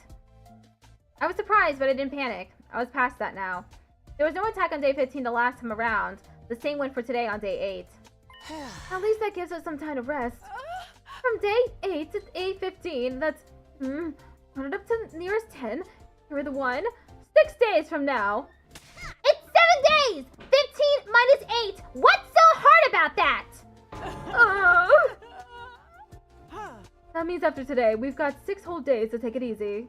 You guys want a tightrope walk across steel girders and take bets on who falls first while we wait? Sorry to break it to you, but you won't have time for any of that. We'll need you all to start training in preparation for the next battle.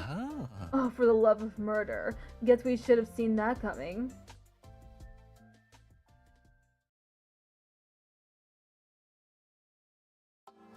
After the battle, we took our time over a late dinner and went back to our rooms. I stayed out on the roof, though. I was thinking about Hiroko.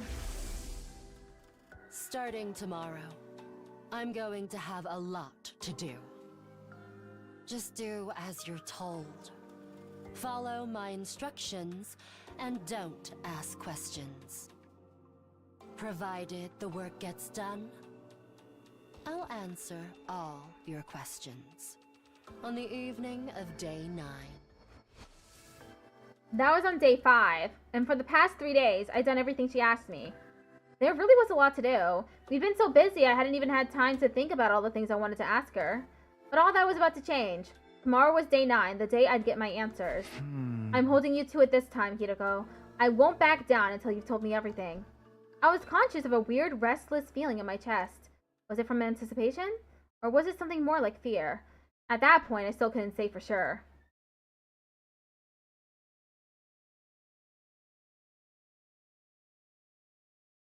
Day 9. Ding dong bing bong.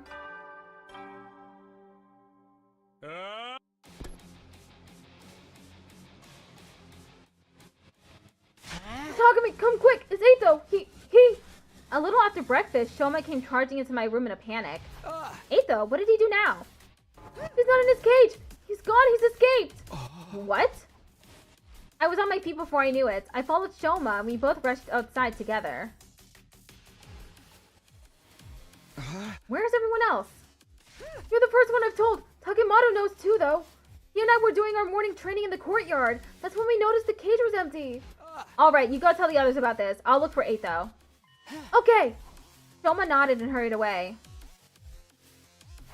Eito escaped? But how? No time to stop and think about it. I have to find him before he causes any trouble.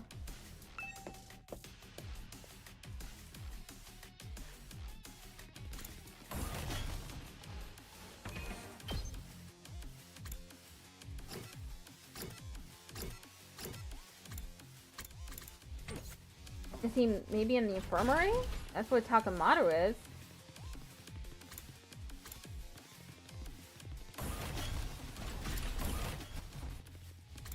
Where is the infirmary again? That's a rec room. Infirmary. Finally, I stepped into the room, and there he was. I'd found 8 though, but I didn't mean I could relax. Don't make me ask again, bastard. Just what the hell are you doing in here? You've asked me that plenty of times already, and I keep telling you I got curious about something. I wanted to learn more about how the revival-matic works. So I just... That's not what I mean! How did you get out of your cage? Tell me that! Hey, calm down, Takemaru. How am I supposed to be calm at a time like this? Ain't you the one who said it'd all be over if this guy got out? I did, but... Now fess up! How did you escape? Takemaru shook Eito violently, but he didn't look the least bit concerned. I had some help from a friend. Let's just call them K. They unlocked my cage for me. What? Well, who was it? Who's K? No, I'm afraid I can't tell you. I could never betray a friend's confidence like that. Then I'll just have to force it out of you! Takemaru, no! Takemaru already had his fist raised high. I tried to grab his arm and pull him away from Eito. It didn't exactly work out. What the hell? Oh. My earbuds fell. Is Takumi gonna get punched instead? A jolt of pain shot up my spine. I'd been knocked back so hard and so fast, my guts were still doing somersaults even after I came to a stop. For a moment, I had no idea what was happening. The next thing I knew, I was on the floor. Takemaru must have sent me flying. And I crashed against whatever was directly behind me, which just so happened to be the revival-matic. Sorry, man, because I overdid it a little. Are you alright, Takumi? Yeah, I think so. Fighting through the pain, I got to my feet. Then I turned around to look at the machine.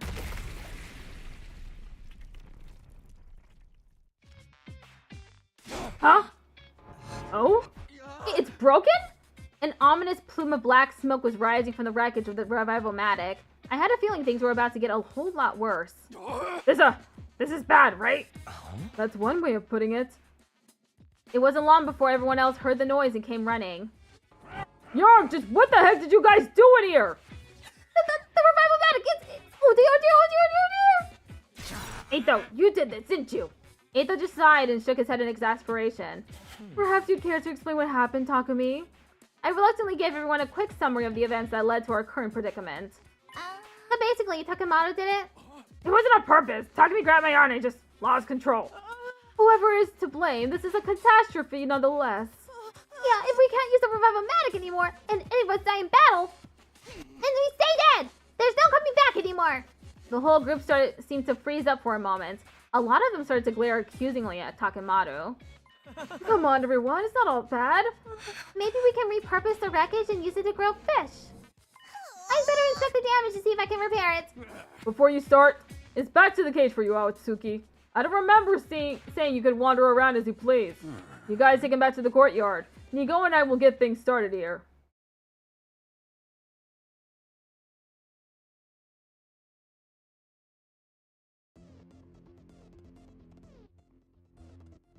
Okay, now that we've found Eito, it's time for his execution. Ooh, allow me. Hold on, nobody said anything about killing him. We're just locking him up, right? Let's just get on with it. Hey, everyone, wait a minute. Shoma broke off from the group and ran over to Eito's cage. After inspecting the door, he turned back to us. This cage, it's still locked. Huh? A moment later, Hiroko groaned and hunched over, her face twisted in pain. What's wrong? Just as suddenly, she raised her head again and screamed out a warning. Not that cage. We had to put him somewhere else. Huh? Why? I can't explain it. Just trust me. This is all so sudden. Yeah, you gotta at least give us a reason. Everyone looked confused and a little uncomfortable. But that atmosphere soon dissipated when there was another scream, this time from Kako. Blarm! I see it all now. What? Seriously, the hell is going on? That was the sound of Kako's detective sensors going off. I assume you've made another brilliant deduction, sister dearest? Eito, you said that Kay opened your cage for you, right? That's right. So then why is the door still locked? Well... Did Kay lock it again? No, that wouldn't make sense. The cage would have been empty. There'd be no point in locking it. There's only one key to this cage anyway, and that key is... I've got it. Sita gave it to me when we left the infirmary. So how did Kate open the cage in the first place? If Sita had the key up till now, there's no way anyone else could have opened it. In other words, there was never any K. Aetho escaped from the cage all on his own. Everyone gasped and looked at Aetho. In response, he just smiled. I see, that's an impressive theory. But even assuming it's true, how exactly did it get out all on my own? Oh, well, you must have... I don't have a clue. What a pity. Shall I tell you the answer then? Your first guess was actually the right one. After I left the cage, Kay locked it up again. I'm calling BS! That does sound pretty illogical. Perhaps, but consider the alternative. What's so logical about the idea of me breaking out on my own without even damaging the cage? Okay, then tell us who Kay is. I've already told you I can't. How about we torture it out of him? Ooh, sounds fun. There's no point in doing that. If my dear sister's theory is correct, there is no K. So obviously he can't tell us who they are. Alright. Party pooper. Either way, we should assume Kaku is right. In that case, we'll have to find somewhere else to lock Aetho up. If he can just break out of these cages on his own, anything could happen. Where are we gonna put him then? Oh, I have an idea.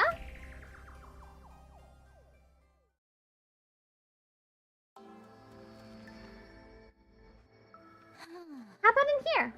There's a lock on the door and no window, so you won't be able to escape. And it's a room we never use ourselves. This suits me fine. It's bigger than my last place, and there's even a bed. I just hope the rent isn't too steep. Yeah, laugh it up. And so we decided to hold Aetho in the room with no name. It's got these weird capsule-like machines. I guess we'll call it the capsule room for now. Leaving our prisoner inside, the rest of us stepped out of the capsule room. I'd got the key from Side when we told him our plan. I made sure the door was locked up tight. Once I was satisfied there was no way Aetho could get it open, we all left. There was no point hanging out around there anymore. Ooh, but what if there is a secret door or something? Secret passage, like we found out in the mystery route?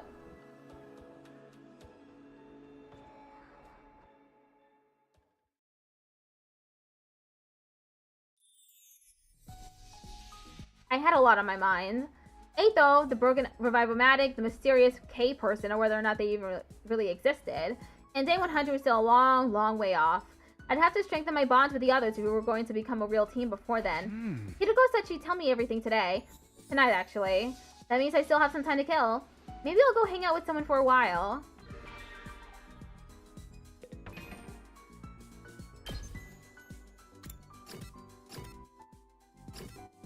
Moko! Let's talk to Moko!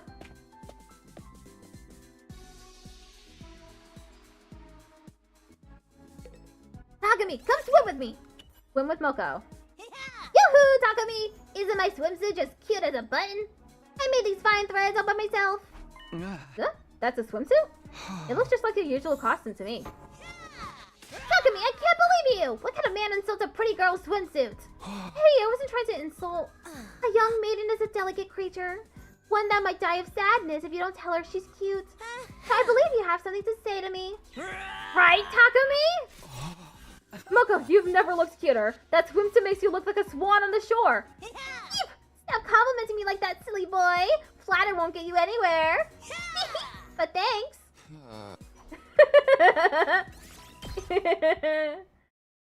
Moko's so fun.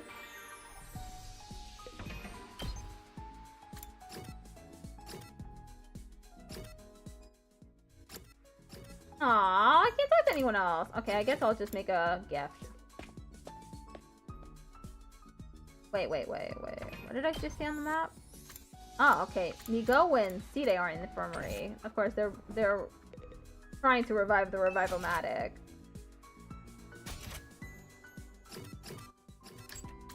Eat food.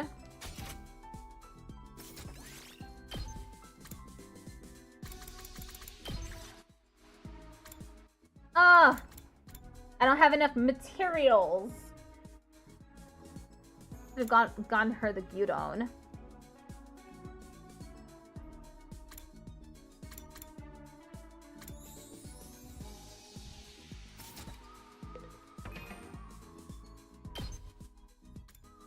I don't really want to go outside right now, so I guess I'll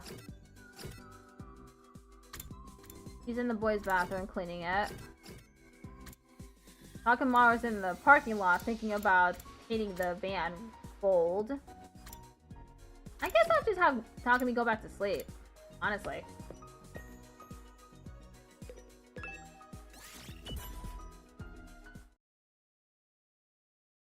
Ad is about to start.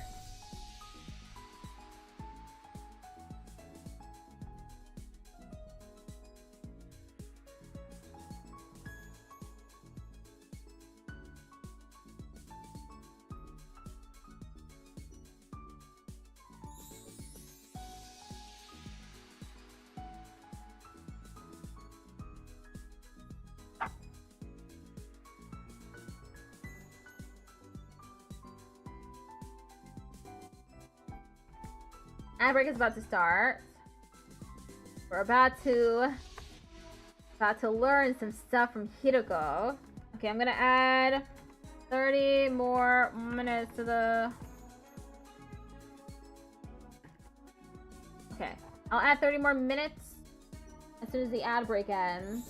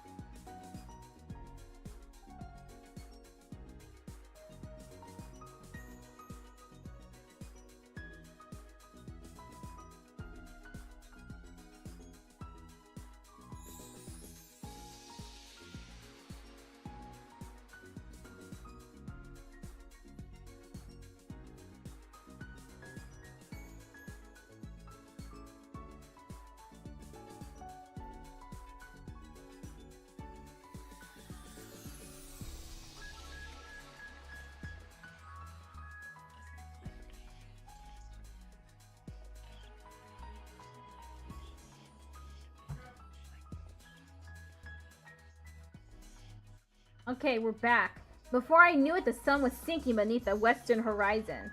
Oh, whoops. I forgot to add 30 more minutes there. The night of day 9, This is when Hideko promised to answer all my questions. I'd better go find her. I didn't have to look for very long. I happened to glance around the roof and spotted someone sitting on the other side of the fence. It was Hideko. What's she doing over there? I hopped over the fence and sat down next to her. Huh? This was something I hadn't expected. Hideko looked different. It was her eyes. They were usually so sharp and cold, never betraying the slightest hint of weakness, but now they were filled with tears. Big, wet tears that ran all the way down her face. I didn't understand. Why the sudden change? What was going on? This was so far removed from what I'd come to expect from her, my brain just couldn't process it. I felt like I should say something, but I couldn't find the words. What do I do? What do I say? What can I say? The normal thing to do in this situation would be to say something comforting, something considerate. But in my confused state of mind, all I could come out with was something totally meaningless. Are you crying? Hideko took off her glasses and wiped her eyes. She took several deep breaths before answering. No, I'm not. You definitely are, though. Did something happen? Something? Like, you know, something sad or painful or... No, not really. So then, why are you... Why do you have to be so dense? I told you, I'm not crying. And if I was, it would be incredibly insensitive of you to keep pestering me about it. Even middle school kids have enough delicacy not to walk up to a crying person and ask, "Are you crying?" She had me there. I didn't want to say anything that might make this worse, so I just clammed up. Did you hear about the Revivomatic? No. It was damaged pretty badly. Sire and Nigo have made some repairs, so we should be alright. We can at least revive each other again, but it's not completely fixed yet. They said one part of it is still badly damaged. Huh. Hideko's eyes were still fixed on the scenery that stretched out in front of us. She didn't look away when she spoke again. The way they light up the night like this, they're really quite beautiful. The undying flames? Yes, the same flames that will raise this world to the ground in another 90 days. The wall of fire flickered in the distance, as if it were already burning away the night sky. The way the flames moved, you could imagine they were dancing with joy, or writhing in agony. What are you doing here, anyway? Do you really have to ask? She avoided my gaze and turned back to the horizon. A cold breeze blew, ruffling her hair. It's the night of day 9. You promised to tell me everything if I made it this far. I've done everything you asked. Followed all your instructions without question. So now it's your turn. It's time for you to keep your promise. There was a long silence while I waited for a reply. Every time the wind blew through Hideko's hair, it released a gentle, sweet aroma into the air. It was calming, comforting. I'd smelled it somewhere before recently, but I couldn't quite place it. Was this scent lavender? Just as I started to recognize it, Hideko spoke up again. No. It's not over yet. Why not? My instructions. I have one last order for you to carry out. What is it? Even now, she still wouldn't look at me, which made her request little more than a whisper even more surprising. Kiss me. This is how you get on the romance route! Hasaku's been eating good, hasn't he? No, Hideko. I'm not letting him kiss you. Haha. Tease. Not for the first time that evening, I found myself at a complete loss for words. Was she serious? Was it a joke? I really couldn't tell. No, it had to be a joke. There's no way Hideko would... Or maybe it was a trick. Maybe this was her plan all along. By giving me an impossible order like this, she could weasel out of our deal right at the end. You failed to uphold your end by refusing to carry out my orders. I don't have to tell you a thing. I can imagine her using that excuse to call the whole thing off. This girl was an evil genius. Although, what if it wasn't a joke or a trick? My palms were sweating. My throat was dry. I needed to decide how to deal with this, and fast. I couldn't just stand there like a statue all night. I don't understand. How did it come to this? What am I supposed to do? There's no time to think about it. I just have to make a choice. What do I do here? Big fat no, Hiroko! You don't get what you want because you decided you weren't going to tell me anything.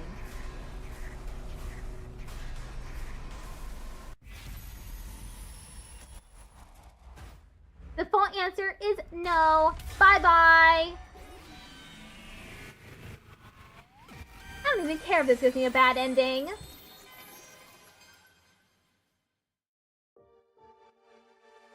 Whether she was joking or not made no difference. This was one order I wasn't willing to follow. I couldn't kiss Hiroko, not with the way I felt about Karuha, or Nozomi for that matter. I still wasn't sure whether those two were the same person or not, but when I thought about them, I knew I couldn't go through with this. So I didn't. I didn't say or do anything. He didn't speak either. We both sat there in silence, gazing at the undying flames flickering in the distance. After what seemed like a long time, Hiroko finally broke the silence. You didn't think I was serious, did you? Honestly, you're just as naive as ever. A faint smile played across her lips for a moment, then she abruptly got to her feet. She left without saying another word. I didn't have a chance to stop her and was left all on my own. Once again, Hiroko had avoided telling me the truth. All of a sudden, she seemed so fragile, so vulnerable. Like if I called out to her now, she might disappear completely. Despite all that, I think I finally had my answer. Just now, Hiroko said I was as naive as ever. That's a weird way to talk about someone you've only known for 9 days. Those words, along with everything else that had happened, were starting to add up. Hiroko was like me. She wasn't the same Hiroko that started out here in this timeline. She's also a time traveler.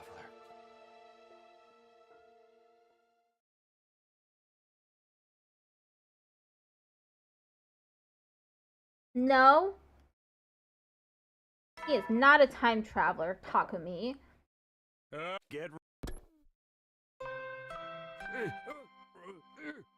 Hello, this is a supplemental broadcast. Ignore the announcement about celebrating your milestone. I already unlocked all the classrooms. That means you don't get anything special today. Just use this time to train extra hard, okay? Training, huh? I doubted I'd be making time for that today. I had something much more important to deal with. Namely, picking things up where I left off with Hiroko. She'd blown me off again last night. I was getting tired of this. Today's the day I get the truth out of her.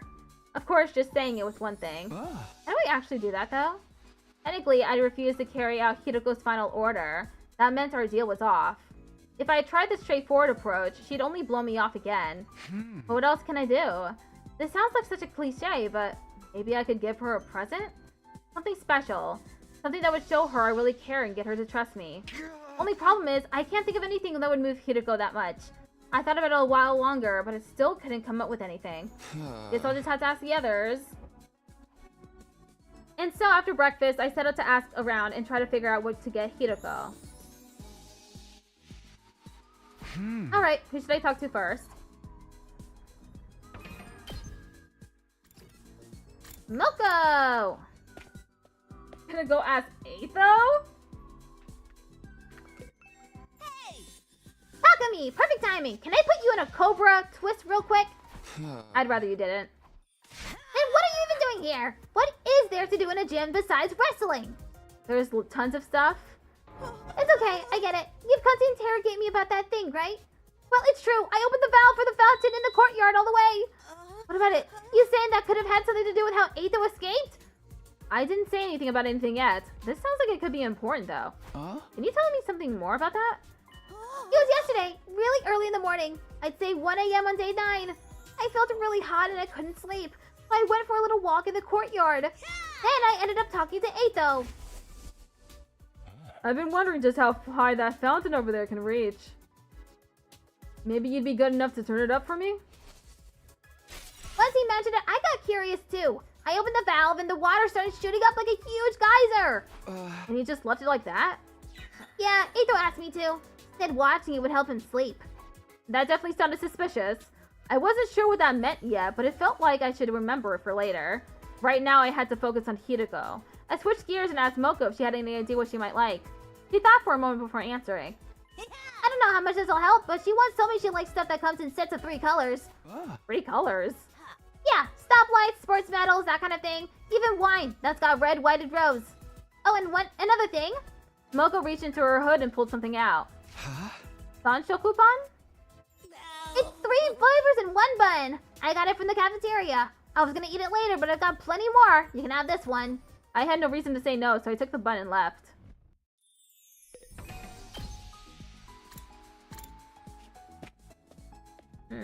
Eito with the water valve in the courtyard. With all the water. I know exactly what you wanted to do, Eito. Lift up the cage! Because that's what Ava does in another timeline! Hello, Takumi. I've been thinking about when you visited a while back and said you were alive. I've been trying to figure out what you could have experienced to make you say that, and... And what? You really want to know? Yeah? Then let me out of here. I promise I'll tell you then. So that was another ruse, huh? Was it though? I assure you it's a very convincing theory.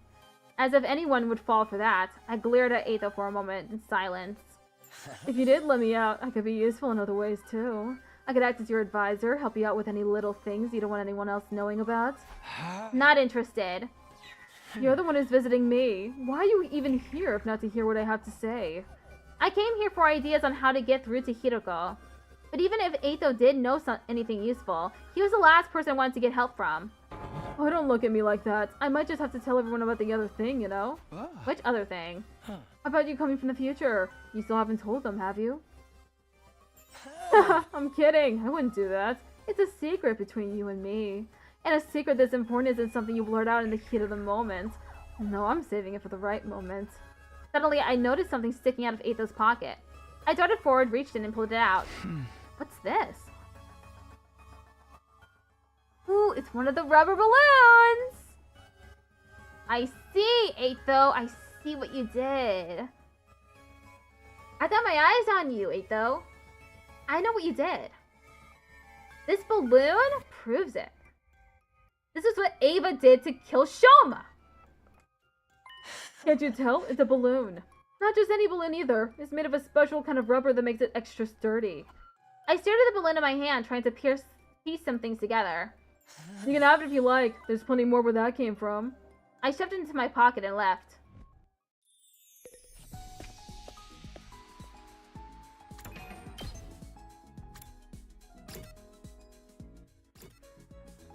Why am I gonna ask Kyoshka? Okay, I'll ask Kyoshka right now. Something that would touch Lady Hiroko's heart. I'm not sure how useful this would be, but I believe she likes cats. Cats? You know, furry creatures that go meow. She had a pet one back in the complex. She admires their independence, their ability to work at night, and their hunting habits. Apparently, they remind her of herself that way. Cats, huh? If I may, I've been wondering about Sir Eito.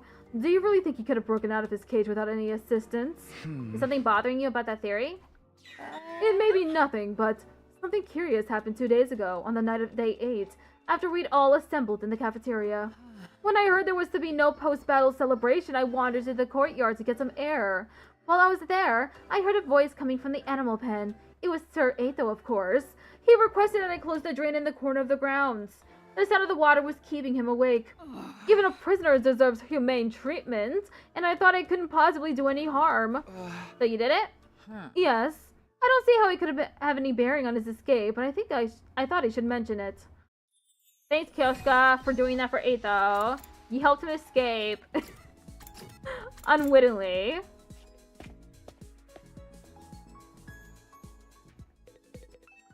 Oh, Takumi, are you here to help me train? I'm still so weak. I feel like I might keel over if an invader just looks at me hard enough. Sorry, but there's something else I want to talk about. I told Shoma about my quest to gather information. Something that will make Hiroko open her heart? Well, I can't think of one thing. Soft vinyl. What? Like plastic? Yes, like a doll made from soft vinyl. Although doll isn't really the right word. Maybe figure would be better. It's not just the human-shaped one she likes after all. Did Hiroko tell you that herself? That's right. She used to collect them back in the complex. A sadistic ice queen like her secretly being a passionate toy collector. It's kind of cute, don't you think? Those are some surprisingly strong terms coming from Shoma. Oh, speaking of toys, about 2 days ago, Eito asked me about something. I just remembered now, and it might have something to do with how he escaped. What did he ask you for? Some sturdy rubber balloons. Empty ones, of course, not already inflated. There were about 100 of them. 100? I made them using the Gift-O-Matic and gave them to him that morning along with his breakfast. He said he wanted them to help strengthen his diaphragm and improve his lung capacity. I didn't believe that was all there was to it, of course, but I didn't see how it could help, so I gave them to him anyway. He actually did the same thing Ava did, for real. That is redonkulous. Courtyard. I guess Kako and Ima are investigating the crime scene. Please don't disturb the crime scene, Mr. Sumino. The world's greatest mystery-solving twins are working on a case here. A case? Isn't it obvious? The SAD, or Scandalous Aotsuki Disappearance for short. Why is the short version longer? Have you found any clues? No, not yet, but there is one thing that's interesting. Takumi, did you notice anything strange about the courtyard when we came here last night? No, not really. The ground was damp. The whole place was soaked. There are a lot of plants here, so there's a lot of moisture around, but it was a lot wetter than usual yesterday. It was like the courtyard had been doused by a sprinkler or something. I didn't notice that at all. But what's it got to do with the SAD case? That's the question we aim to answer during this investigation. The ground in the courtyard was wet. It's weird, but I got other things to worry about. I asked Ima and Kako for ideas of what might make Hiroko open her heart to me. To their credit, the two of them gave the matter some serious thought before answering. Sorry, I've never really spoken to Hiroko all that much. Me neither. I don't think I can tell you anything useful. That's too bad. Yeah, maybe this will make up for it. Kako reached into her pocket and took out something. What's this? It's a piece of poop. What? She's kidding. It looks like some kind of animal fossil to me. I couldn't tell you what kind of animal it was, though. We found it while we were looking for Asa before. Looks rare, doesn't it? Here you go. Without waiting for a reply, Kako pressed the strange fossil into my hand. Well, I had no reason to refuse to take it, and I figured it might come in useful for something later on. What could it possibly be useful for, Takumi? I think this is all I'm going to learn from now. I don't know if I'm any closer to winning Hiroko over, but at least I know more about her interests now. I believe Lady Hiroko likes cats. A sadistic ice cream like her, secretly being a passionate toy collector. So if I want to give her a present, a vinyl figure of a cat should be the way to go. But not just any cat, there's one more important detail that I learned, and that's... Hiroko told me she likes stuff that comes in 3 colors! So a cat with 3 colors, in other words, a calico! Alright, I better head over to the Gift-O-Matic and whip up a calico cat figure.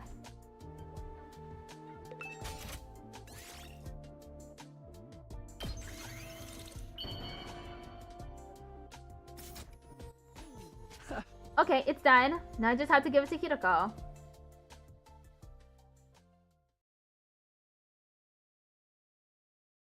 It took me a while to figure out where Hiroko was. Sometime after sunset, someone told me they'd seen her going into her room, so I hurried over there.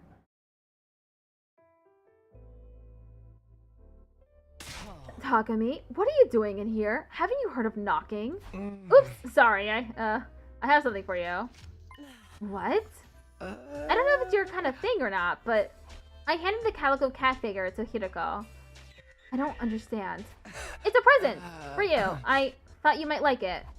Hiroko stared at the little plastic figure and tears filled her eyes. Wait, tears? I wasn't prepared for this. I didn't think she'd like it that much.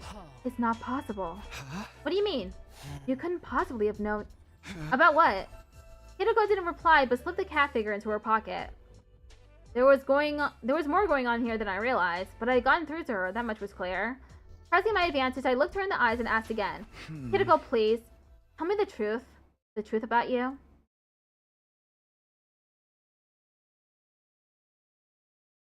Persuasion game! Let's fucking go! We're playing Ace Attorney! Ace Attorney Investigations! What is this? You're just suddenly giving me a gift? Are you trying to buy me over with material goods? You must think I'm a fool. Not a fool. Did you think giving me a present would get me to spill my guts to you? Please don't project your ridiculous ideals onto me. This, paltry trinket isn't enough to change my mind. Oh, that didn't work. Yeah. Giving you a present was the only thing I could come up with. I was just hoping giving you something nice would help me get through to you. Pretty dumb, huh? You really are painfully direct sometimes. Well, it doesn't really matter. Seeing you right now really doesn't inspire me to ask about it. Forget I said anything. Retry persuasion. Are you trying? You must think I'm a... Come on, that's not what I'm doing at all. I just wanted to express myself to you. I thought it would help you understand that I'm acting in good faith, or that you'd at least see how serious I am. Anyway, a promise is a promise. You couldn't meet the conditions I laid out. You didn't follow my final order. Oh, it didn't work.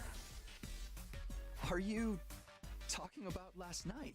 But that was crazy. It's not fair to expect me to follow that kind of order. You know I couldn't do it. Yes, I suppose that's true. I ventured to ask for the impossible. But you are the one who agreed to my terms. There's nothing you can do about it. Just give up.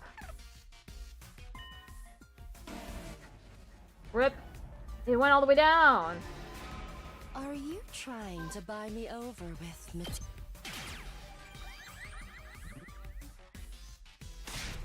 Anyway, a promise is a promise. You couldn't meet the conditions I laid out. You didn't follow my final... Oh, that didn't work either. You actually meant that? You really wanted me to do it? Are you completely insane? Of course not. I was just teasing you. Stop jumping to conclusions.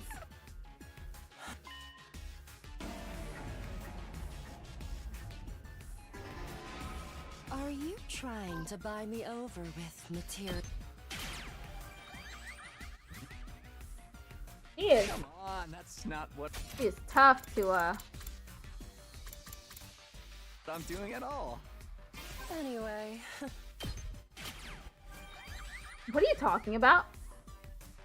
What are you talking about? I don't really follow what you're saying. Oh, then so be it. Although... Well, there is something on my mind.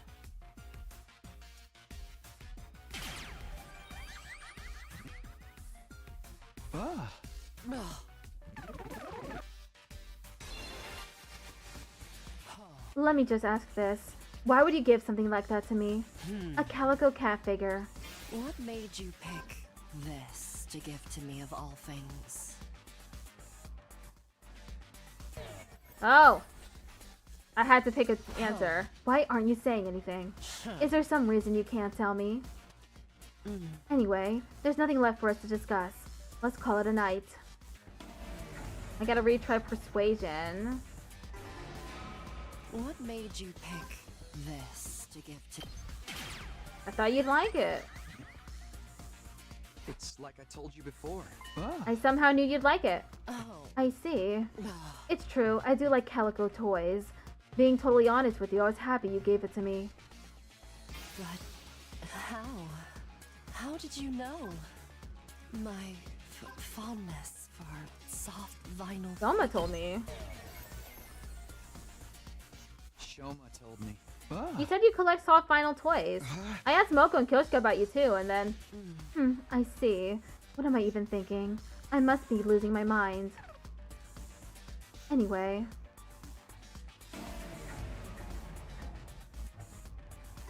Man, I suck at this. What made you pick this to...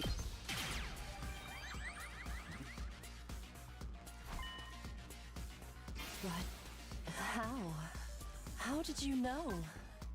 My fondness for soft vinyl figures. You couldn't possibly have known about that. So how? You told me yourself. Well, Hideko, you told me yourself. I asked Kyoshika, Shoma, and Moko about you, but that was just an excuse. I knew long before I asked you any of them. I swear it. The fact that you like cats and collect calico toys, like I said, I remember you telling me yourself. But how could you? No, that's impossible. That has to be some kind of mistake. Well, I guess you have my thanks for the calico toy. Thank you.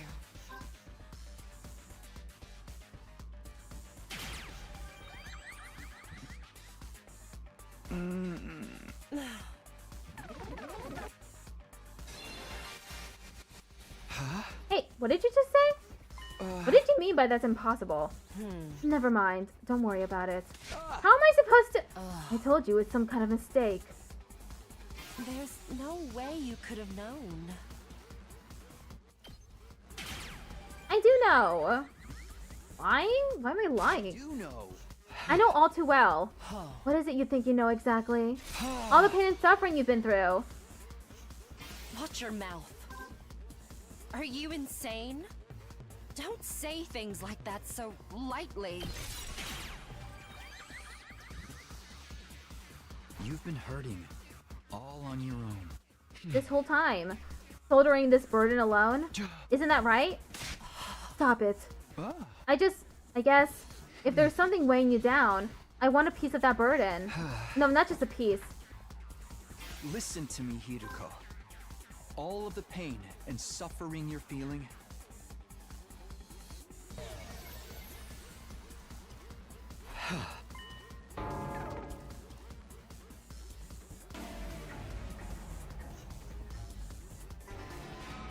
There's no way you could have known.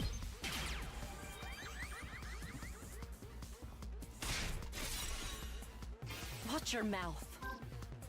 Are you...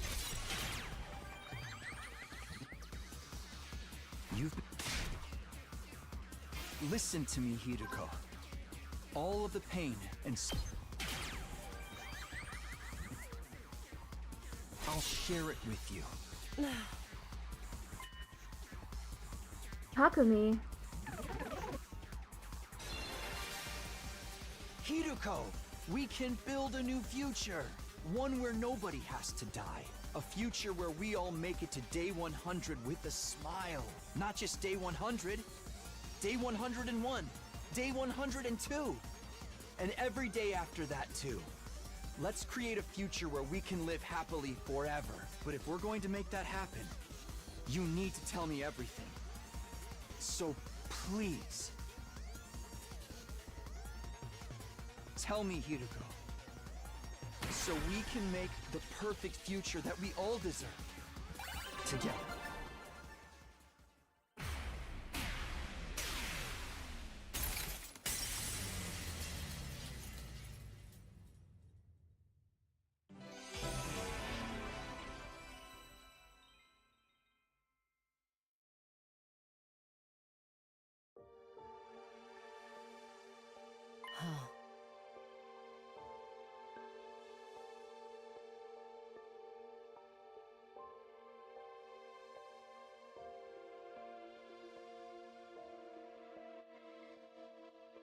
Takumi, are you sure you can handle it? The truth is a lot more cruel than you think. And once you hear it, there will be no going back. Are you prepared for that? Do you still want to know? Yes, I'm sure. Alright, I'll tell you. But promise me one thing first. Whatever you might learn, don't let it destroy you. I looked into her eyes again. Okay, I promise. Hideko seemed to accept my resolve. Then she abruptly left the room and led me outside. We going to the roof again? What are we doing out here? I wanted us to see the satellite. Hideko looked up into the night sky where the pale, shimmering artificial satellite hung in the void of space. It's so far away from us. Almost impossibly far. It looks so big. So close. Like we could reach out and touch it, but we'll never actually get there. Or more accurately, we've never got there. Even after everything we've tried, it's always just out of reach. everything we've tried? You've probably figured this out already, but I'm a time traveler, just like you. Oh, she's a time traveler? I thought she leapt through parallel universes. I hesitated for a moment, then nodded. But this isn't a one-time only thing. I've lived through these 100 days countless times. Every time, things play out a little differently, and created all kinds of new problems. I've experienced all those variations, all the branching timelines that result from the different choices we make. That's why I've been able to tell when the next attack is coming, among other things. And all of this doesn't just apply to me. There's someone else, and that's you, Takumi. Huh? You've also experienced the 100 days here countless times before. What was she talking about? I was so confused I blurted out the first thing that came to my head. That can't be right. This is only my second time here. No, it's not. You've been through this just as much as me, over and over again in an endless loop. Even now, this is only the most recent in a long series of 100-day cycles. You just can't remember the others. No, it can't be. Strictly speaking, neither of us are time travelers in the way you think we are. This isn't a matter of us leaping back in time. It's more that we're trapped in a time loop. That goes for me, and you too. You're the same as me, Takumi. You're not a time traveler. You're a time looper.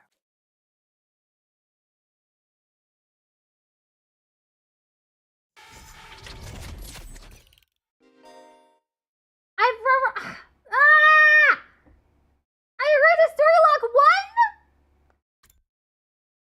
Unlock conditions reach endings 34, 36, 72, and 76.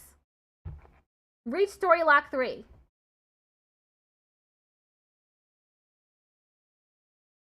Ooh! This video game got me fucked up. Hold up.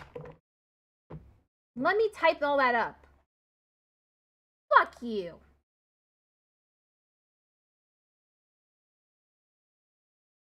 Story lock 1.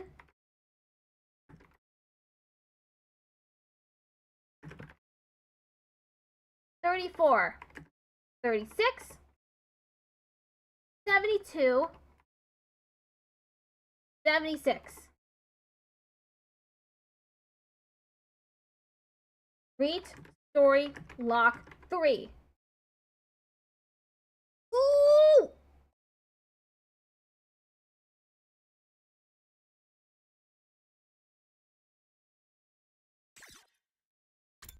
Hey! Ah! That mean I had to do the romance route? Okay. I'll kiss her. I didn't think I would hit the first story lock.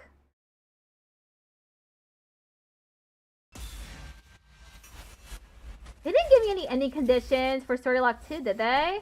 Except for reach story lock 1?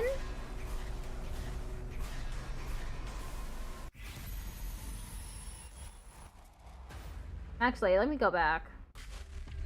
Oh, okay, let's kiss her.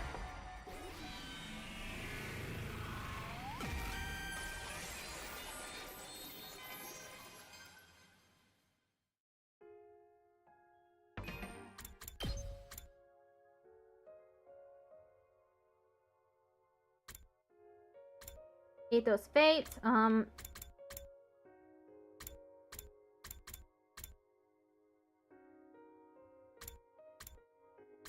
leave the school, yes? Okay, this is leave the school, no. Team up with Yugamu. That's why I didn't get all the endings to the killing game routes. There's saved Dotomy and there's not saved Dotomy.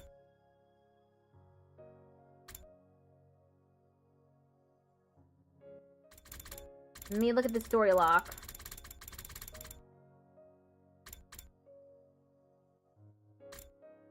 That's the killing game route. Red Snom route. Where's the mystery route? Right here. Unlock conditions, reach story lock 2. Okay, so I've reached story lock 1 and story lock 3.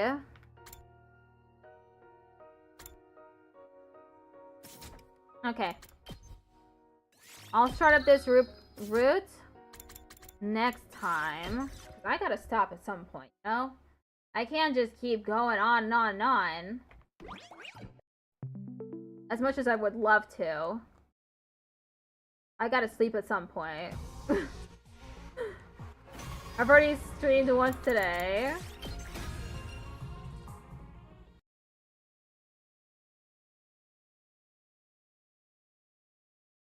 Okay,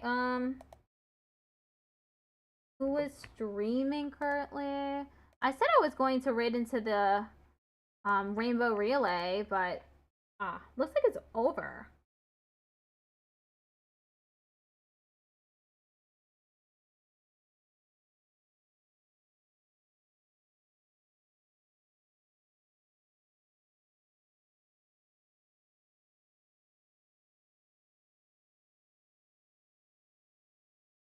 I'm raiding Sakyo.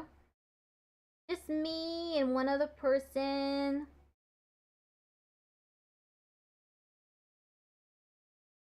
Okay, I'll see y'all tomorrow for Hollow Knight Silk Song. I'm still preparing for Act 3. Hopefully I'll get there at some point. Goodbye, everybody.